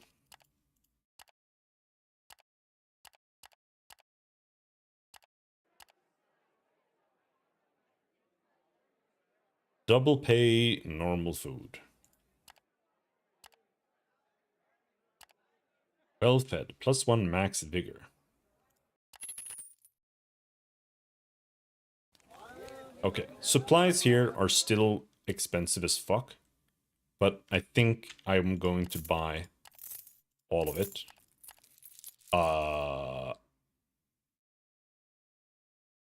Because it just sucks less. Let's see. But can you sell obsidian blades here? No, you can't.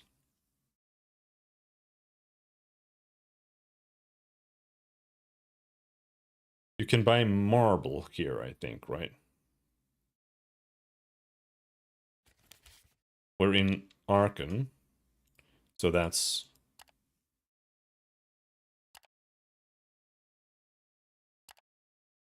marble. No, yes, Arkan marble, but it's not very good. But it's the best thing we can buy here, I think. Hides are actually really expensive here. Kind of. But maybe we buy like 1 stack of hides. And then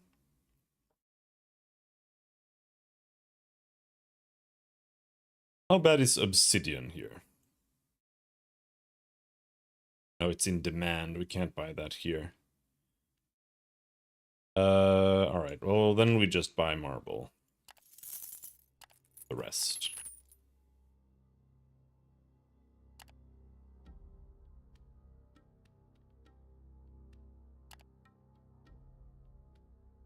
Oh.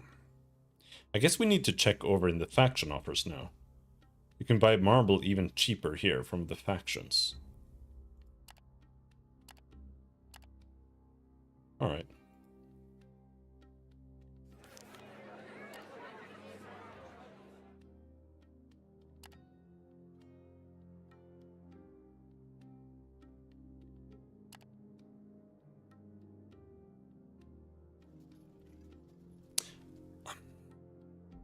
I would go through here and hunt, but I'm starting to feel like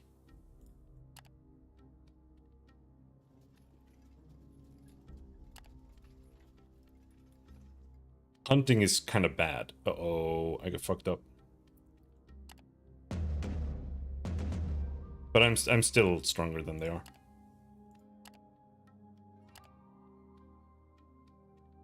So I have to make a makeshift barricade to make up for the fact that... Ouch. That we marched.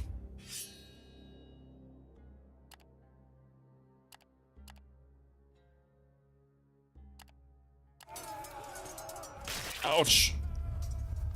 2 scouts. 2 soldiers.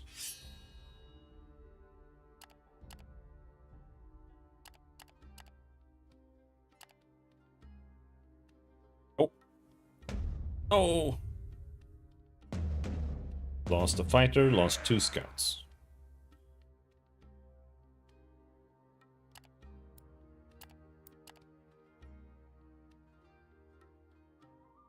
And now we are carrying too much. But eating might solve it, we'll see.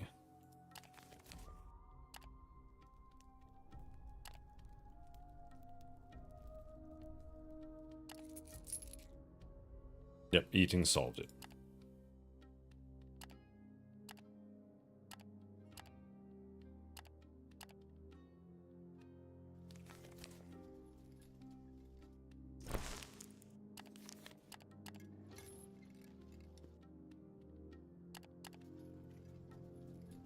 Still haven't been there to Valarius.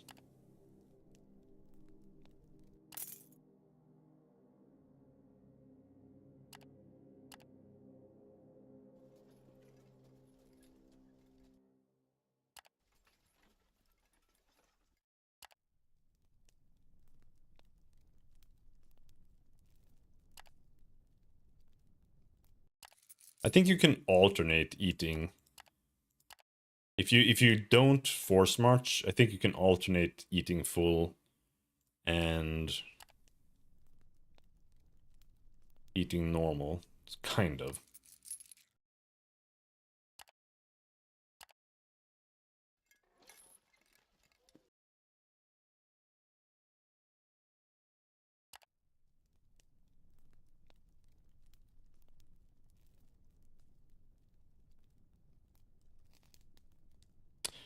Right, let's see. I want enough outriders there. The outriders are very powerful, so let's make sure we have some. I just need enough, so...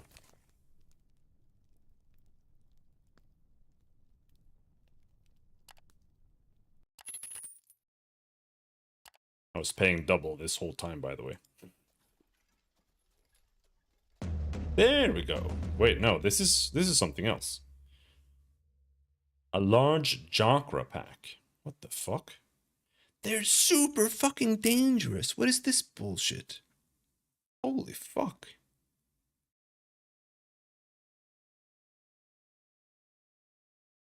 I don't want to fight this. Some crew encounters offer you the option to flee. While trying to flee, your combat strength is significantly reduced. The chance to flee successfully is derived from a variety of sources, including crew composition, equipment, crew blah blah blah blah blah blah blah, the opponent's chase value. In some cases, you also have the option to appease your opponent. Yep. So, offer items, right? We have beast lures. Damn, they kind of suck. They don't do that much.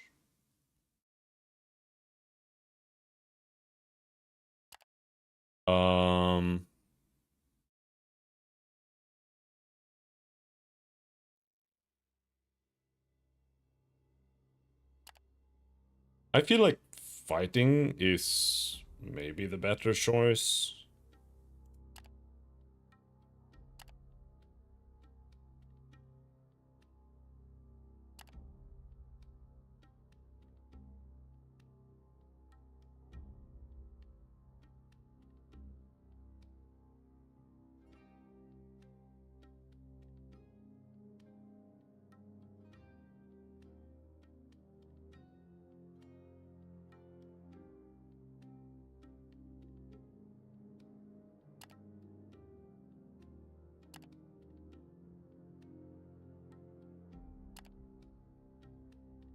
Yeah, let's arm my slaves.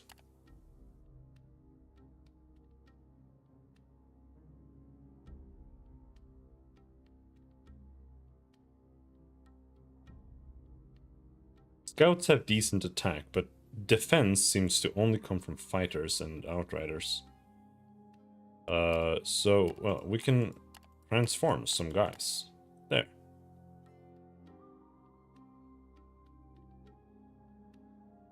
There. Now I can just kill them. Easy.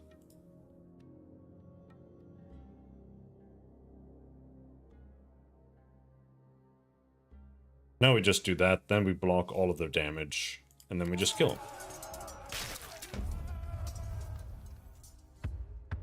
Oh. several rounds. Uh-oh.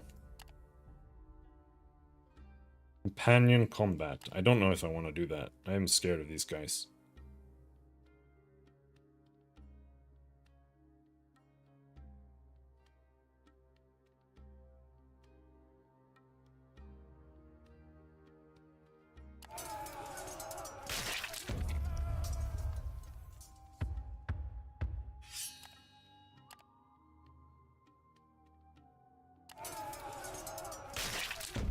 Holy shit, I lost so many guys. Fuck.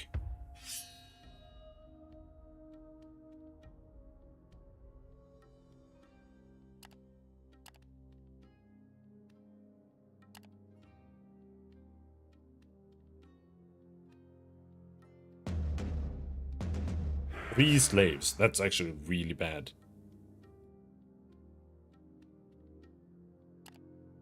What? I didn't get anything? What the fuck was that?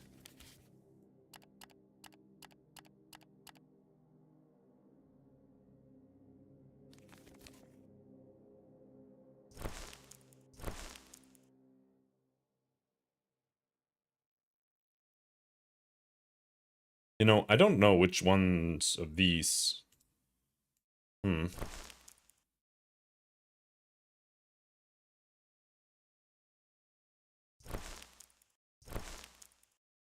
Bones. Yeah, like I said, I wish some of these were marked. Like, this is a package for, you know, these guys over there.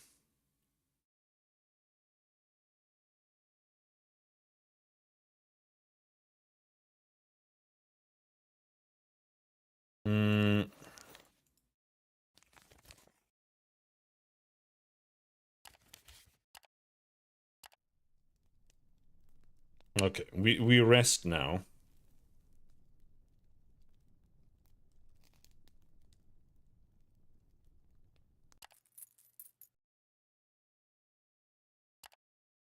But that doesn't help me carry everything. But yeah, a nice spider pig. I'm gonna stop soon too as well. It's getting very late.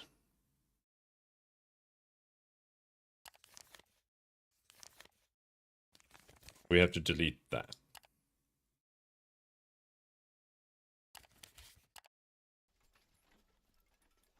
And now we should be... Actually, no. I think we still have... Because one of the tasks, right? Escort the Church of Ashcool.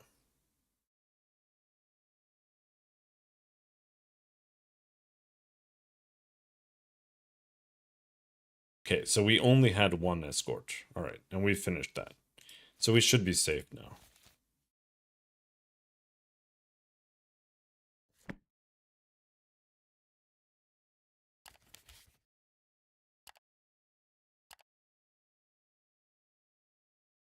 But my guys are fatigued already.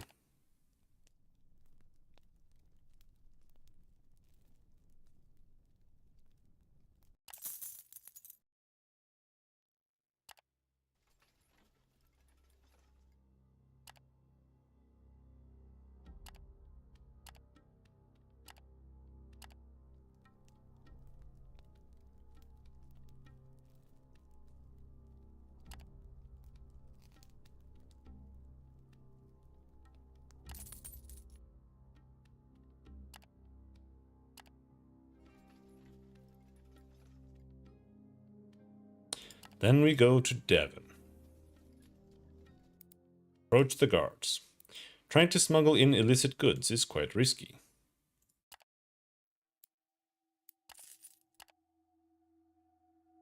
Alright. Turn in. We got a little bit of money there. And the rest of this was actually my stuff. So, marble. And sell all the marble. Bones, we can sell that, because it doesn't matter, because we just got that outside. Pottery.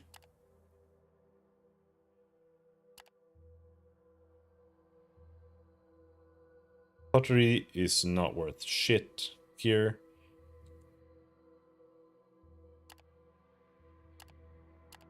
Alright, well, let's sell the pottery.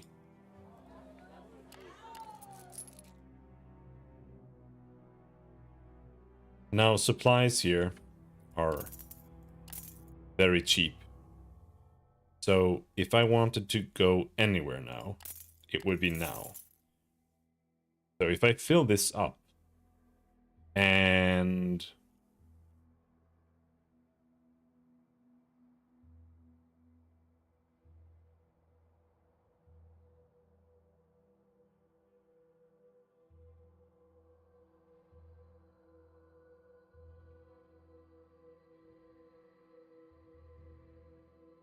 we bought maybe some scrap metal,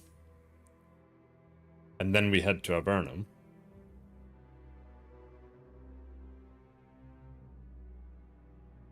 Then maybe we can get something out of that. Maybe.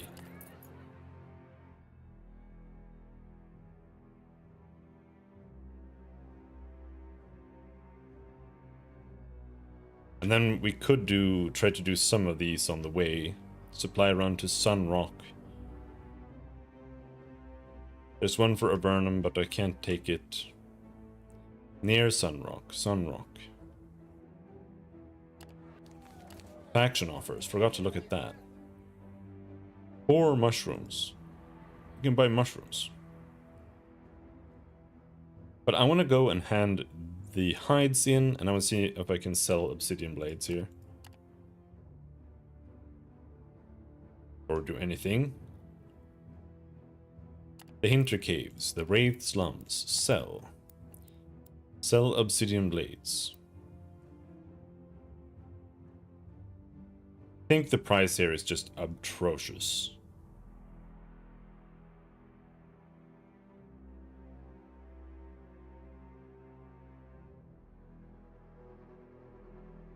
Devon.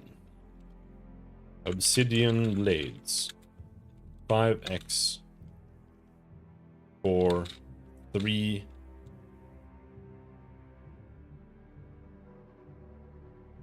What is it? D? Dross? Dross. 3B. 1L.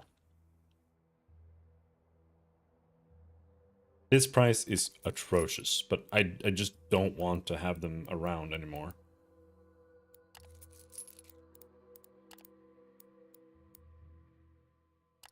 This is supposed, I think, to be the source of these. But I haven't found I haven't found someone to supply it to yet. Like maybe you need better relations or something with one of the houses, maybe.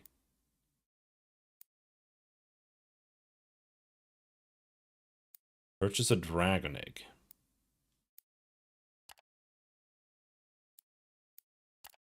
Probe the wraiths for news. Receive news from Ash.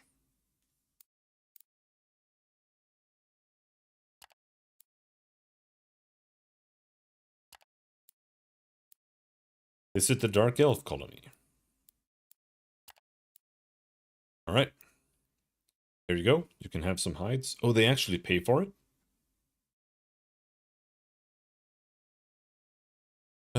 Dark Elves. Hides. 25.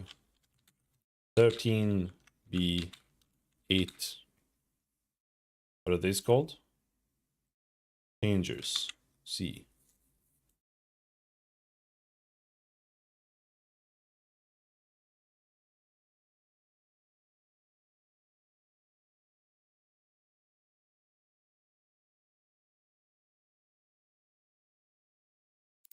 But yes, I will give it to them. While your combs unload the cargo at a nearby warehouse, you receive the formal gratitude of the Major Domo and payment from his assistant. Ask how you can be of assistance.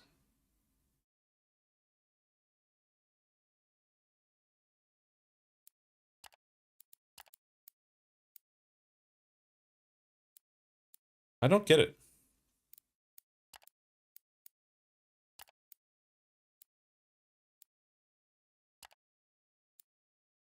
Ask the courtiers and advisors.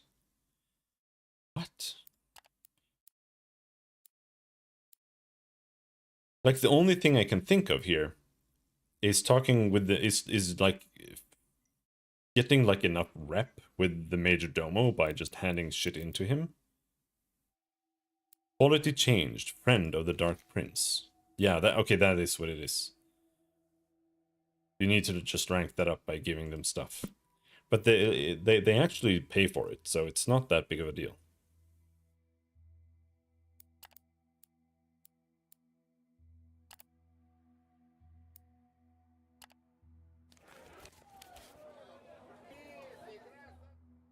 So like a stack of hides here is 14, and they gave me 12 for it.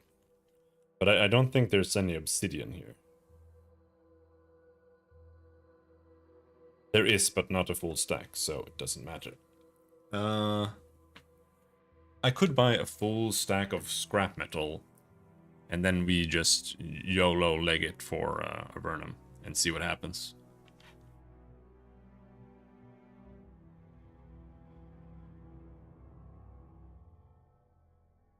I have supplies for 23 days.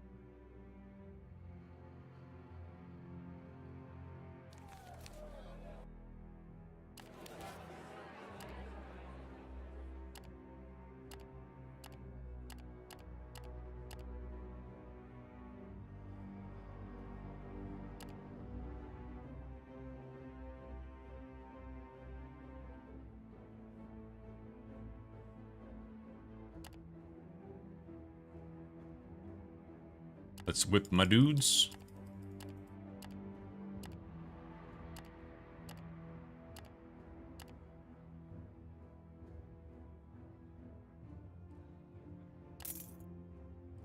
Get some rest.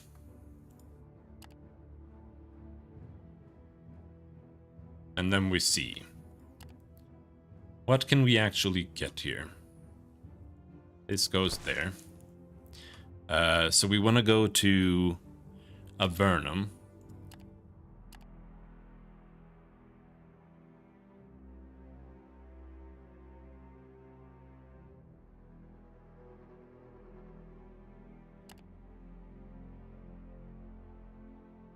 So on the way, that's Sunrock. Sunrock. Yeah, we can only take things to Sunrock. But that'll be okay. I think that's fine. Supply run for Sunrock.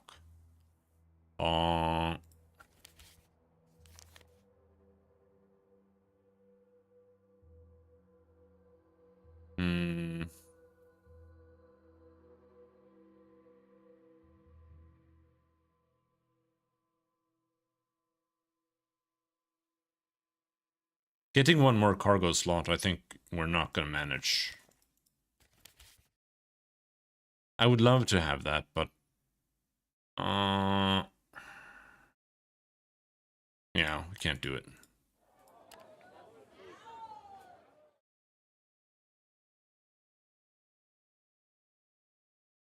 Can buy a stack of mushrooms here instead. And just be happy with that. And then we go to Sunrock.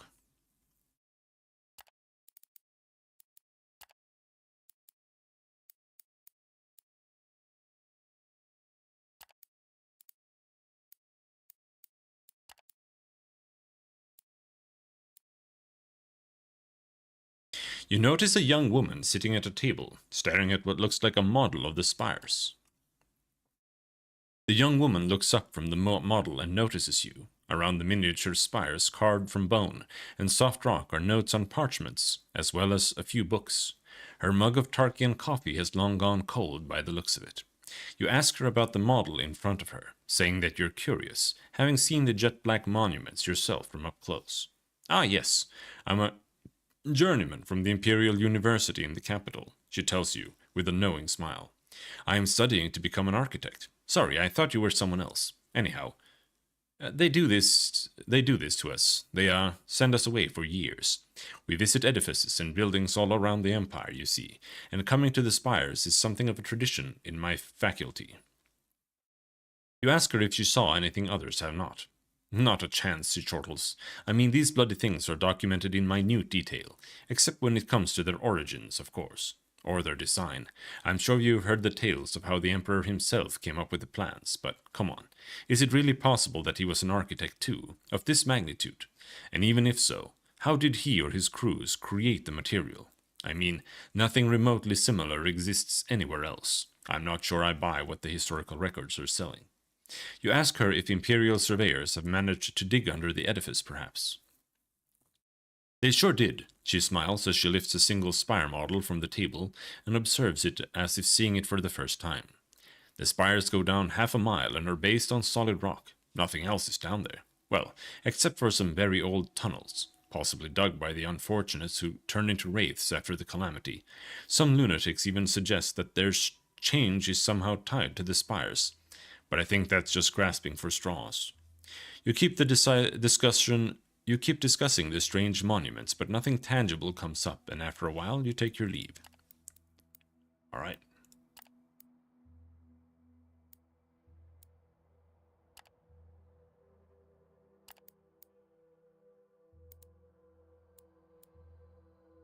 Listen to news and rumors circulating in the markets. Nothing. Explore the city. Oh shit. It is very easy to get turned around in the Hinter Caves. The streets here look more like catacomb corridors or sewers than anything else. Or are these in fact sewers? Have you no, don't tell me. Have you taken a wrong turn and stumbled into maintenance tunnels beneath the main thoroughfares? The smell would certainly testify to that. And it is getting stronger and stronger.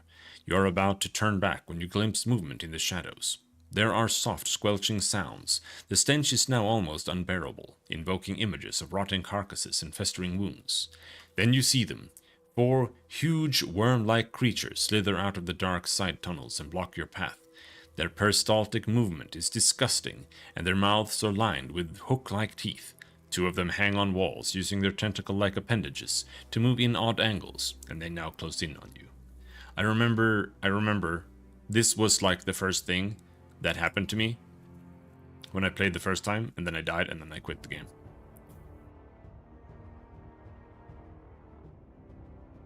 This time I have one more character though. We'll see if that's enough. They don't have that much HP, but it's gonna be rough.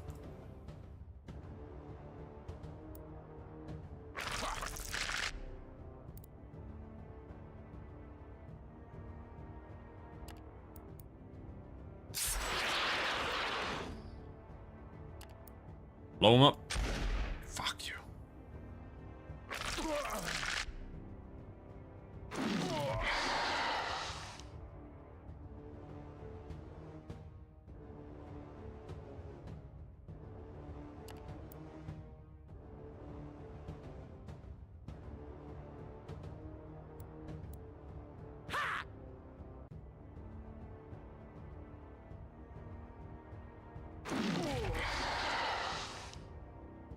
Crit 8 damage, bro.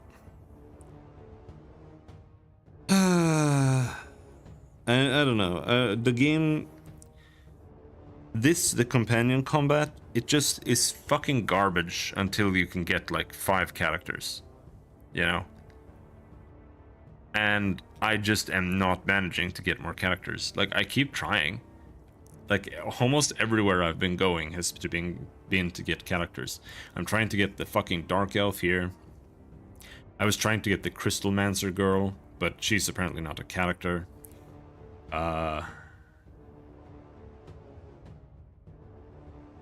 Yeah.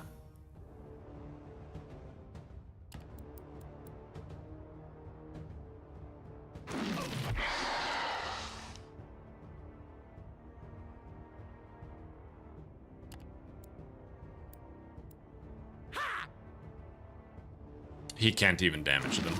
Ah, he's dead. He got critted again. Man.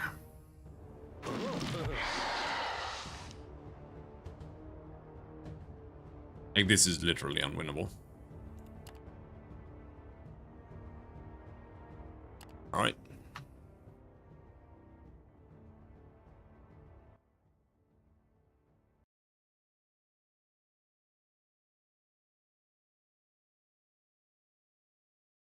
Did I manage to talk to the girl? What do I have in my inventory right now?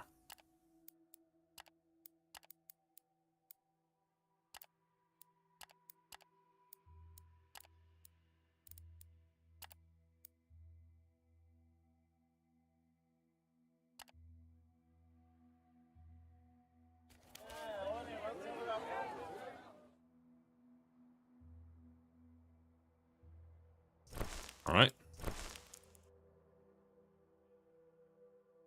So, I think we're pretty much done, except that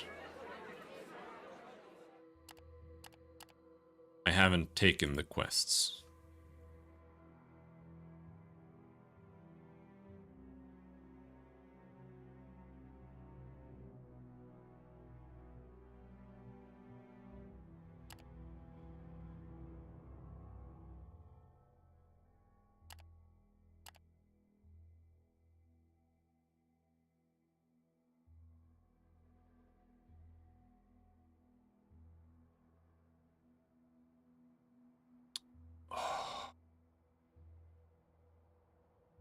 I think the quests are randomized when you load, bro.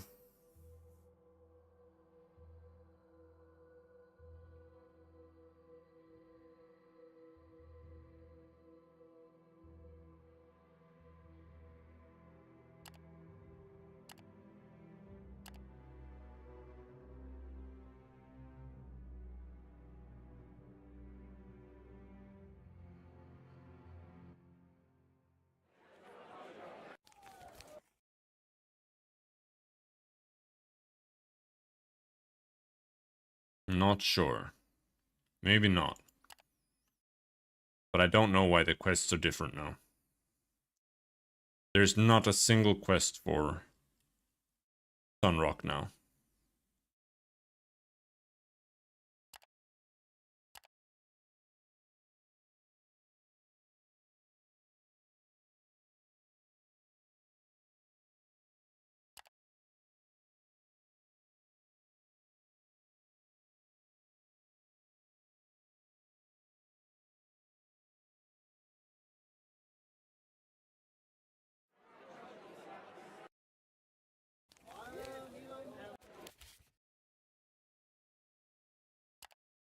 Nope. There's just nothing for the sun now. I feel like this is a bug.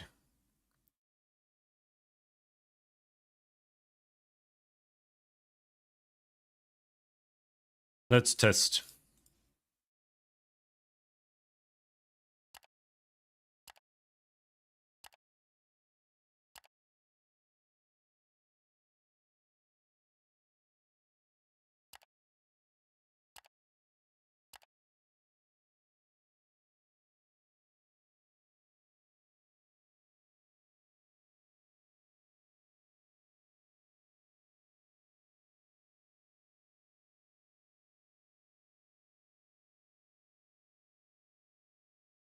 Doesn't seem like it. Man, I don't understand. What happened?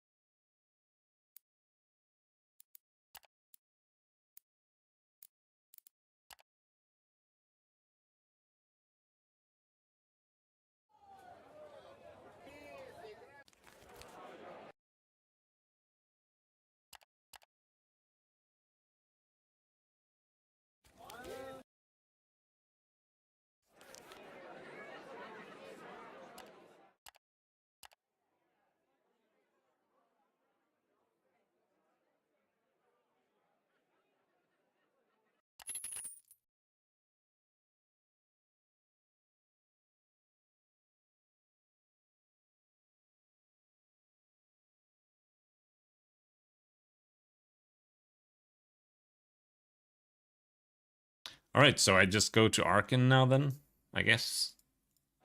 My whole Avernon plan just got fucked because I bought the scrap metal and then now they reset the quests. See, there's one thing I cannot respect when game developers do, and it's when they don't fix bugs that should take probably like an evening or a week to fix, and then they start releasing DLCs. Like, it's honestly like absolutely unacceptable. There are so many bugs that I've noticed in the game so far that I remember were on release. And like, honestly, as a game developer, what the fuck are you doing if you let that happen? Like, that's so disrespectful. And it's like, if you know that there are bugs that are like the UI literally doesn't work, I would be so embarrassed. Like, I would fix that like immediately. I don't get it. It's like they don't give a shit. They just kind of make something and just shove it out, and then like, you know, yeah, I don't really feel like fixing things. Like, whatever. Fuck it. Just leave it the way it is. Who cares? Like, I don't get it. It's genuinely so ass. But yeah, I guess we'll go to Arkan then.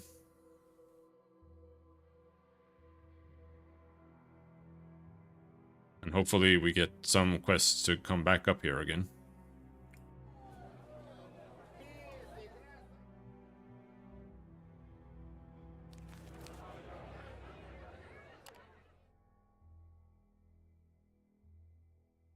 We go all the way to Torzag, I guess.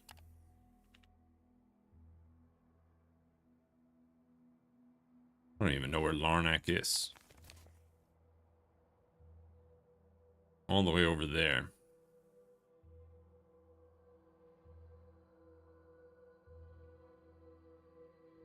Is there even a road here that leads all the way up to Larnak and up to Avernum? I don't know if that's true. I don't know if there is.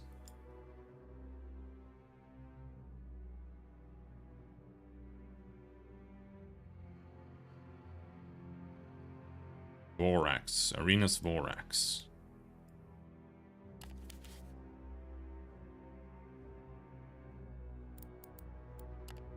All right.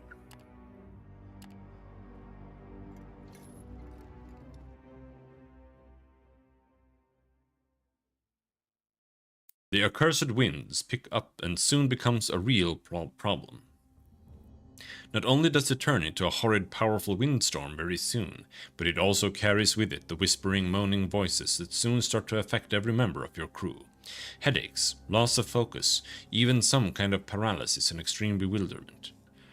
So, okay. Moderate chance. Fail. By the time you gather all your mental presence and shake some of your combs out of this miserable torpor, someone has gone missing in the terrible windstorm. No amount of searching after the lost turns up anything. There are no tracks, nothing to follow. Eventually you give the order to move on. You have to cut losses. -1 slave.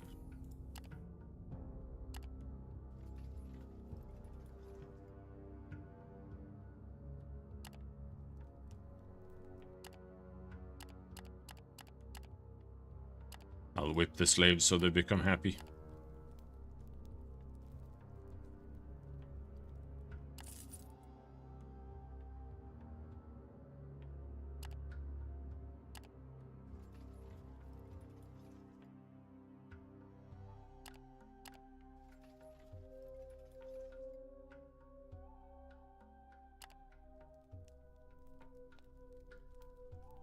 Nope, no double pay.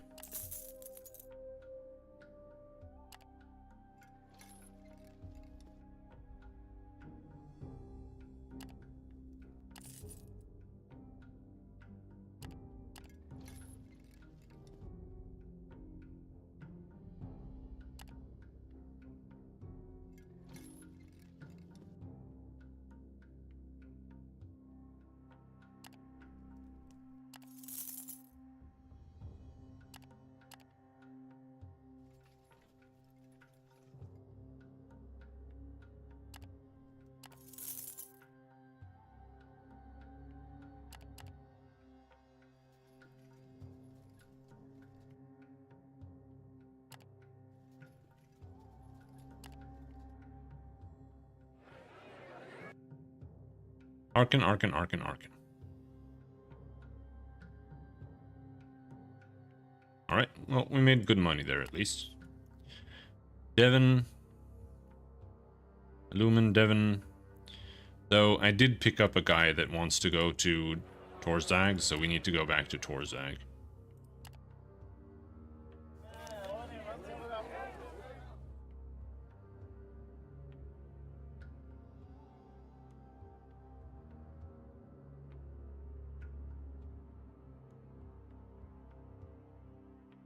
Let's see.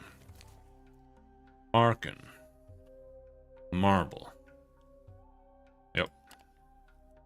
Faction offers.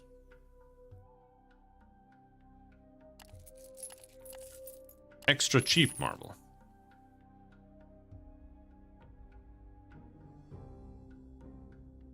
Scrap metal. Why doesn't it show what I bought the scrap metal for? Like... See what I mean? Like, I don't...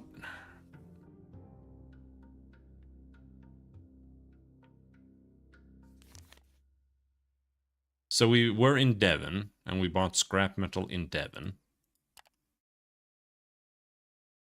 So we bought it for 32. And we can sell it for 31 here. Yeah, that's ass. Let's not do that.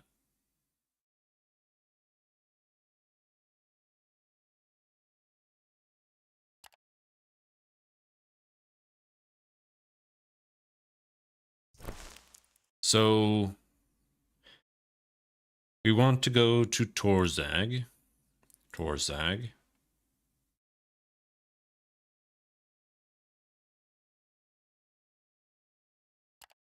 That's about it.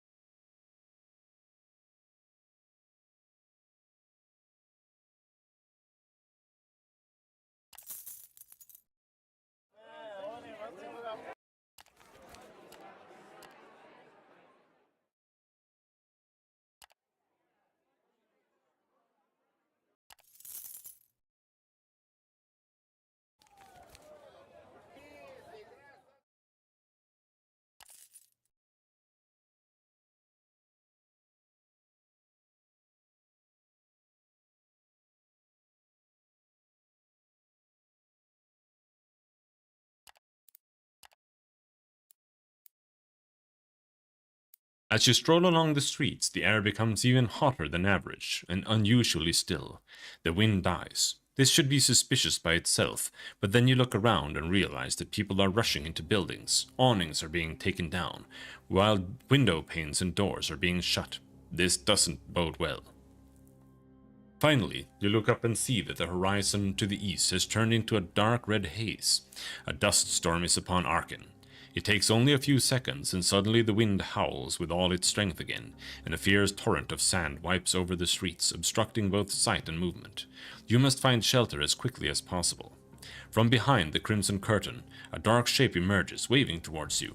"Here, you fool! Quickly, follow me!"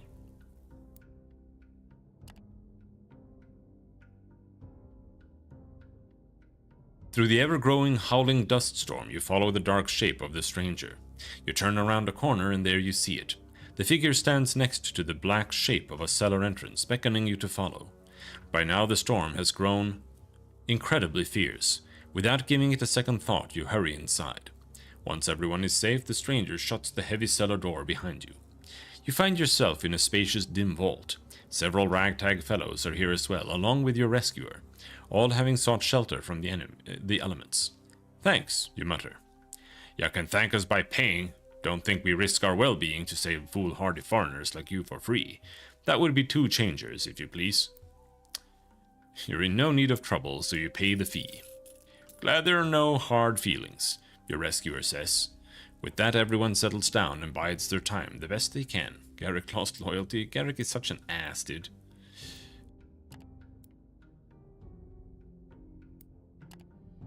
I feel like exploring is like 90% of the time just bad.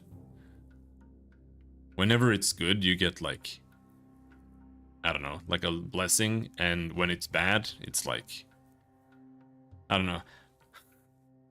Like, I only lost 2 changers there, but I did lose loyalty.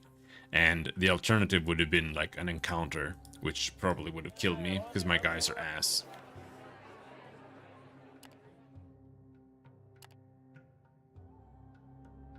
But yeah, so we're done here then.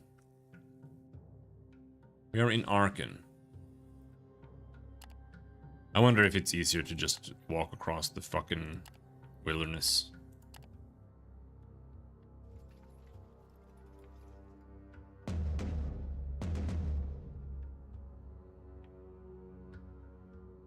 Maybe not.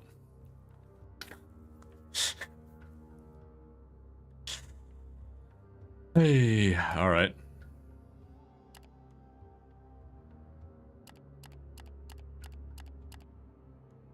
But they didn't know I have a bunch of horses.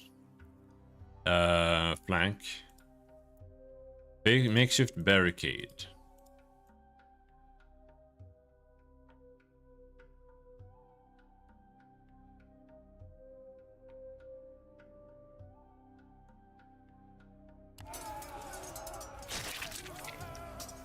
Gonna lose a bunch of guys here. We wanna arm these guys? Sure. They give almost nothing, but...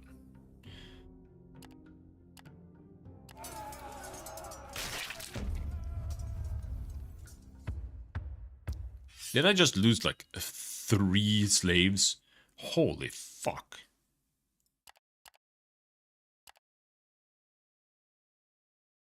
We healed some. Killed or wounded 3 slaves. Taken by the enemy 3 slaves. Bro, that's insane. I can barely even function now, I think.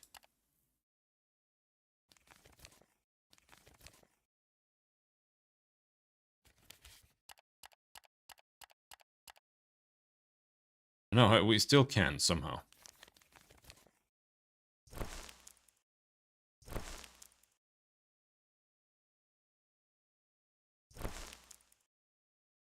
But yeah, I have to leave all of this behind. Because I can't fit more than that. Maybe we take... I don't know what's worth more.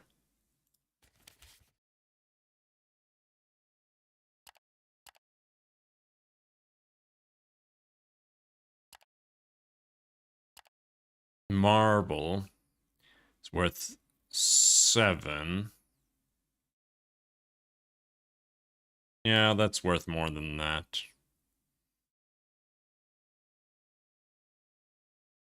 And it is, in fact, worth more than a full day's of food. At least when it's bought in Torzag.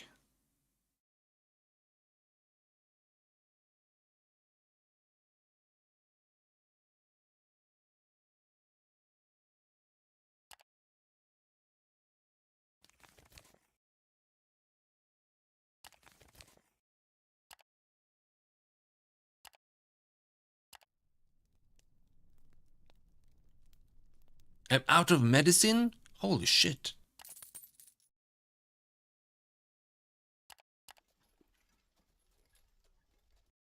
Alright. Taking the shortcut is maybe not the preferred option. Well, good to know. I suppose.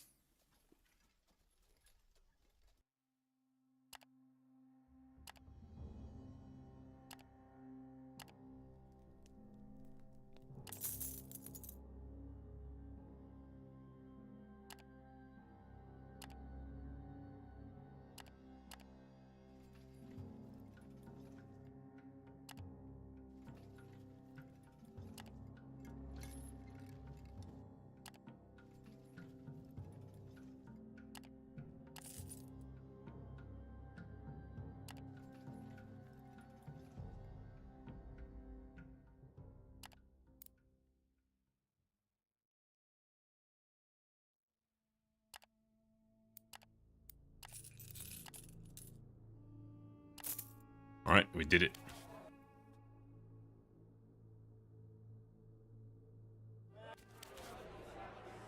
Now we need to buy new slaves. I don't know how many we had. Like 11, 12, something. New scouts.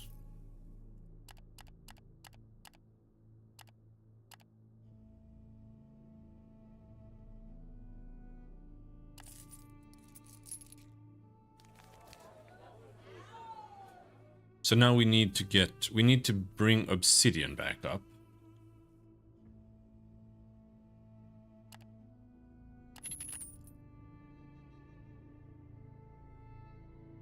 Iron comes in stacks of 8. In order to get iron, we have to go over to the east. So if we're in Torzag's shelter now, then we would go to Mines of Plenty and the Crimson Gate, right? So obsidian sells in the mines, but not very well.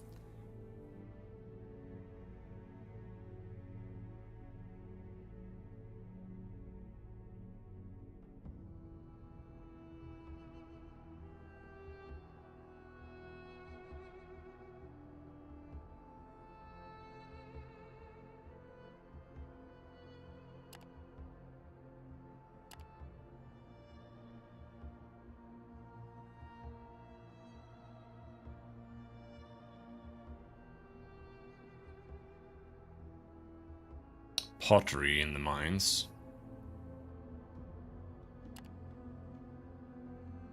Grains, coffee beans. Dried fruit.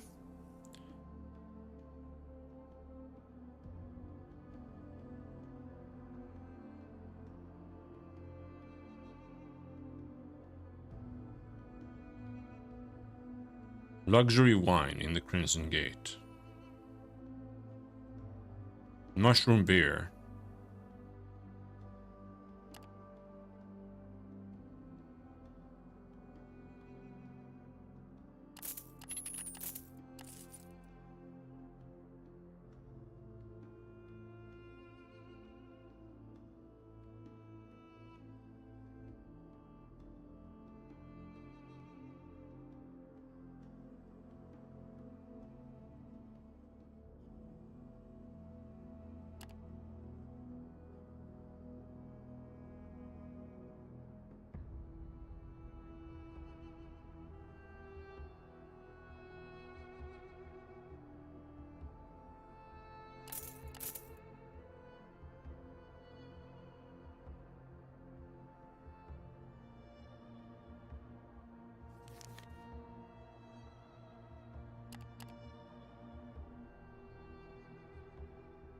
Ivory in the mines would go hard.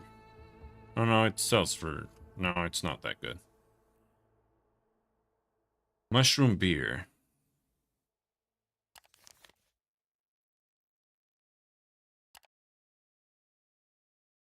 Sells for 5.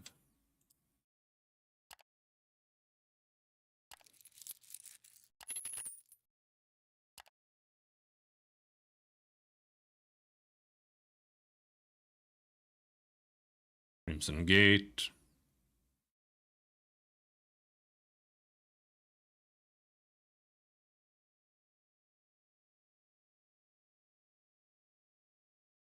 That's it.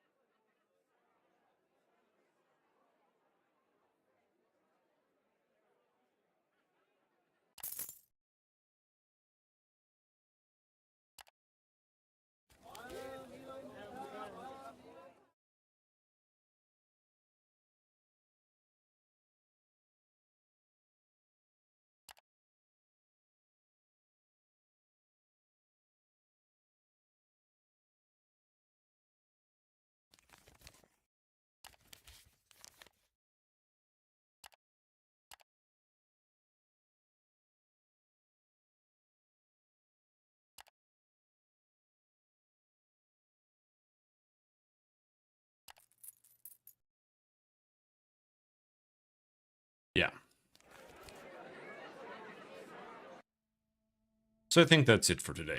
I played way too much than I should have. Either way, so we'll stop there. Tomorrow, hopefully we don't play any video games and we do some art. Well, we'll see. Until next time, thanks for hanging. Have a good night.